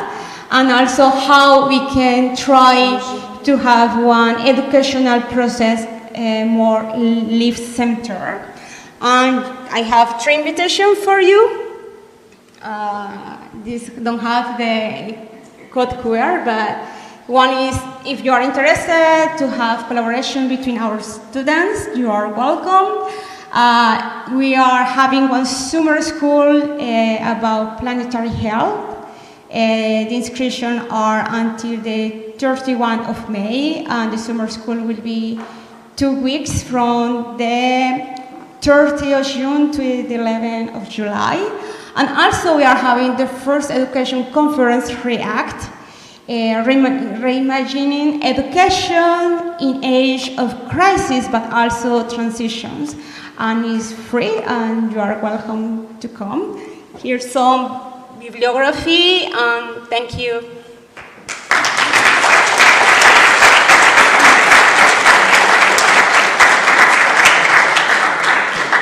Thank you very much for your presentation. We are going to be having questions and answers during the presentation of Felipe Koch. We are going to continue discussing on this topic. So to conclude this first session, it's my honor to invite Professor John Sedat to join us here to give us some word regarding the University of Tomorrow. So Professor John Sedat, University of California, San Francisco, Professor Emeritus of the Department of Biochemistry and Biophysics. His scientific efforts are direct toward deciphering higher order chromosomes structure and unsolved problem, using Drosophila as a model system. Those studies have required development in collaboration with a colleague, David Agar, of several microscope systems, both optical and electron microscopics, to adequately visualize and quantitate the intricate chromosomal organization. Thank you very much for being with us. And maybe before you begin to share with us your ideas on the University of Tomorrow, there are a couple of questions that we would like to ask you. That might be if you have some suggestions as a scientific on what kind of solutions we can propose to educate young generations in the universities. Also, maybe if you have some influence, or maybe why the influence of scientifics are questioned in today's world, and how we can do to use this framework of the Sustainable Development Goals to better educate and better develop the skills of our students. Here, there, where you want. Let me see the questions. They are in French. I'll give you that you can. So the charge is, of course, to think about the future universities and where should things go. Of course, many of these are my ideas, and you can question them, but basically I want to toss them out and see what you think. So in my view, the most important aspect of the university of the future is generating ideas. Ideas are really where we can think of building new things. And the big question is, how do you get new ideas? And the component that I've been thinking about is communication. You know, how can we increase the communication that would generate ideas? So I'm going to give you 4 vignettes that have made a big dent in my life. I know it's in the past, but if it works well in the past, it might be useful for the future. So the first way of generating communication really came about when I was a graduate student at this small university in Southern California, Caltech. And Caltech was sufficiently small so they could do things differently. And one of the ways they decided to do is to cross-pollinate the different fields. For example, they wanted the physics people to talk to the astronomers and the geologists and the biologists, and the reverse. And so when we were graduate students, one of the big things that they wanted to emphasize, even though we were biology students, they wanted us to go to the physics seminars. So the way they implemented this is that every Friday in our pigeonhole mailbox, we got a big piece of paper where the Institute had all the seminars for the next week lined up, where they were, the titles, and the locations. And we actually did this. We would, even though we were biology students, we would go to the physics seminars occasionally. And keep in mind that they were some giants of physics. I mean, Feynman was in his prime. And so we would go to these seminars and start learning to see what the physics people were thinking about. You know, we couldn't understand all their equations, but we got a feeling of, you know, how they thought about science. And we got a feeling of what kind of data they were generating and what kind of technology they were using, and how they were summarizing. Einstein actually came once. This was in the 60s, so you realize he was still alive. So we got a chance to hear how Einstein gave a seminar. I don't know if anybody has read any of Feynman's books, but his lectures were just, you know, amazing. You know, we as biology graduate students learned a lot. So the point in summary is that, you know, cross-pollination is extremely important. So then the next aspect that I want to emphasize is that every Tuesday, biology had a seminar where everybody stopped what they were doing and came. So Tuesday afternoon at 4, we had a major seminar. And biology made an effort to bring really key people to the Institute so we could see, you know, what the future was and what the thinking was.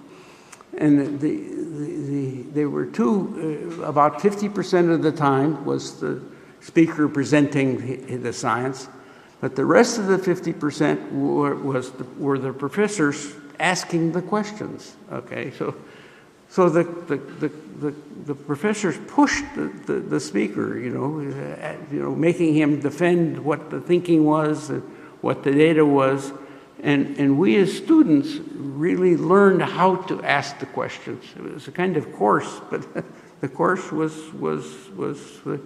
the questions. You know, how do you get at the ideas that are being generated? I mean, it was very refreshing. And because of the cross-pollination that the Institute had, we got a chance to see when Feynman came to the seminar, what were his questions like? And they were amazing. You know, we could see that being able to think critically for the ideas was absolutely essential. So the next vignette is, which made a big dent in my life, was that a lot of ideas are generated at lunch. After a postdoc, I went to the MRC in Cambridge, England, where I met Liz. And one of the key aspects of working at the MRC was that at 12, everybody went to the top floor for lunch. And they had organized the lunch so there were these big tables where basically lots of people had to sit fairly close together and eat lunch. And a little bit like the Polydor restaurant. And the advantage of eating lunch was that you could really talk science. I mean, eating lunch really generated the idea. Keep in mind that the MRC had people like Sidney Brenner, and Crick was there, and Fred Sanger, and Max Perutz, these really giant scientists, but the postdocs and the students could you could really talk science and really generate ideas, and there were some amazing ideas that were generated. So lunch is very critical, and being able to do it in an environment that generates ideas is essential. A few years ago, we had to go to San Diego because Liz was president of Salk. And I went across the street where the University of California, San Diego is located. It's a huge school, 40,000 undergraduates. But right in the center of campus is a ranch house. The ranch house people were eating lunch in the ranch house. And what was amazing is that a large fraction of the UCSD faculty came to lunch, and the tables were sufficiently big so people had to sit together. So while you were eating lunch, there could have been an economist on one side, a physicist on the other side, and so people started talking science. It was amazing to see what the interaction just by everybody has to eat lunch. Lunch is a fantastic way to talk science and generate ideas. The chancellor, the president of the university, would come and sit so we could talk with the chancellor. And to give you an example what talking does, we needed an electron microscope, $7 million. And by talking with him at lunch, we convinced him that this had to be made. And in one working week, the money was raised and the microscope was bought. And this came about by science. So to summarize, lunch is critical. For generating ideas. And doing it in a way that you can get lots of people together in diverse fields. Economists have a lot to say to us, and historians. We need to listen in a cross-pollination way. So the last vignette is somewhat interesting. The university isn't everything. And one major component that we need to take into account is industry. Industry has a lot of ideas. And one organization that's specialized in disseminating industrial ideas is SPIE, the Society for Photo-Optical Engineers. It's an organization in the US that basically it's an umbrella for all of high technology. They organize these amazing conferences, so the people building these large telescopes, the people generating chip design, the people generating medical equipment of various sorts. There are these conferences exceedingly professionally disseminated. Once you're a member of this organization, you can get notices of these conferences and go, you know.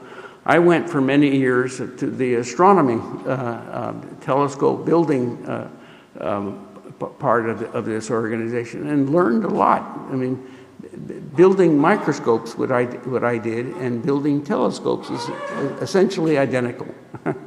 And you really need to learn about what the other parts of technology are doing.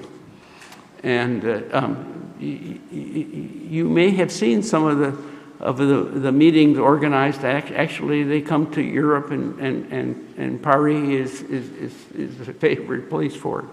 So another aspect of this organization is they generate the trade shows. The trade shows that were very large, in many cases 10,000 people coming, but it's a chance to actually see what industry is doing, what are the questions and the technology that they're using. The fee for joining is very, very modest, and students it's essentially free. So you can go to these trade shows and actually go to the booths and see what they're trying to do.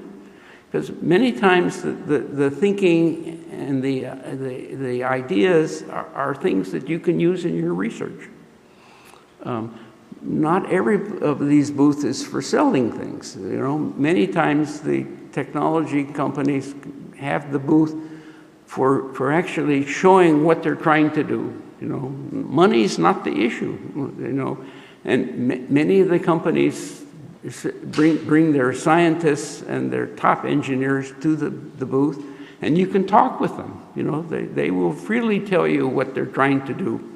And I just want to emphasize that the ideas and the thinking is many cases very remarkable, and we as bench scientists can benefit from making use of their knowledge. The SPA, a couple days before the trade show, they have tutorials, 1 to 2 day intensive lectures on a different topic. So an engineer or a scientist can learn some technology, what they're doing. AI is an example, you know, and adaptive optics is, these courses, these micro tutorials are very professionally taught with a superb syllabus, and it allows you to continually being educated. I sent my postdoc to one, and for interferometry, and out of that came structured illumination, which is a imaging scheme which is highly used in biology. So it just emphasizes that we can be continually educated, and being educated actually in a scientific industrial setting is extremely productive. So just to summarize, ideas are the future, and we have to find new ways for keeping and generating ideas. Now, I'm supposed to answer some questions, but you'll have, I haven't prepared for this. You didn't tell me about the questions. So I think we have a question from the public. Is my hand rise? Yes, I have just. Thank you, John, for sharing your marvelous experience during your life as a student, but then still going on being educated. I'm still learning. I'm still learning. Exactly. Exactly. And the other point is ongoing with the comments that were made by Pasquale Mafia after the Elizabeth talk is highlighting how important is the transdisciplinary approach. And what I see from our interactions is how your curiosity and how this curiosity opens your mind, and how opening your mind you're just accessible to new questions, a new way of envisioning solutions to any questions that you, but the principle is there, and being open-minded, it was also the conclusion made by Elizabeth. So I think that what you said together with the talks that we had before, and especially the one by Elizabeth, are very important for, of course, the current environment where we are taught and we are also teaching, but it's important to have this information to be shared and these values to be shared with the students, because we have now a past behind us as former students and ongoing teaching people, but how can we integrate that and share this? It's a sort of transgenerational approach, the being taught and the ones who are teaching. So that's probably something which need thoughts for our future universities. Maybe you would like to ask a comment regarding that. No, I fully agree with you that that is very important also to meet with other people from different disciplines in a social environment. In fact, big companies like Google, they have a lot of space for informal interactions, and this is often missing in some of the universities. At least in the UK, we are always struggling for space that is dedicated to labs or to offices, and not for social interaction. What is the situation in the US in terms of spaces for social interaction in California, for example? I know that this is not the most ideal moment for the American academia, but in general, where is the situation? Well, I can only speak from my experience, but just looking. You got to break the barriers down. It definitely needs to be non-hierarchical, so that the professor is on a first name basis with the student. There's effectively no hierarchy, and that's really the best way to disseminate and generate ideas. You don't necessarily have a chief. Basically, you're all on an equal footing, and socially you treat everybody as equals. And the advantage of that is that many people, certainly students, rise. You put them in an environment where you respect them, and you would be I've had many student situations where you find that even technicians will ask questions and that are amazing. It's very clear that people have a large resiliency and mental capacity, in many cases far beyond what they normally display. So I think, and many companies in the U.S. do this. They try to keep, people from, being only in their office, but mixing them together, talking to each other. You have to talk. And like I say, lunch is a good way to talk. The British tea at 4 was also a very good way to do it. I don't know if the French do anything at 4, but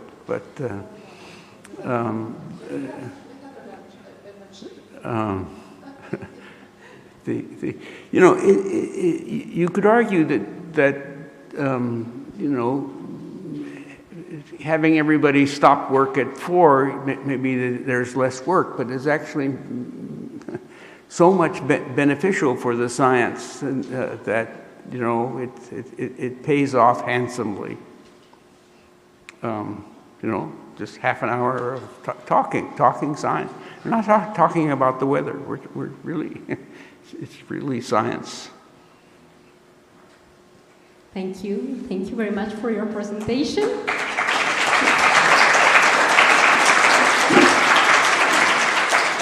And thus, launch is critical. We're not going to launch, but we're going to have a break because it's also critical.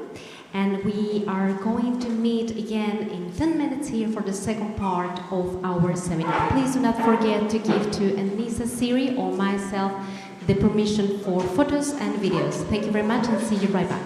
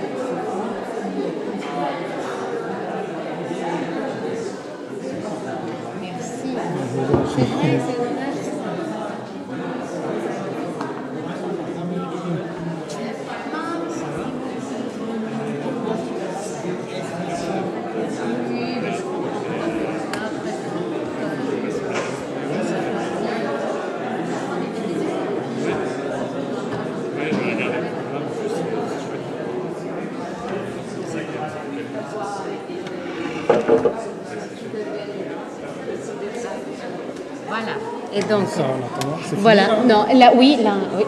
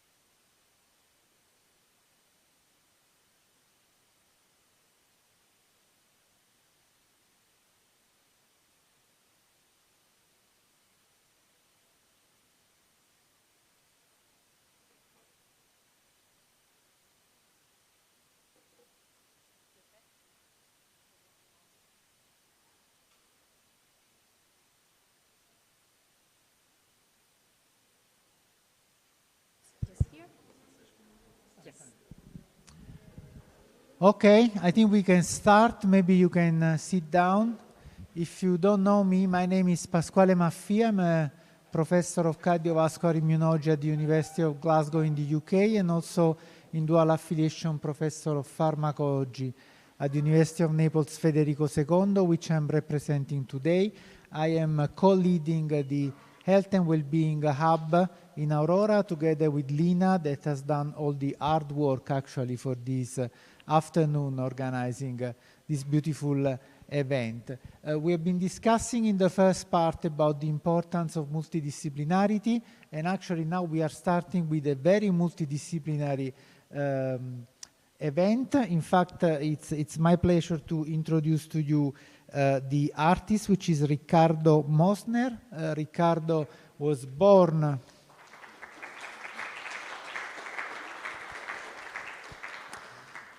in Buenos Aires in Argentina, and now has been living for several years and working in Paris. Has been involved in several performances and live performances, and today will be a live performance. You are producing a painting about the University of Tomorrow that we will be discussing once it's ready. Riccardo is not only a painter but also a sculptor, and also has been exhibiting in different places in Europe, Amsterdam, Paris, and so on. So thank you very much for joining us today. We are looking forward to your beautiful work, and afterwards we can discuss with everyone. What's happening to the picture, to the painting at the end? Is going to be exposed somewhere in UPEC? Okay, fantastic. Okay, so while Riccardo is doing his job, we can start with the first part of the debate. So now we will have 2 40 minutes roundtables. The first one is actually led completely by the students, and in particular I will pass the mic to Andrea Gaucher, which is a master student in international management and vice president for student affairs at UPEC, but also a big friend and supporter of Aurora. You have been the former president of the Aurora Student Council. So thank you very much for all the work that you have done so far, and we are looking forward to an interesting debate. Thank you all guys for contributing. Thank you, Pasquale, for this brief introduction. And now it's time to introduce our member of this roundtable. So I will begin with Mathilde Chaumont, she's a master student at UPEC and currently in Erasmus at UNINA, thanks to the Aurora network. And she's also the student international assessor at UPEC in my team, and the president of the Aurora Student Council, because I'm actually the secretary of this council. After this, we have Nezar. Welcome, Nezar. You're also a master student in political science at UPEC and currently preparing a doctoral research project on media power and digital literacy, analyzing dynamics of control and influence in contemporary democracies. His research explores the intersection of media system, institutional authority, and civic participation in the context of algorithmic governance and disinformation. He serves as a project manager at the Ville de Paris within the Department of Attractiveness and Employment. His work focused on fostering digital and linguistic inclusion, supporting access to employment, and advancing the social integration on vulnerable population. Congrats for all this work. And finally, last but not least, Simona Gabalova, a doctoral student at UPGS University and current member of the Aurora Student Council. So for this roundtable around the topic of the University of Tomorrow, I'm going to ask you, each of you, the question about what do you think about what does the University of Tomorrow means to you, and we can begin with Mathilde. For me, the University of Tomorrow, it's really a university where the students are put at the center of everything. They are put at the center of the reflection for developing new program with regard to their current needs. They are put at the center of the governing body and in the meeting, taking the speech, taking the time for explaining what do they want, what do they need, and how they would have seen their degree. I think it's really important for the future to let them shape the way their degree could be. And it's also a university where the pluridisciplinary and the transdisciplinary approach is enhanced and really emphasis in different courses, different classes, because with regard to the actual world, we are in interconnected world. Everything is in connection to each other. Every fields are related, and we really need this interconnection also in our study and to create also a better critical mind for students after that. And I'm gonna talk of Aurora for sure, because I've been working within this alliance since 2 years now. And if I picture in my mind the University of Tomorrow, I could see Aurora as the perfect example for now.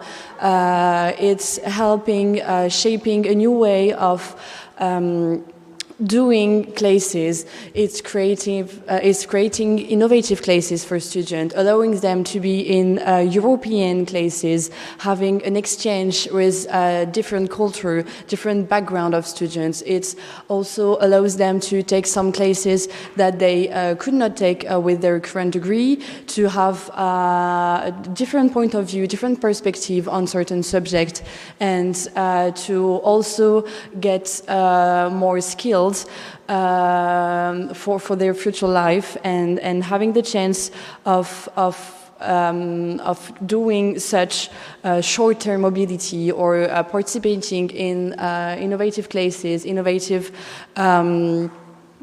way of learning. It's really what I think it's important for the University of Tomorrow. Having the student in the middle of the university, of the middle of the reflection, and having this transdisciplinary and multicultural world and places university. Okay, thank you. And just a little question to maybe put a focus on SDG, because this roundtable is also an opportunity to make the link between your point of view about the University of Tomorrow and how we can also make a link with SDG in the University of Tomorrow. And which one of you as a student consider the most important maybe to prioritize in order to face the challenge of tomorrow, and which goals, SDG goals, should be in the heart of the university in the future for you? I mean, every SDG goals is important and can have an impact for our future and for creating the University of Tomorrow. But if I has to do like top 3 priorities, I think the one focusing on the quality of education is, of course, at the heart of what the university is supposed to give to students, and the quality of education pass also by the continuous reflection on how we can improve the courses that students received within university, how we can make them better fit to our actual world. And we know that it's hard, like at national level, to change courses, to create new degrees, to create new program for students, but with initiatives such as Aurora, it's gonna be quicker, and we can adapt way better to the actual world. Then the second one would be reducing inequalities. Same, I'm gonna always take the example of Aurora for this. So for me, for example, having the possibility of doing some short-term mobility, allowing students to go abroad only for 2 weeks or by online mobility, it's a really like a big improvement on reducing the inequality of the exchange experiences, because not every student could have the possibility of going abroad for 6 months. It's costing a lot financially, and also is changing the life. Some student has to like quit their job, quit their apartment, and not everyone can have the chance of doing so. But by allowing them to only go abroad for 2 weeks or participating in online European classes, this allows us to have this international experience and this new and open-minded experience and critical way of thinking that is brought by having a multicultural classes or having some talks with students from all over Europe and all over the world, as we can see in Aurora, because a lot of international students are also taking part in the Aurora's activities. And for the last one, I would say for sure it's the climate action. I think the University of Tomorrow can play a big role in shaping what climate action could we do. For sure, it's learning, first of all, to students to be more responsible when talking of lowering carbon emission and everything, but it's also a space where we can all think of new ways of tackling climate change. And having students from different European countries which works differently on those kind of issue, it's also a very good initiative, and that is gonna be like a very good point for the University of Tomorrow. Thank you, Mathilde, for this rich insight. And we're going to come back to the first question for the other participants. Simona? So I repeat the question. What does the University of Tomorrow means to you? Yes, thank you. So the first time Andrea approached me with this topic, like what I told her immediately is that I think for me it's about connection. And by this connection for us can mean a lot of things. I would start first like institutionally. On an institutional level, I can see better collaboration between all members of the faculties of the universities. University should be for students, and I think it's time that the university professors, the academic staff, and all the people included are really active in building their relationship with students, listening to students' needs, and also trying to focus on the students' world, because we live in a world that is very fast-paced, changing quickly. The political situation may interact with education a lot. So I think this is definitely something that I can see for the future of our institutions, is to connect more on all levels, for students to be open to learn from professors, to be ready to gain some knowledge, expertise, their experiences. Obviously, our professors and all the academic staff may have had experiences in various sorts of areas, not just like the professional ones, but just gaining some insight and life skills from everyone. And to come back to Mathilde's point about Aurora and building all these alliances, the connection can also happen outside of the institution between all the other national and international levels. And so I think this is really important that we build these connections for the future of our universities, so that we are able to learn from each other, share our different points of view, and maybe some countries may be more developed than other ones, so we can exchange good practices, learn from them. And later, like if we teach students this kind of relationship, I think it's not only valuable in their workplace, but also in their personal life and in shaping their careers. Like the relationship is always going to be important. So I come from medical background. So for me, the most important relationship that I can have is with the patient, and like this happens in many levels, and sometimes like the medical training is not that much about empathy, but maybe more about learning information. And I think this can be transcribed to all other disciplines, like for example, business or political sciences. It's always about the relationship, like between your voters, between the public that you represent, maybe in business about the client. So I would say we just focus more on people, on building empathy and connection and relationships.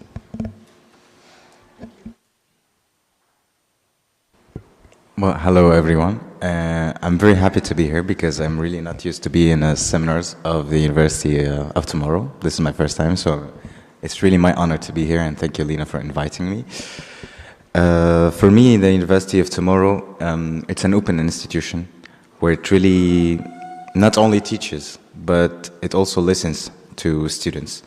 I feel like it's the place where we can bring research into more relation with civic responsibility, where students themselves feel, in this case, creators and co-creators of solution. We actually listen to the problems, we try to analyze them, and we also try to act upon them. And this doesn't happen in anywhere, academically speaking, that I've noticed. And I felt this with time increasingly with UPEC, especially with the initiative of CCE, or Student Citizen Assembly or Convention, where at the heart of it is participative democracy, and gives really students the voice for the first time, and I've ever seen it, that students really take it upon themselves to see the problems that they encounter in their life, their campuses, their society, but they also try to find the solutions, and we let them try to act upon them.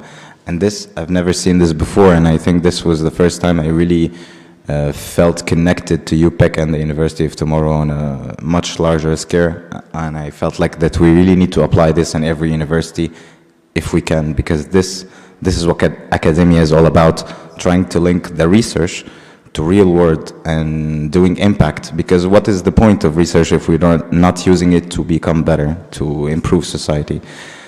And this is for me what is the University of Tomorrow is all about, is bridging academic life and academia to real world and to society.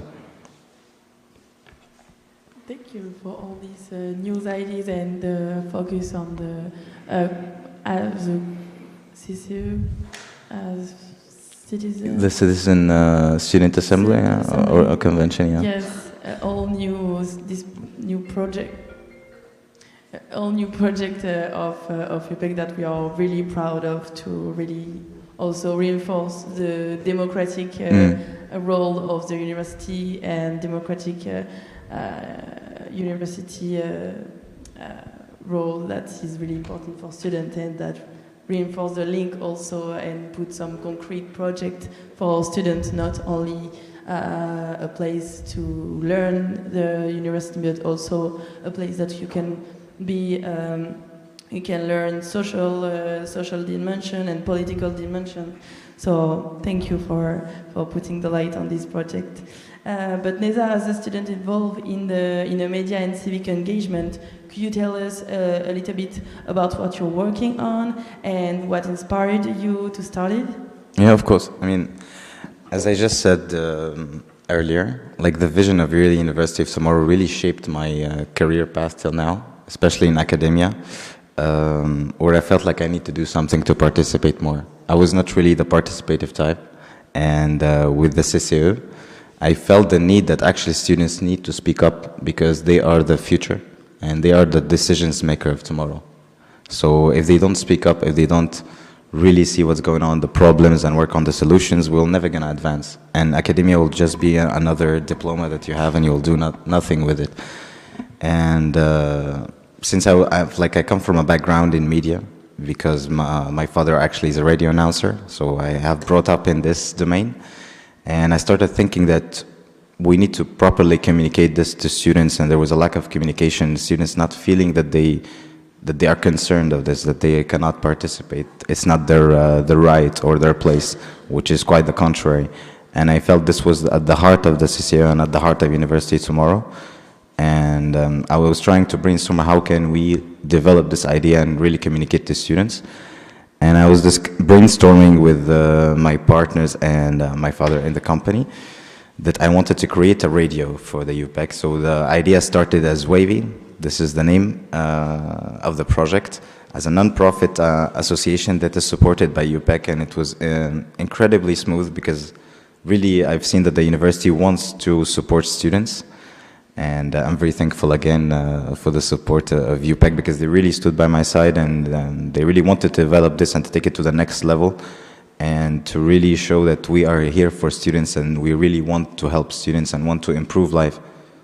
Because it's at the heart of everything. When you give students this ability to communicate and ability to express, freedom of expression, we do not have that anywhere in the world, because their students are always censored and are always belittled, the fact that they are not capable of acting on solutions. Well, the youth is what motors actually everything right now. We're speaking about innovations, revolutions, whatever it is, it's always youth that takes the lead in big change. So we wanted to create a platform where academics, researchers, and also students and policymakers can all have a voice through one platform. They can organize podcasts together, educational programs, political debates, and all in one unified, trusted platform where you can go and know that this is trusted information, this is academic stuff, and it's all measured. And this exists nowhere else in the world. It's not like you need to go on social media and try to make the effort to search on articles or relevant information, and there's a lot of fake news, unfortunately, on internet.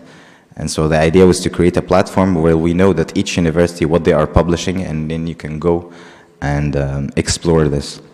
So it started like this, but then I want to take it a step further.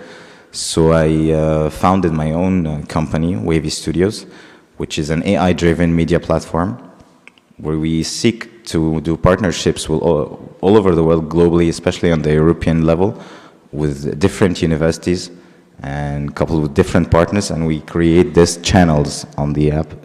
Imagine a concept of Spotify, for example, where you can follow the university and you can follow their content. So basically you'll be updated with their content, with their debates, with their podcasts, with their articles, and you can also interact with the professors.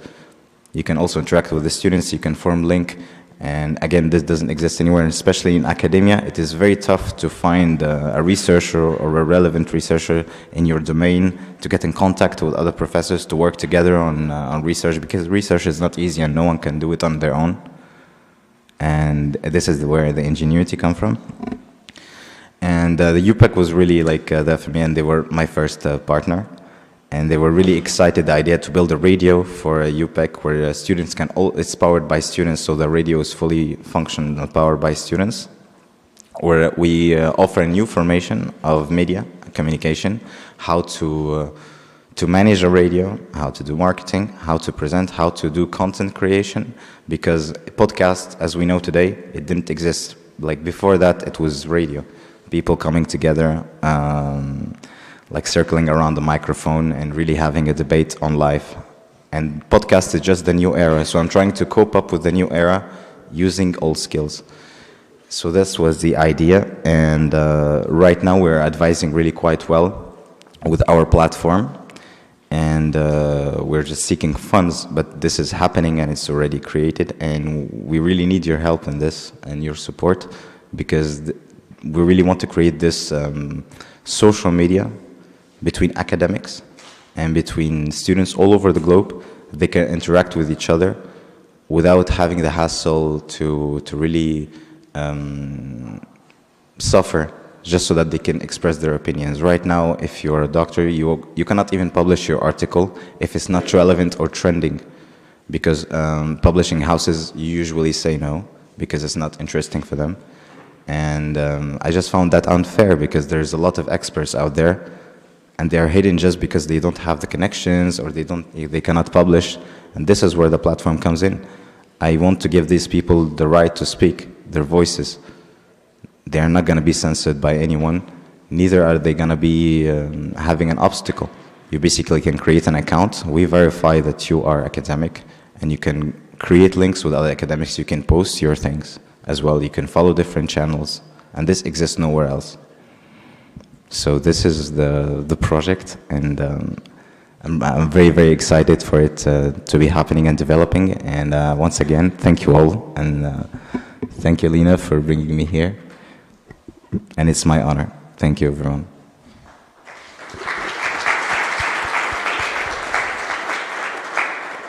So it's really interesting because you emphasize the importance of building bridges and between the research students and civil society. And in your view, how should maybe give us some ideas of how should the university rethink their format?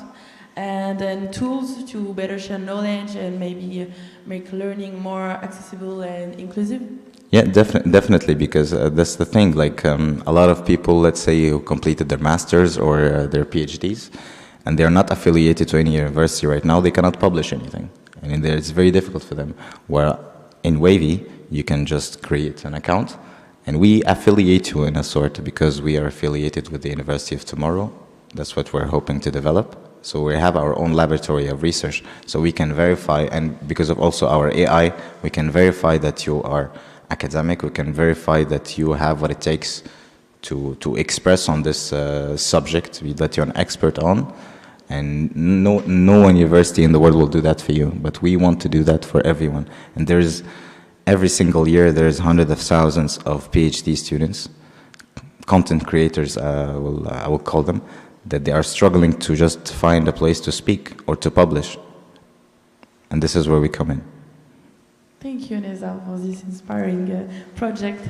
And if we can just come back to Simona, as a medical student and a student engaged in your university, give us some idea if you have, if you could change one thing in your medical studies to help students become more empathic, as you said, and open-minded, what could it be? And do you think like volunteering, international exchange, all these kind of opportunities with working with people outside the university can help build this kind of empathy you talked about, and to university make those experiences part of their curriculum?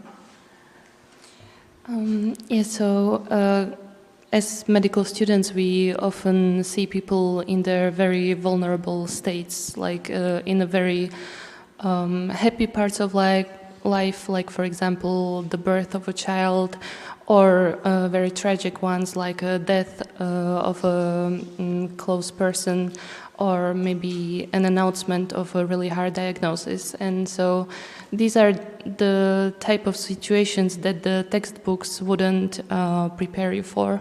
And I just think that's that everyone in any kind of field could talk of this, like maybe in business, in political sciences.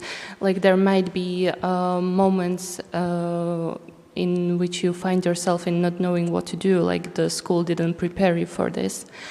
And so I think that is why it's important to build empathy and to use different kinds of education tools to help people prepare to be more empathetic, to be ready for crisis intervention and things like that. So definitely I think volunteering is a huge part of that, like if the universities could create a space for that. For example, in our university in Košice, Slovakia, we do have a medical students association that has a lot of opportunities for volunteering. For me personally, I oversee a project of supporting children's orphanages, and we have also were able to bring some international medical students to these orphanages, which was very helpful because for people that do not have as good of access to an education, or are from maybe lower social rankings, it could be very hard to have these international experiences, and maybe it is not possible for them to travel or join Erasmus programs ever. So it's important that we think of all levels of society, and if it is not possible to for them to travel, we need to think of ways to bring this to them. And so I think it's just very important that, again, I would just come back to the topic of connection. It's just important that we think of all levels, like not just professors or very accomplished people, but like bring it back to its core and its to humanity. And so I think if we support students in these kinds of actions and bring them closer to real life issues and allow them to learn outside of classroom how to interact with these people, what to provide for these people, what do they need, like or even just very simple acts of playing with the children, spending time with them and making sure they know they have your attention. And through this and through building these skills, I think we can really build a society for the better. Thank you all for being part of this discussion. If there is some, we are kind of a little bit over time, but if there is some question, obviously we are taking it now. Yeah.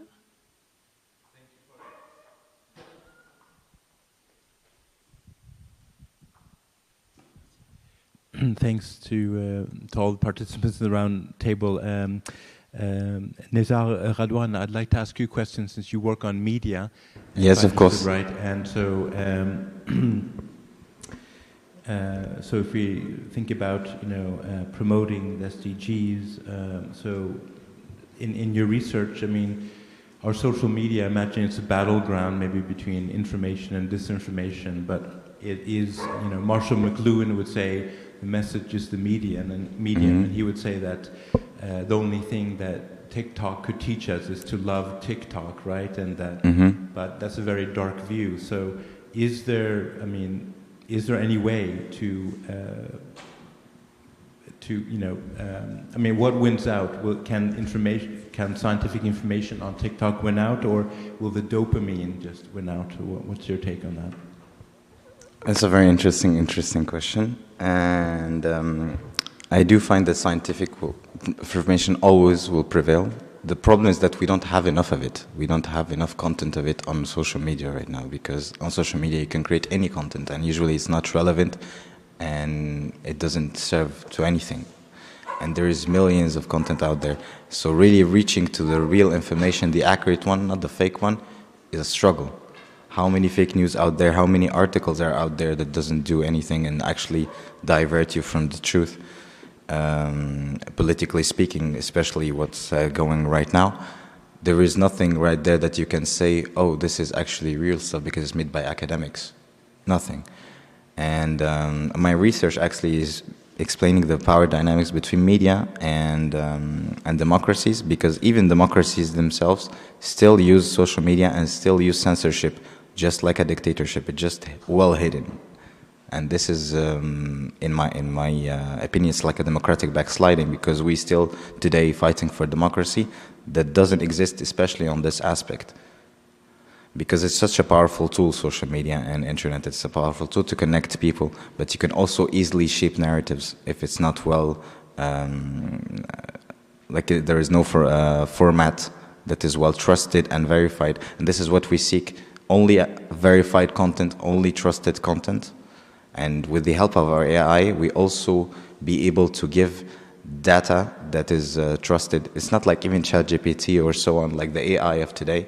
He browses everything on the internet, right? But everything on the internet is not actually true, and this is why it makes mistakes. But we are seeking to create something that doesn't make mistakes, or at least 99% accurate, because it's only experts who alimented that data, who actually give the real opinions and the real expertise. So you have then an AI, a platform where only real information and real expert information exists. And let's be honest, we as intellectuals, as researchers, it's we who develop society, and it's us who give us, who really take the lead in this. This is why even in ancient times, colonizers and so on, when they go to another country, who do they take with them? They take intellectuals, they take experts, scientists, and at the same time, when they discover that there is someone that has other expertise in the other country, they bring them back with them. Because these are the motors that put, like, let's say, the base bricks, the solids, and then the society can build upon it. So if these people are not heard, while we actually get the information out of these experts, usually news, for example, say, oh, Professor this in Harvard says this and this and this. So we are actually always referencing academic data and academic articles and scientific information. But what happens when we cannot reach that? And what happens when you are not sure if it's academic or not? What happens if you're not sure even if this university really published this article or not? You've just heard it. But we're seeking to change that. I hope that answered your questions, and if you have another question or you seek to dive more in detail, like, don't hesitate to ask me. Thank you. Is there any other question from the students to the students? Any of you? Panic? No? Okay, cool. All clear. So, can I ask you something? Actually, you have done a fantastic job. First of all, congratulations to you for chairing and all of you guys for the contribution. But you have been speaking of very broad themes. So can I challenge you? Now we have in front of us the president of the university, which is first of all hosting all of us in a fantastic manner. So thank you so much. But also spending time with us this afternoon. So the central theme of your topic was about putting the student at the center. Okay, you have done the example of the podcast, the radio, and so on. What would you ask to the president as a very practical thing, and he can help you to put the student at the center? Give me one practical example, one formal request to the president. Okay, we had one practical example that has been done last year. It's having a student parliament within the university. And this was something that we were pushing forward, especially Andrea. And so we have made it last year, and it's gonna, let's see what it could bring, but only like good. Having this kind of body, so it's like a real a body that is gonna have some implication directly within the politics. Like, we're going to have a lot of discussion within this parliament.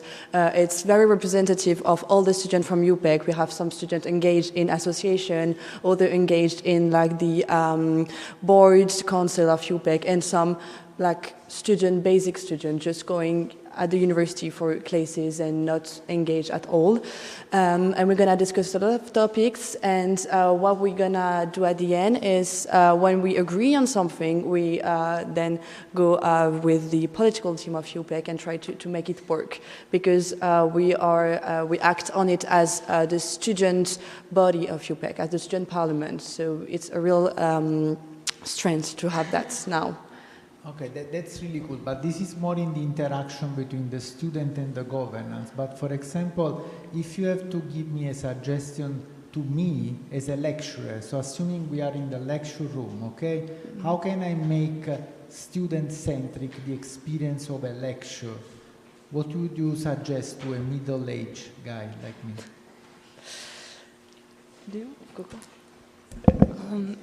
So I would just say, like, teach outside textbooks, like create experience. Maybe, I'm not sure like what topic you focus on, but maybe just give people an opportunity to feel something real, to bring them to real people, or maybe if it's art or philosophical, bring them to a museum, bring them, I don't know, to a political session in your local neighborhood, like connect them with the actualities of the field that you work on. I guess that would be a suggestion for me to just create the opportunity for students to have it. Even maybe some students might not be collaborative, they might not want to do it, but that's on them, you know. You created an opportunity for students to learn in the real life setting, and I would say that's very important for any kind of field. No, that's very important. There is the learning pyramid, which is telling you basically how much information you will retain, and actually learning by doing, you will retain 80%, but actually you will retain 90% learning by teaching. So it actually should be you guys delivering the lecture, of course, with the proper structure and information from the lecture. So I think you have done a fantastic job, so thank you, Andrea, for sharing it, and thank you, Matilde, Simona, and Nezar for the great contribution. Thank you.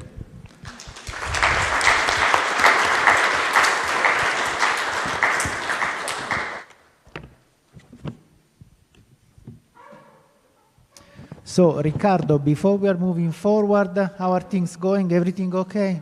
Yes. Oh, it's taking shape. Any you want to give us any gossip of what will be at the end? I would like to know how long I have still having for. How much time do you need? No, how much time I have to finish. You have around 40 minutes. Ah, okay, it's okay. Okay, fantastic. Okay, guys, so basically everything is progressing well. Also the painting is taking shape, and I think we can move forward now to the next part of the debate, which is actually a pleasure for me to introduce to you some of the people. Give me 1 second that I will read all their names from my iPhone. Okay, so basically,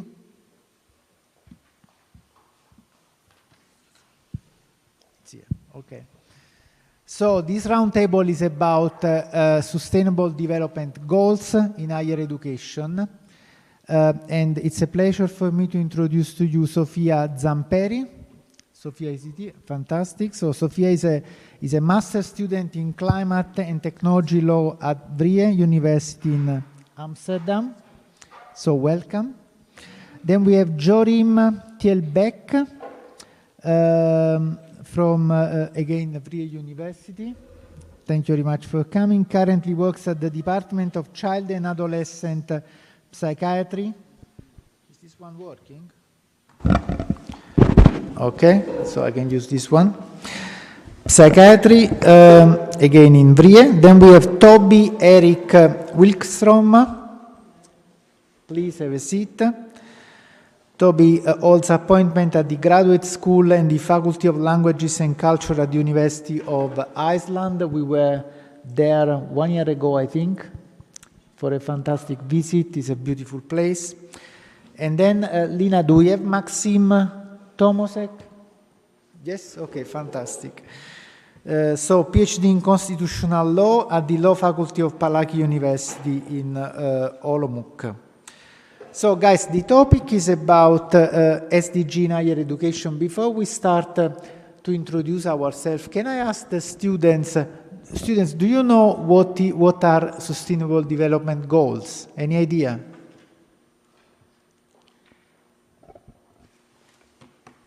Any of you that know what are the Sustainable Development Goals?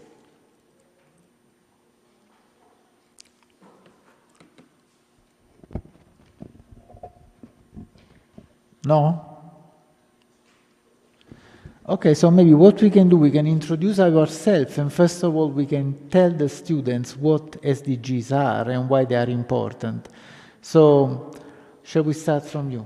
Quick introduction, and also if you can tell us what SDGs are, in your opinion, and why they are important. Yes, thank you. So, my name is Sofia Zampedri. Can you hear me? You need to switch. Oh, thank you. My name is Sofia Zampedri. I am doing 2 masters at VU Amsterdam in climate law and technology law. And I also work at the education lab of the Center for Teaching and Learning.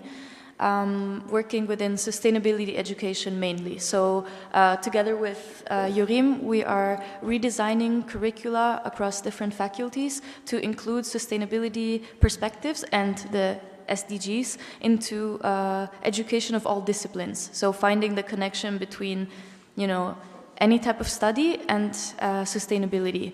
And so the SDG goals, the Sustainable Development Goals, in my eyes are any goals that connect to the broad topic of sustainability, not just within climate, but also within social sustainability. So solving inequality, solving poverty, also providing high quality education, and then of course more climate focused goals like climate action. So yes, we are trying to include some of those goals into our teachings and into the teachings of VU Amsterdam. Yes, hello everyone. My name is Jorim Tielbeek. I work at the VU University in the Sustainability Office and also at the Psychiatry Department at the University Medical Center. We're talking about the University of tomorrow, but I wanted to go to the University of the past. So when I was, just a small anecdote, when I was studying criminology, I had some ideas on how to change that study program. So in the brochure, they claimed that it was a very multidisciplinary study, but I was missing the biological, the neuroscientific perspective in that study. So I went to a professor and said hey, I have this idea, we can change, we can actually improve our study program. And then he told me no, you're just a student, wait until you're further higher up in the hierarchy, and then we can maybe talk. So actually I went to multiple professors. I really thought I had a great idea, but nobody was really listening to me. So Nazar, you were mentioning also before, sometimes, often in these kind of institutions, we don't listen to our students. So actually from that, and even earlier on in my educational career, my mission became to listen to students. And it was already well put in the student panel debate, putting the student in the center of the education. This is also our mission at our university, or at least my personal mission, and some colleagues are also sharing that, to really see the student as the gatekeepers of our own education. Meanwhile, I made a sort of a career transition. So now I'm focusing more on planetary health and sustainability. And that was also actually partly inspired by students, because I was asking them every year when welcoming the new students, what do you think is the most critical challenge that we need to tackle as humanity? And then the climate crisis was always the biggest word in the word cloud. So then I realized, okay, students, they have the longest time to live, so I really wanted to target planetary health or sustainability. As for the sustainability development goals, I think it's a really good framework to look at the topic from a systemic point of view. So really relating the human ecosystem to nature, and really interdisciplinary research could really be stimulated by this framework. So at our university, we kind of have a focus on health, climate action, and inequality and justice. But of course, we embrace all of these SDG goals. Thank you so much. So yes, my name is Toby Erik Wikström, and I work at the University of Iceland, and there I sort of wear two hats. So my research field is early modern French literature, so right at home here, and I look at globalization, race before race, slavery, conquest, cross-cultural encounters of all kinds. That's what I'm interested in. So really interested in globalization, and I could say a lot about that and how that might help us understand this and promote the SDGs, but I'll talk more about, yes, should I use that instead? Yeah. My other hat, which is that I work at our graduate school as well, and there I work with PhD students and supervisors. So I'm kind of a skills developer for PhD students. I'm very passionate about that, and can explain more after the introductions how in that work, how I might help PhD students become part of the new generation you were all talking about. And a lot of what I'll say has been echoed already by Professor Blackburn by Nedar, who just spoke as well, and so I'll touch on what has been said already. Good evening, everyone. My name is Maxim Tomošek. I'm from Palacký University in Olomouc. I work at the Faculty of Law as Vice Dean for Education for Bachelor and Master degrees. In the Aurora Alliance, my responsibility is for implementing the LUI competence framework. So basically a competence framework which is dedicated to non-subject specific skills like problem solving, critical thinking. And when I analyze actually the content, the specific skills, those are the things that we need in the first place if we want to tackle the SDGs. So the substantive knowledge definitely has to be there, but just the substantive knowledge without the ability to think creatively, critically, to analyze the problems is not enough. And let me say that the question was, what are SDGs? And to be a bit controversial, I would say it's a huge missed opportunity. There are goals for 2030. We are in 2025, and we are nowhere near not fulfilling them, but actually starting to work on fulfilling them. And my question then is, what are universities doing? I would expect that, if the humanity is supposed to fulfill those in 2030, in 2025 we're supposed to have an army of specialists equipped to tackle those SDGs, to have a clear research showing how can we do that, having a clear plan of action, and actually already been doing something. Maybe they were formulated in 2015, 2013, something like that. So I would say that maybe we should be probably 2/3 in the way of achieving them. But I fear that actually with any of the SDGs, we have not succeeded yet. So we have a lot to do in those 5 years. And as universities, well, what is it that we do? How can we contribute to fulfilling the SDGs? Well, obviously, educating and having really that army of alumni, of graduates who are equipped to be able to contribute to this. But not just that. I would say that universities also don't have just that very pro-future orientation. There are many things that universities can be doing right now. There are actually students at the universities who could, through service learning, project-based learning, clinical education, who can contribute to the problems existing right now. And we do see a lot of those types of activities, but my perspective is it's not enough. In the context of the whole humanity, I mean, whatever we're doing, it's not enough. So let's start looking for ways, how can we do it on a greater scale? Scaling up, that's I think the most important word right now. Thank you. So thank you guys for introducing yourself. Can I take a step backward just for the students in the room? So in 2015, the United Nations adopted an agenda, the 2030 Agenda for Sustainable Development. And in this agenda, they identified 17 Sustainable Development Goals, which are basically goals aiming to make this world better for all of us. Okay, so the goal is to reach peace, prosperity, and improve basically people's life. Now you can watch the news and understand that we are not exactly in the right place where we should be, and a lot of these goals are very ambitious, and definitely we will not meet the target, as you were saying.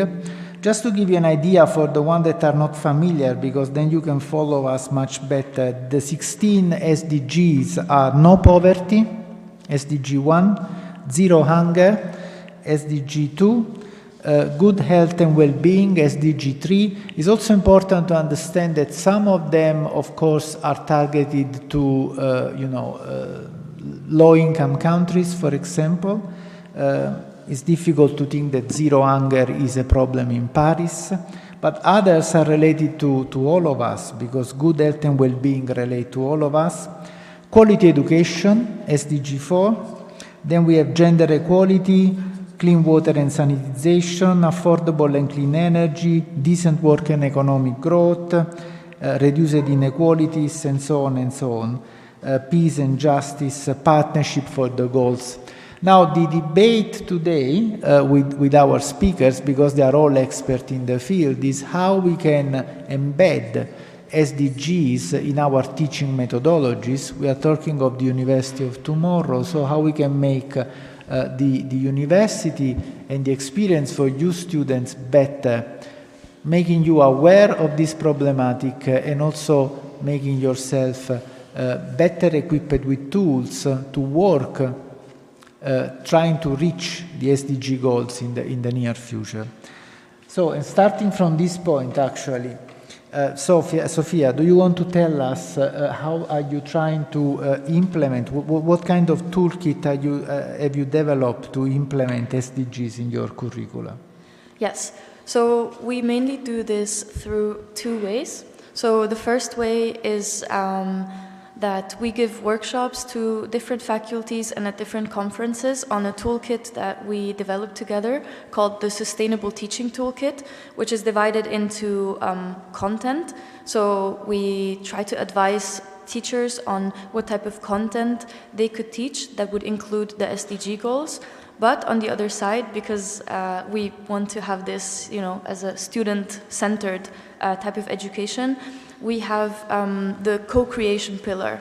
So within the co-creation pillar, we give advice on not just how to create a course on sustainability, but how to do this together with students. So different methodologies on putting students in the driver's seat of designing this education. And this leads me to the second way that we try to include SDGs in education.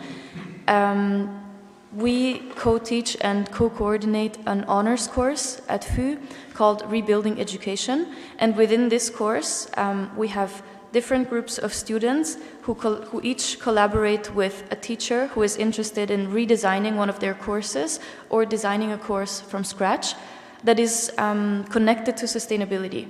So basically the students get into these groups and they are given a case study, for example, a course on psychology. Please do your best to redesign this course into a course on sustainable psychology. And then the students work together with the teacher over the course of the 8 weeks of the course, and we guide them, we provide personal coaching, but we also give lectures on educational theories. So we teach them how to create learning goals, how to stimulate motivation in teaching, how to improve student engagement, so that they have the educational theory necessary to feel like they can, design a course, which is not easy, but at the same time they have guidance from us and from the case holder, so the teacher that they're collaborating with. So these are some of the ways that we are doing this together at FU. And we already have a couple courses now within the honors program that have been student designed. So that have been designed within our course. Many of these are about sustainability. I also took one of them a couple years ago, and it was really fun to see when you take the course, you notice the elements that were designed by the students when you're a student yourself. So it's really cool to see that these have been implemented and keep being implemented at our university. So that's fantastic and a great model for co-creation. Jorim, can you give us, for example, a couple of practical examples, the content of one of these courses, so that we can have a better idea how did you succeed to do that? Yeah, absolutely. And I wanted to add first that within academia, and especially when talking about the climate crisis, we are used to do issue-based communication. So scientists are very good in defining the problem and refining the problem. But the Climate Action Unit in the University College London showed that it's better to have action-based communication. So if you only describe the problem but you don't provide a solution, then you get paralysis. And that is also often happening among students. So I think one of the things we try to instill in our students is a sense of agency, so that they can actually deal with the climate crisis. Many of our students are worried about the climate crisis. So our mission is to how can you as a student contribute from your discipline. There are so many disciplines that can contribute to the climate crisis, but what specifically can you do from your discipline in order to handle the climate crisis? So by having that agency, we also empower them to become active in that regard. And a couple of courses that were being co-created by our students, for instance, one on climate justice. So I don't think it has been mentioned enough yet, but for instance, Professor Blackburn was mentioning intergenerational transmission. I am also in the background a geneticist, so that resonated with me. But of course, we also have to think about intergenerational justice, right? So so this course, for instance, looks at, okay, if there's a lack of resources, to what extent is that for our next generations, like the injustice for next generations, but also how relates capitalism to and colonization towards the climate crisis. So really looking at it from a systemic point of view. And the students created this course, and there were also very different, for instance, the assessment. This is also interesting. I think if you innovate in education, you also have the opportunity to redesign the way you teach. So not just the content, but also the style of teaching. So the students provide also input on the type of teaching. So for instance, in this course, the students had to write a reflective portfolio. So to really also look at themselves, reflect on their own behaviors.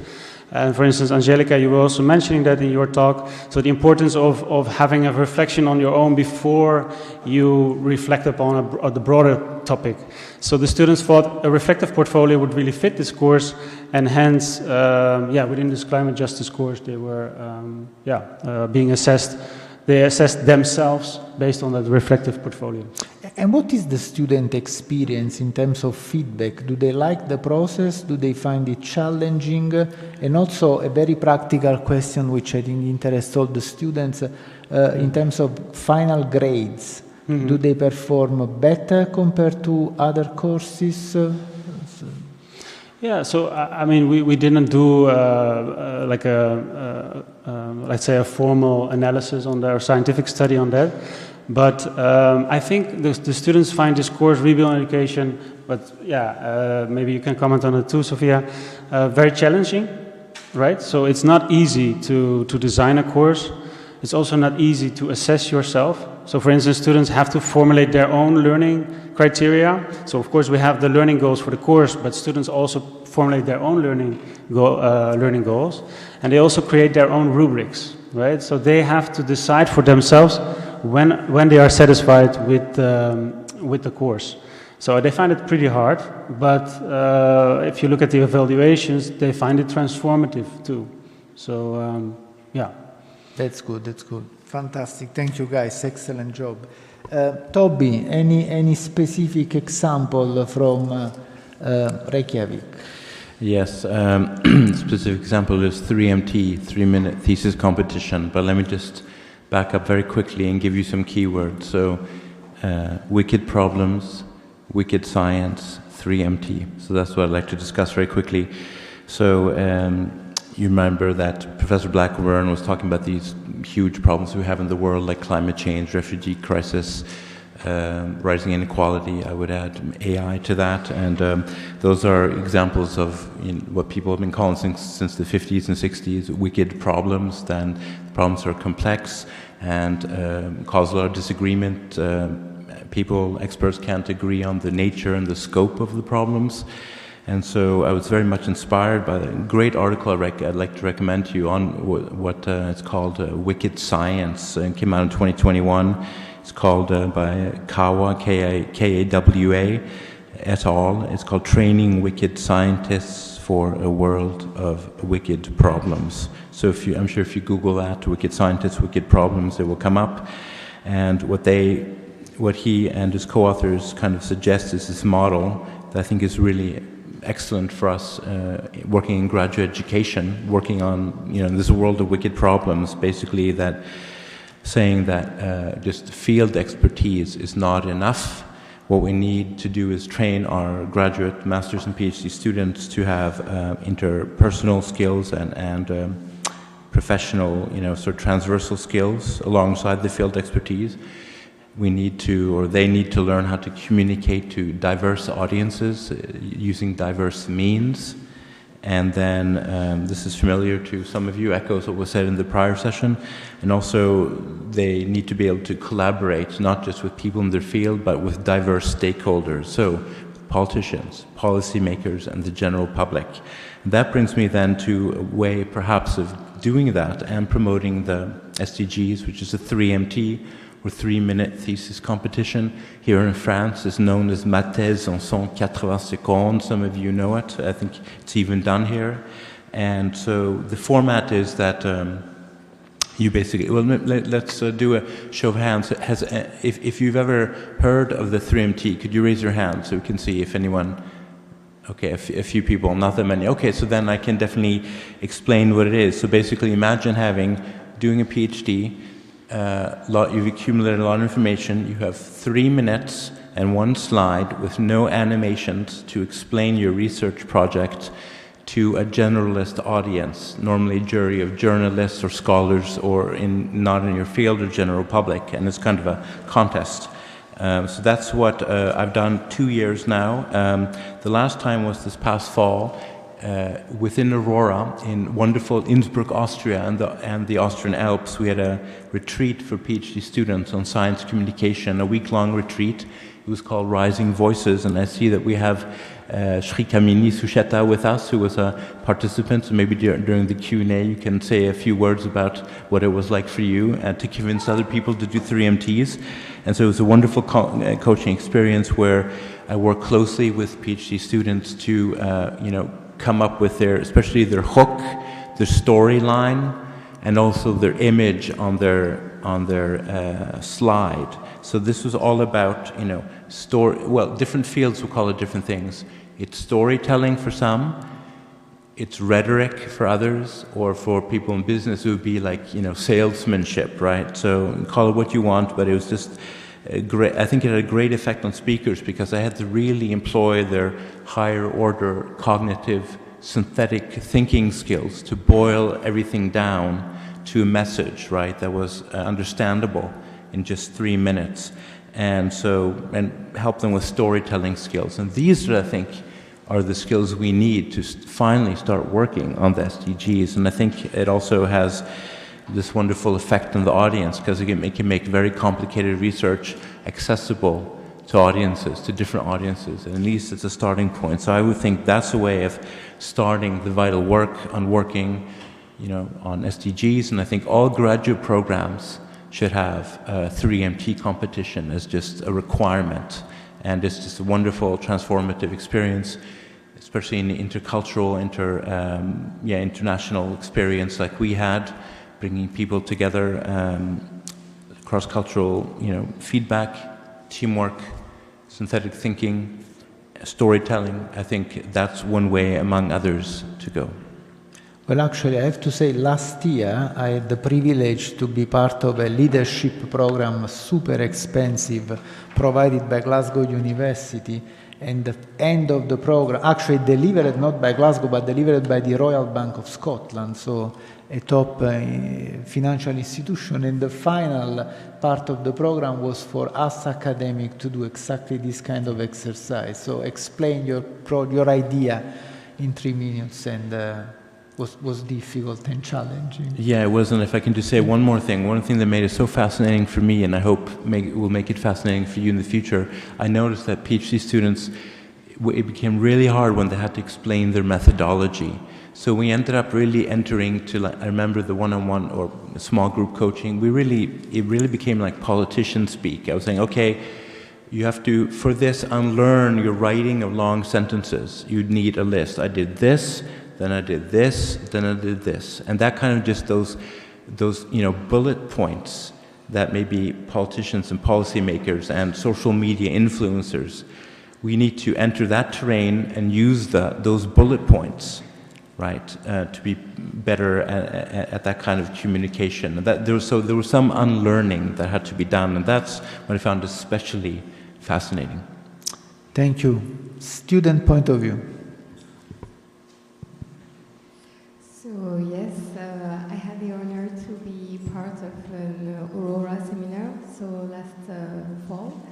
And it was really nice, and I was able to talk with several teachers from across Europe, and also students from across Europe, such as like Czech Republic, Iceland, and also Spain. So yes, it was more like articulate, with a 3MT, and it was nice to. Sorry.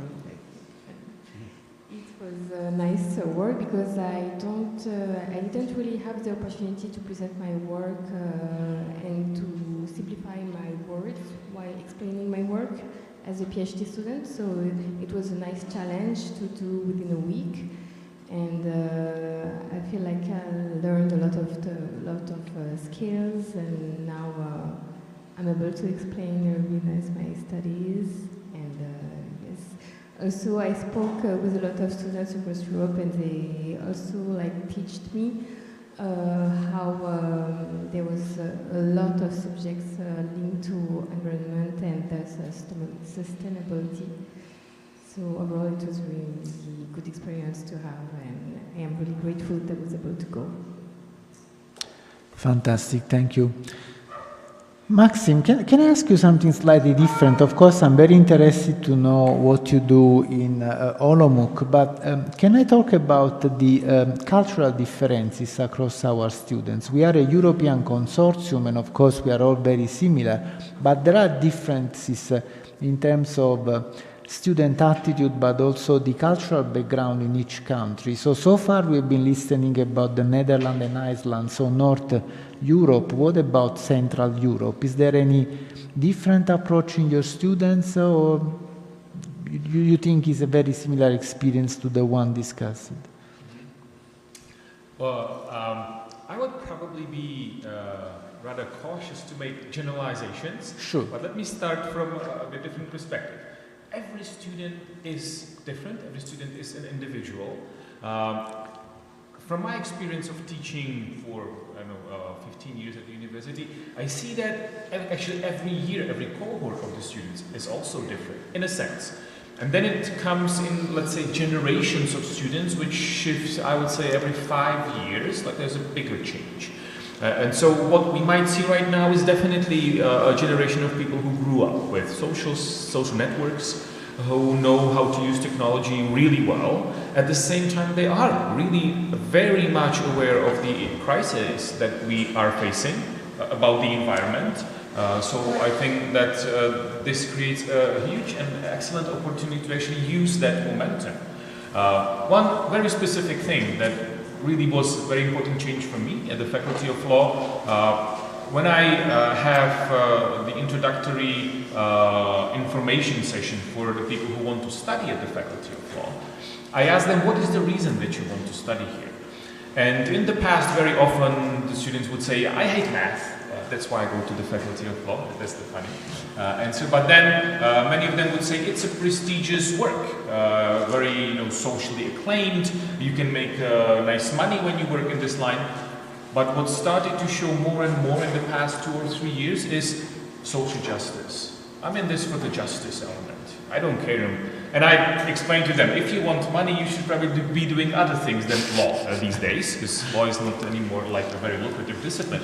But this actually goes hand in hand with them saying, I'm in this for justice. So this is what I see is really important. And how this relates to SDGs, I think that SDGs for us, this is not something which is optional. This should be really everywhere. And whatever we do, we need to explain to students how this relates to SDGs, because this is the crisis that is in front of us, and so far it's not improving, it's rather getting worse. So this is what we really need to care about. And I think that we've already seen that we do know what are the things that we need. I think that we need to be more focused, more explicit, more targeted in achieving these things. And we do have the tools to do that. I think that if every course at every university said, I'm linked to this SDG, I'm actually showing you how to contribute to solve this type of problem by acquiring these skills. This is something that could really be a significant shift for the students, which right now I think very often are wondering, what is the relevance of this course for me? Why am I here? This could give them the purpose, the motivation, which is probably the most important thing you need to finish your studies well.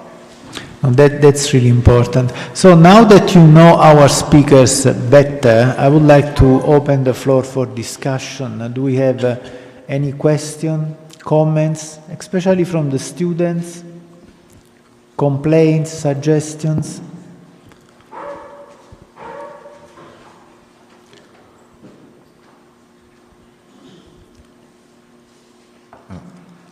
I had some comments actually, and just to join Maxime and to rebalance on why the SDGs right now that we didn't achieve anything, and I'm with you on that point. I think it's just our approach are wrong, or maybe in the opposite direction. There's the why and the how. Why didn't we reach the SDGs right now?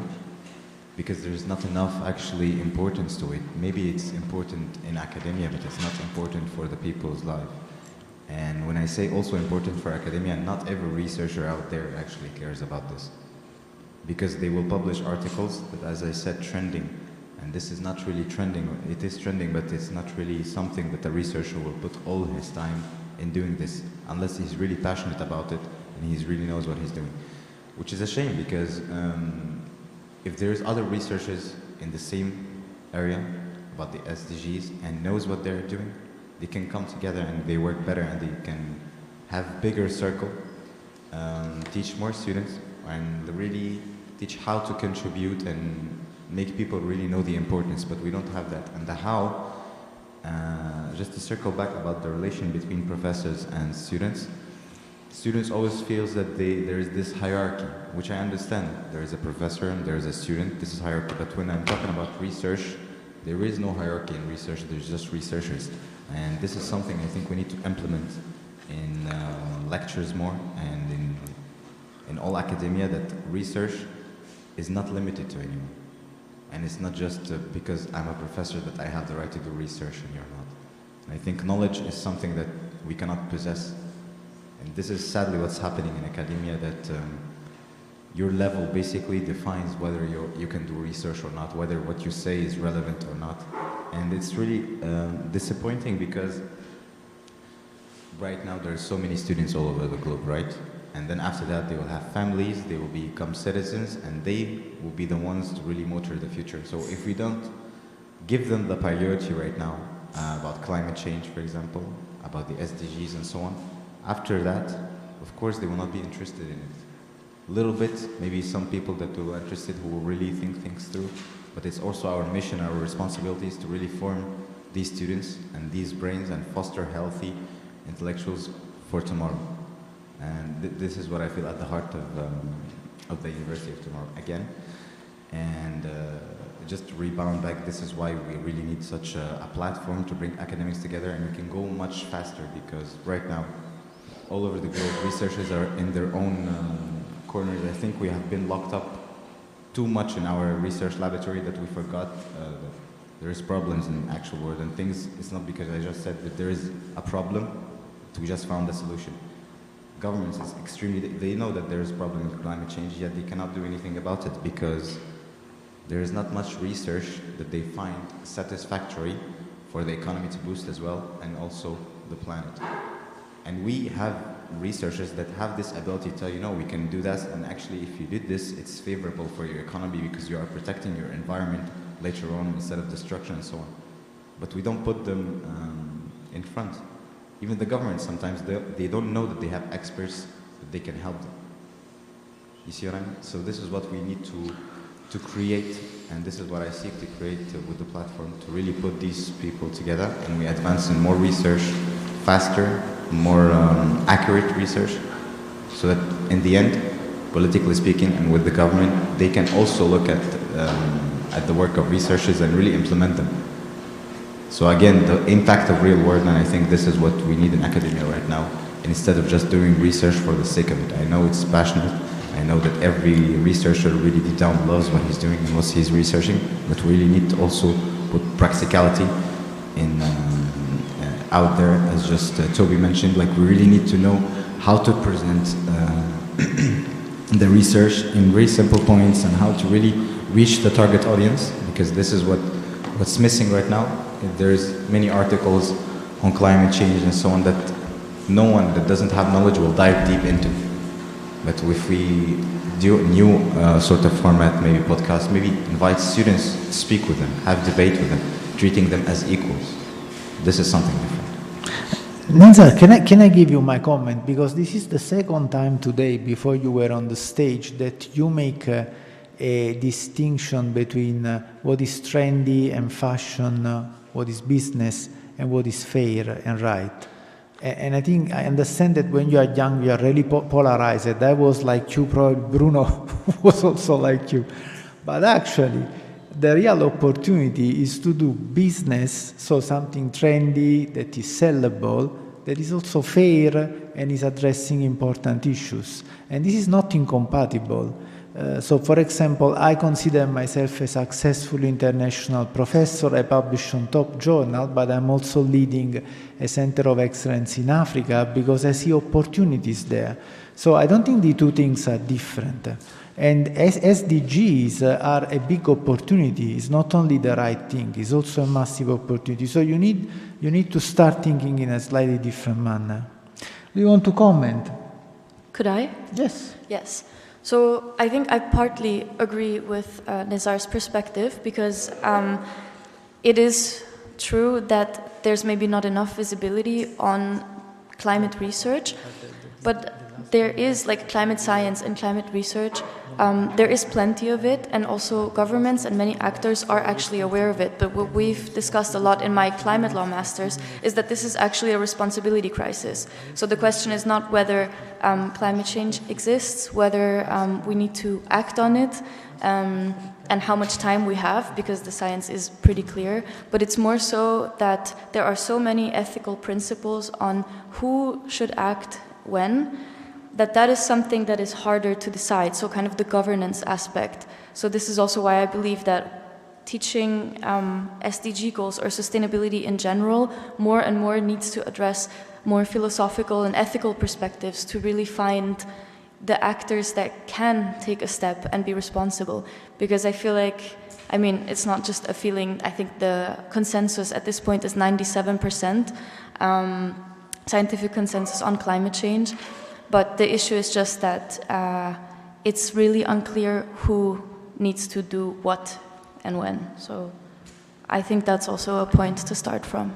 No, that's very important. Do we have one last question and then a quick answer from us before we are closing this session? Anyone? Please. Just very quickly, a practical questions about how are the students treated, to Sophia and Jorin. When they do the tutoring or the co-creation with the professor, are they trained before or not? And also the professors, in a way, how do they train it other than, or they just face not the co-creation of the relation with the student and so on? Yeah, great question, Bruno. Thank you. So I think it's a bit of learning along the way. So in this course, Rebuild Education, students come from different disciplines, right? So you would have students from mathematics to economics, so it's really interdisciplinary. So they don't necessarily are an expert on educational innovation. So of course we have to give them the basic knowledge in how do you design a great course? You know, what is constructive alignment? How do you align your learning goals with assessment, etc.? So they kind of get a brief course on how do you design a great course. At the same time, we give them academic perspectives on education and educational innovation, so philosophical, neuroscientific, technological, different standpoints of view from guest lectures that basically inspire them with different perspectives on different academic perspectives on educational innovation. So then the students are sort of equipped, they have the basic tools to design education. And then the teachers, so I think it's important to mention when it comes to educational innovation that apart from the top-down strategy, so coming from the board, it's also good to have a bottom-up approach. So when students approach a professor and mention like, hey, we have ideas on how to make your course, how to enrich your course, If they frame it in the right way, typically the course coordinator will be excited to work with them, right? So, and then usually they don't really have experience with collaborating with students, but they are enthusiastic about it and they learn along the way. So what we do is a bit of design thinking, so the students start prototyping immediately with the course. We do like feedback carousels where the coordinators also join and they present their first ideas on the course. So there's a lot of feedback loops during the course. So I guess also the coordinators, they learn along the way by interacting with the students. So yeah, none of them have initial experience. So I think you can apply this to every program in every university. There's no requisite in terms of any prerequisite knowledge. And of course the coordinator is still the content expert, right? The professor knows the content, but students can really help to enrich the teaching methods and also provide certain case studies that they find interesting from their own disciplines. So yeah, they don't have to be educational experts yet. Okay, fantastic. Can we have just a very quick last burning comments from the two of you, Toby and Maxime? How do we train the professors, not the students? Well, I certainly agree with the abundance of hierarchies in the university environment. And there is actually plenty of research which shows that this is disruptive for teaching, that actually teaching best happens in a co-creation type of environment. And very simple question is, there also is a lot of research that the lecture is the least efficient method of teaching. So why is it still a prevailing method of education? So much. So why don't we do other things if we have scientific proof that actually it works better? No, I know. In the learning pyramid, the lecturing is retained only at 10%, so it's useless. Well, not useless. I think yeah, it does have some it's nice the starting uses, point. Yeah. But yes, the question would be why still do it? And I think that basically we don't pay enough attention to actually educating the teachers about how to educate in higher education. So in order to teach at the university, you don't need any educational training, which is ridiculous. After all, how do we want to create a quality education if we don't care about that at all? Luckily, I think we do have some easy-to-use tools because basically every academic teacher is an expert in their own area of expertise. What they really lack is that educational part. And I think that we already have tools like Louis and other similar tools, which are really easy to use and can help the teachers to improve the educational part, to implement methods to develop those transversal skills, transversal competences, to involve the student, engage the students, to disrupt the hierarchical structure in a very easy way. So why not try and do that? Yeah, I would just add very quickly that I think the key is to go from, in terms of professors, that we learn how to go from being the sage on the stage, from a kind of medieval reality where very few people had any knowledge, to being a learning architect instead. So maybe the flipped classroom, minimal lectures, but more activities that deploy, that stimulate critical thinking skills from the students. And there I'm thinking of few interesting books, one called How Learning Works, that's a great one. Then also The Learning Centered University, and those are two books that discuss ways of doing this. That's what I would say.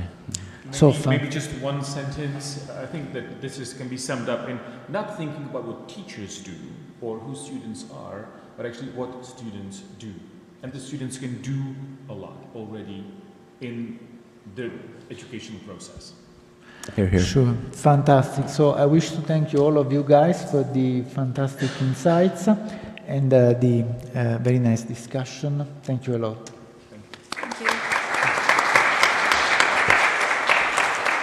So I think we can move now to the last speaker of the day.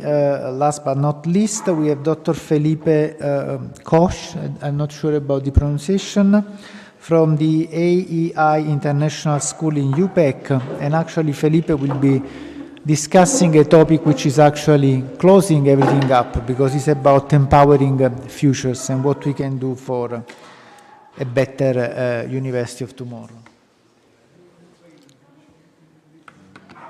You need the microphone. Give me 1 second. Oh, it's there.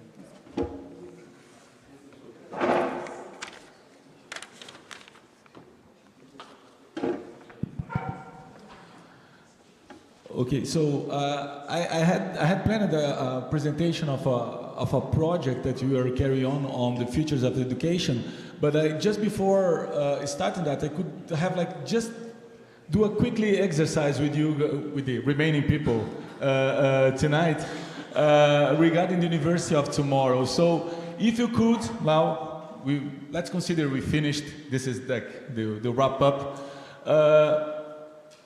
Let's consider we are in the University of Tomorrow. Let's say, close your eyes. No, don't need to do that, but we are in 2050, and we are in the University of Tomorrow. So, what would be this probable university? We're going to have like I saw in London in December, with a Chinese alliance. They were presenting the University of Tomorrow, so we had an AI totem, like a big Alexa, that is always following up on the students and giving answers and making new research questions and going on and on and on. So that could be some, if you remain on our probable features, on this linearity, on focusing on continuity, this could be a probable University of Tomorrow, like everything AI. But then, if you look back what was said today, we could also focus on desirable futures. And then we see more connections, the social spaces, this exchanges between professors and students, this space for learning together. Like you see here, Université engagée, that's this engagement towards society. And this is something that maybe is new here in Europe, but in Latin America, for the past 30 years, education is based on a tripod. We have research, teaching, and extension towards society. So we do projects within society. In Africa, they do that for 20 years. Like in our task team, we work with people from Ghana, for instance. They have those projects from 25 years, like going beyond the walls of the university. So this could be a desirable future. But then, what's the matter with the future? Like the future, ontologically, it's unknowable. We do not know, and there's no way to know it. This is the problem with the future. So James Dator, that was the person who first created a PhD on futures studies back in 1973 in Hawaii, he used to say that if your image of the future, if your idea about the future doesn't feel ridiculous, don't make you laugh, then it's not about the future. Then you're just like stretching the present towards a time later than now. So, what about we are in the University of the Future, the University of Tomorrow? We are in 2050, and the university is the place for unlearning. We go there to unlearn. That's the job of professors. We are there to make sure everybody unlearn what they knew before. How does it make us look at our university today? I know it feels a little bit strange, and then you look back now, and which questions can you bring for the university of today? Having this is just like one image that I could bring to you that would be not a probable nor a desirable future, just a different future, an alternative future. And having this idea in mind, and you look back to the present, to our actual university, what questions bring up? So when you talk about, let's go back to when you talk about futures of education, how can we infuse futures literacy within education? It's pretty much about that. It's not like focusing on the way we look at how things should or could be, but how these ideas, these images, just like in our talking, like right now, we just had like 3 different features, just like in 3 minutes. How looking from those perspectives change the way that we look at the present. So how can we, like we had last year in Trento, a conference called The Discovery of the Future for the Social Sciences. How could we do future-oriented research and not only past and present driven? Is it even possible? Would that be science in the ways that we think nowadays science is meant to be? So thinking about those aspects make us to engage with changing the conditions of change. This is the goal of disturbing the present with the views from the future to the present. So it's like Toby just said before, it's a matter of agency. And how can this agency help us to be more aware of transformation when it happens in the very beginning? Like, look at the present with the eyes that the future won't look like we're doing now. And how can we spot this change in the very beginning? So our project with the Nova Medical School in Lisbon and Fiocruz in Brazil is to create a program for infuse futures literacy and community-driven for health professionals, and then within also the educations. But I just gonna pass it through. So this is a project that is ongoing. We are starting in next semester, and I just wanted to show what you're planning to do. But then I go back to a quick talk, and I won't take longer than that. So this is our objectives within this project of Futures of Education for Health and Living Well. Here is some, if you wanna stay in contact. But then, if you go back to what I just said, then I want to wrap up on that. It's again, like Maria Angelica said before, is a perspective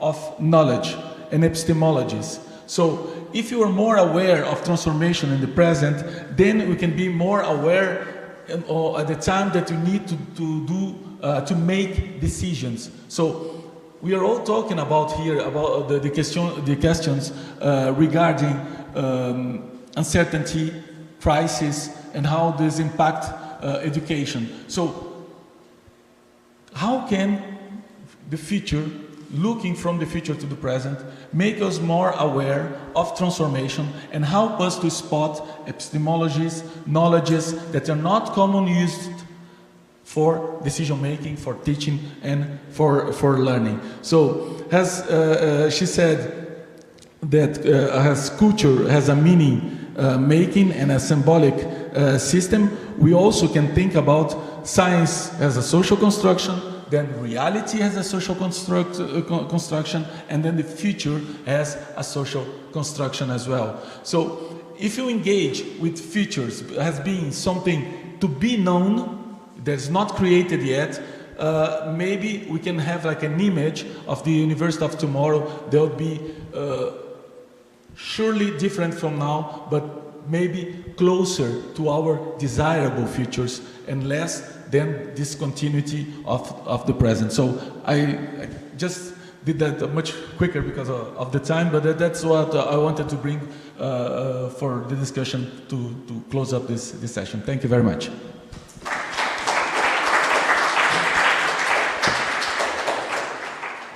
Thank you very much for the very kind contribution, Felipe. Is there any final comment from the audience or any questions from Felipe? Anyone? Thank you, Felipe. I just wonder, how do you work together with people coming from different backgrounds when you are proposing expected impact projects? What's your experience? How do you do? We need to do this, like I said before, this engagement with society. So, for instance, in this project, we started, we had the opportunity to talk about that yesterday quickly. We started doing anticipatory governance projects within liminal spaces. Liminal spaces, we say that there are places that are not a city nor a completely empty space. Is like, for instance, the slums. So you go there, it's not yet there, but not the other way around. So you are in a liminal space, or indigenous lands next to the plantations. They are not one society nor the other, they are in between. So what we find in these liminal spaces, we find that they have one ontological component, that is the vulnerability. They are vulnerabilized. So because they are not inherently vulnerable, they are made vulnerable by the circumstances. And within those spaces, we find that vulnerability has an ambivalence and has some potentialities. And within these potentialities is the discovery of different futures that they are really owned by those people. And doing this, they engage in agency of their tomorrow. So that's the way that you find to go beyond the walls of the university and try to build desirable futures, but not our desirable futures. Really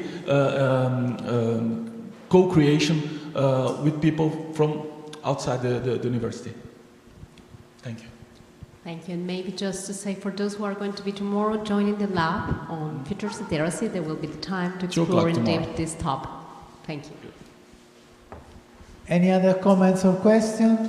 If not, I would like to thank Felipe. Thank you very much. Thank you also to all of the speakers. I think it has been a very interesting session, at least for me. I've learned a lot.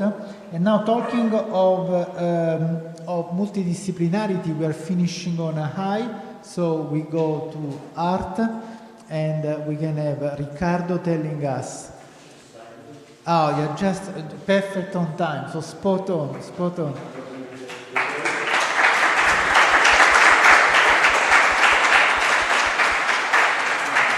And now Riccardo will tell us the meaning of this painting about the future of tomorrow. No, I don't have the competence to explain. It's up to you, and you can do that in English, French, Spanish, as you like. Well, all the beginning was quite abstract. It was gestual abstract. And after hearing what's going on here, I tried to get into a kind of figuration, not very illustration, but well, I haven't seen it yet from far. Then, it's a kind of approach about where I was immersed in the talking about science, nature, sickness, happiness, and then I made it in an instinctive way, without trying to don't think too much, to get into the painting and try to be free. That's good. Actually, partially it's not the University of Tomorrow, but the University of Today, because I can see in some faces, for example, Bruno. I'm joking. No, I was thinking to what you were saying, because actually you said that you were listening to us and then changing slightly the topic, and this is super beautiful, but it's also very full and crowded. So probably your idea of the University of Tomorrow is something messy and chaotic. No, I understand.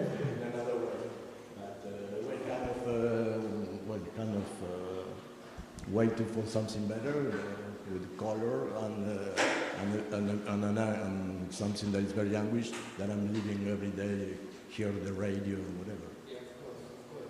Actually, we were discussing about communication, and probably this is what academia is communicating to you. So we need also to learn to communicate something easier and more accessible. So you've done a fantastic job. Thank you very much. I think it's beautiful. Okay, guys, and this is all from us. I just have to do the final thank to Lina because she has done actually all the artwork and all the job. So thank you very much. Bye-bye.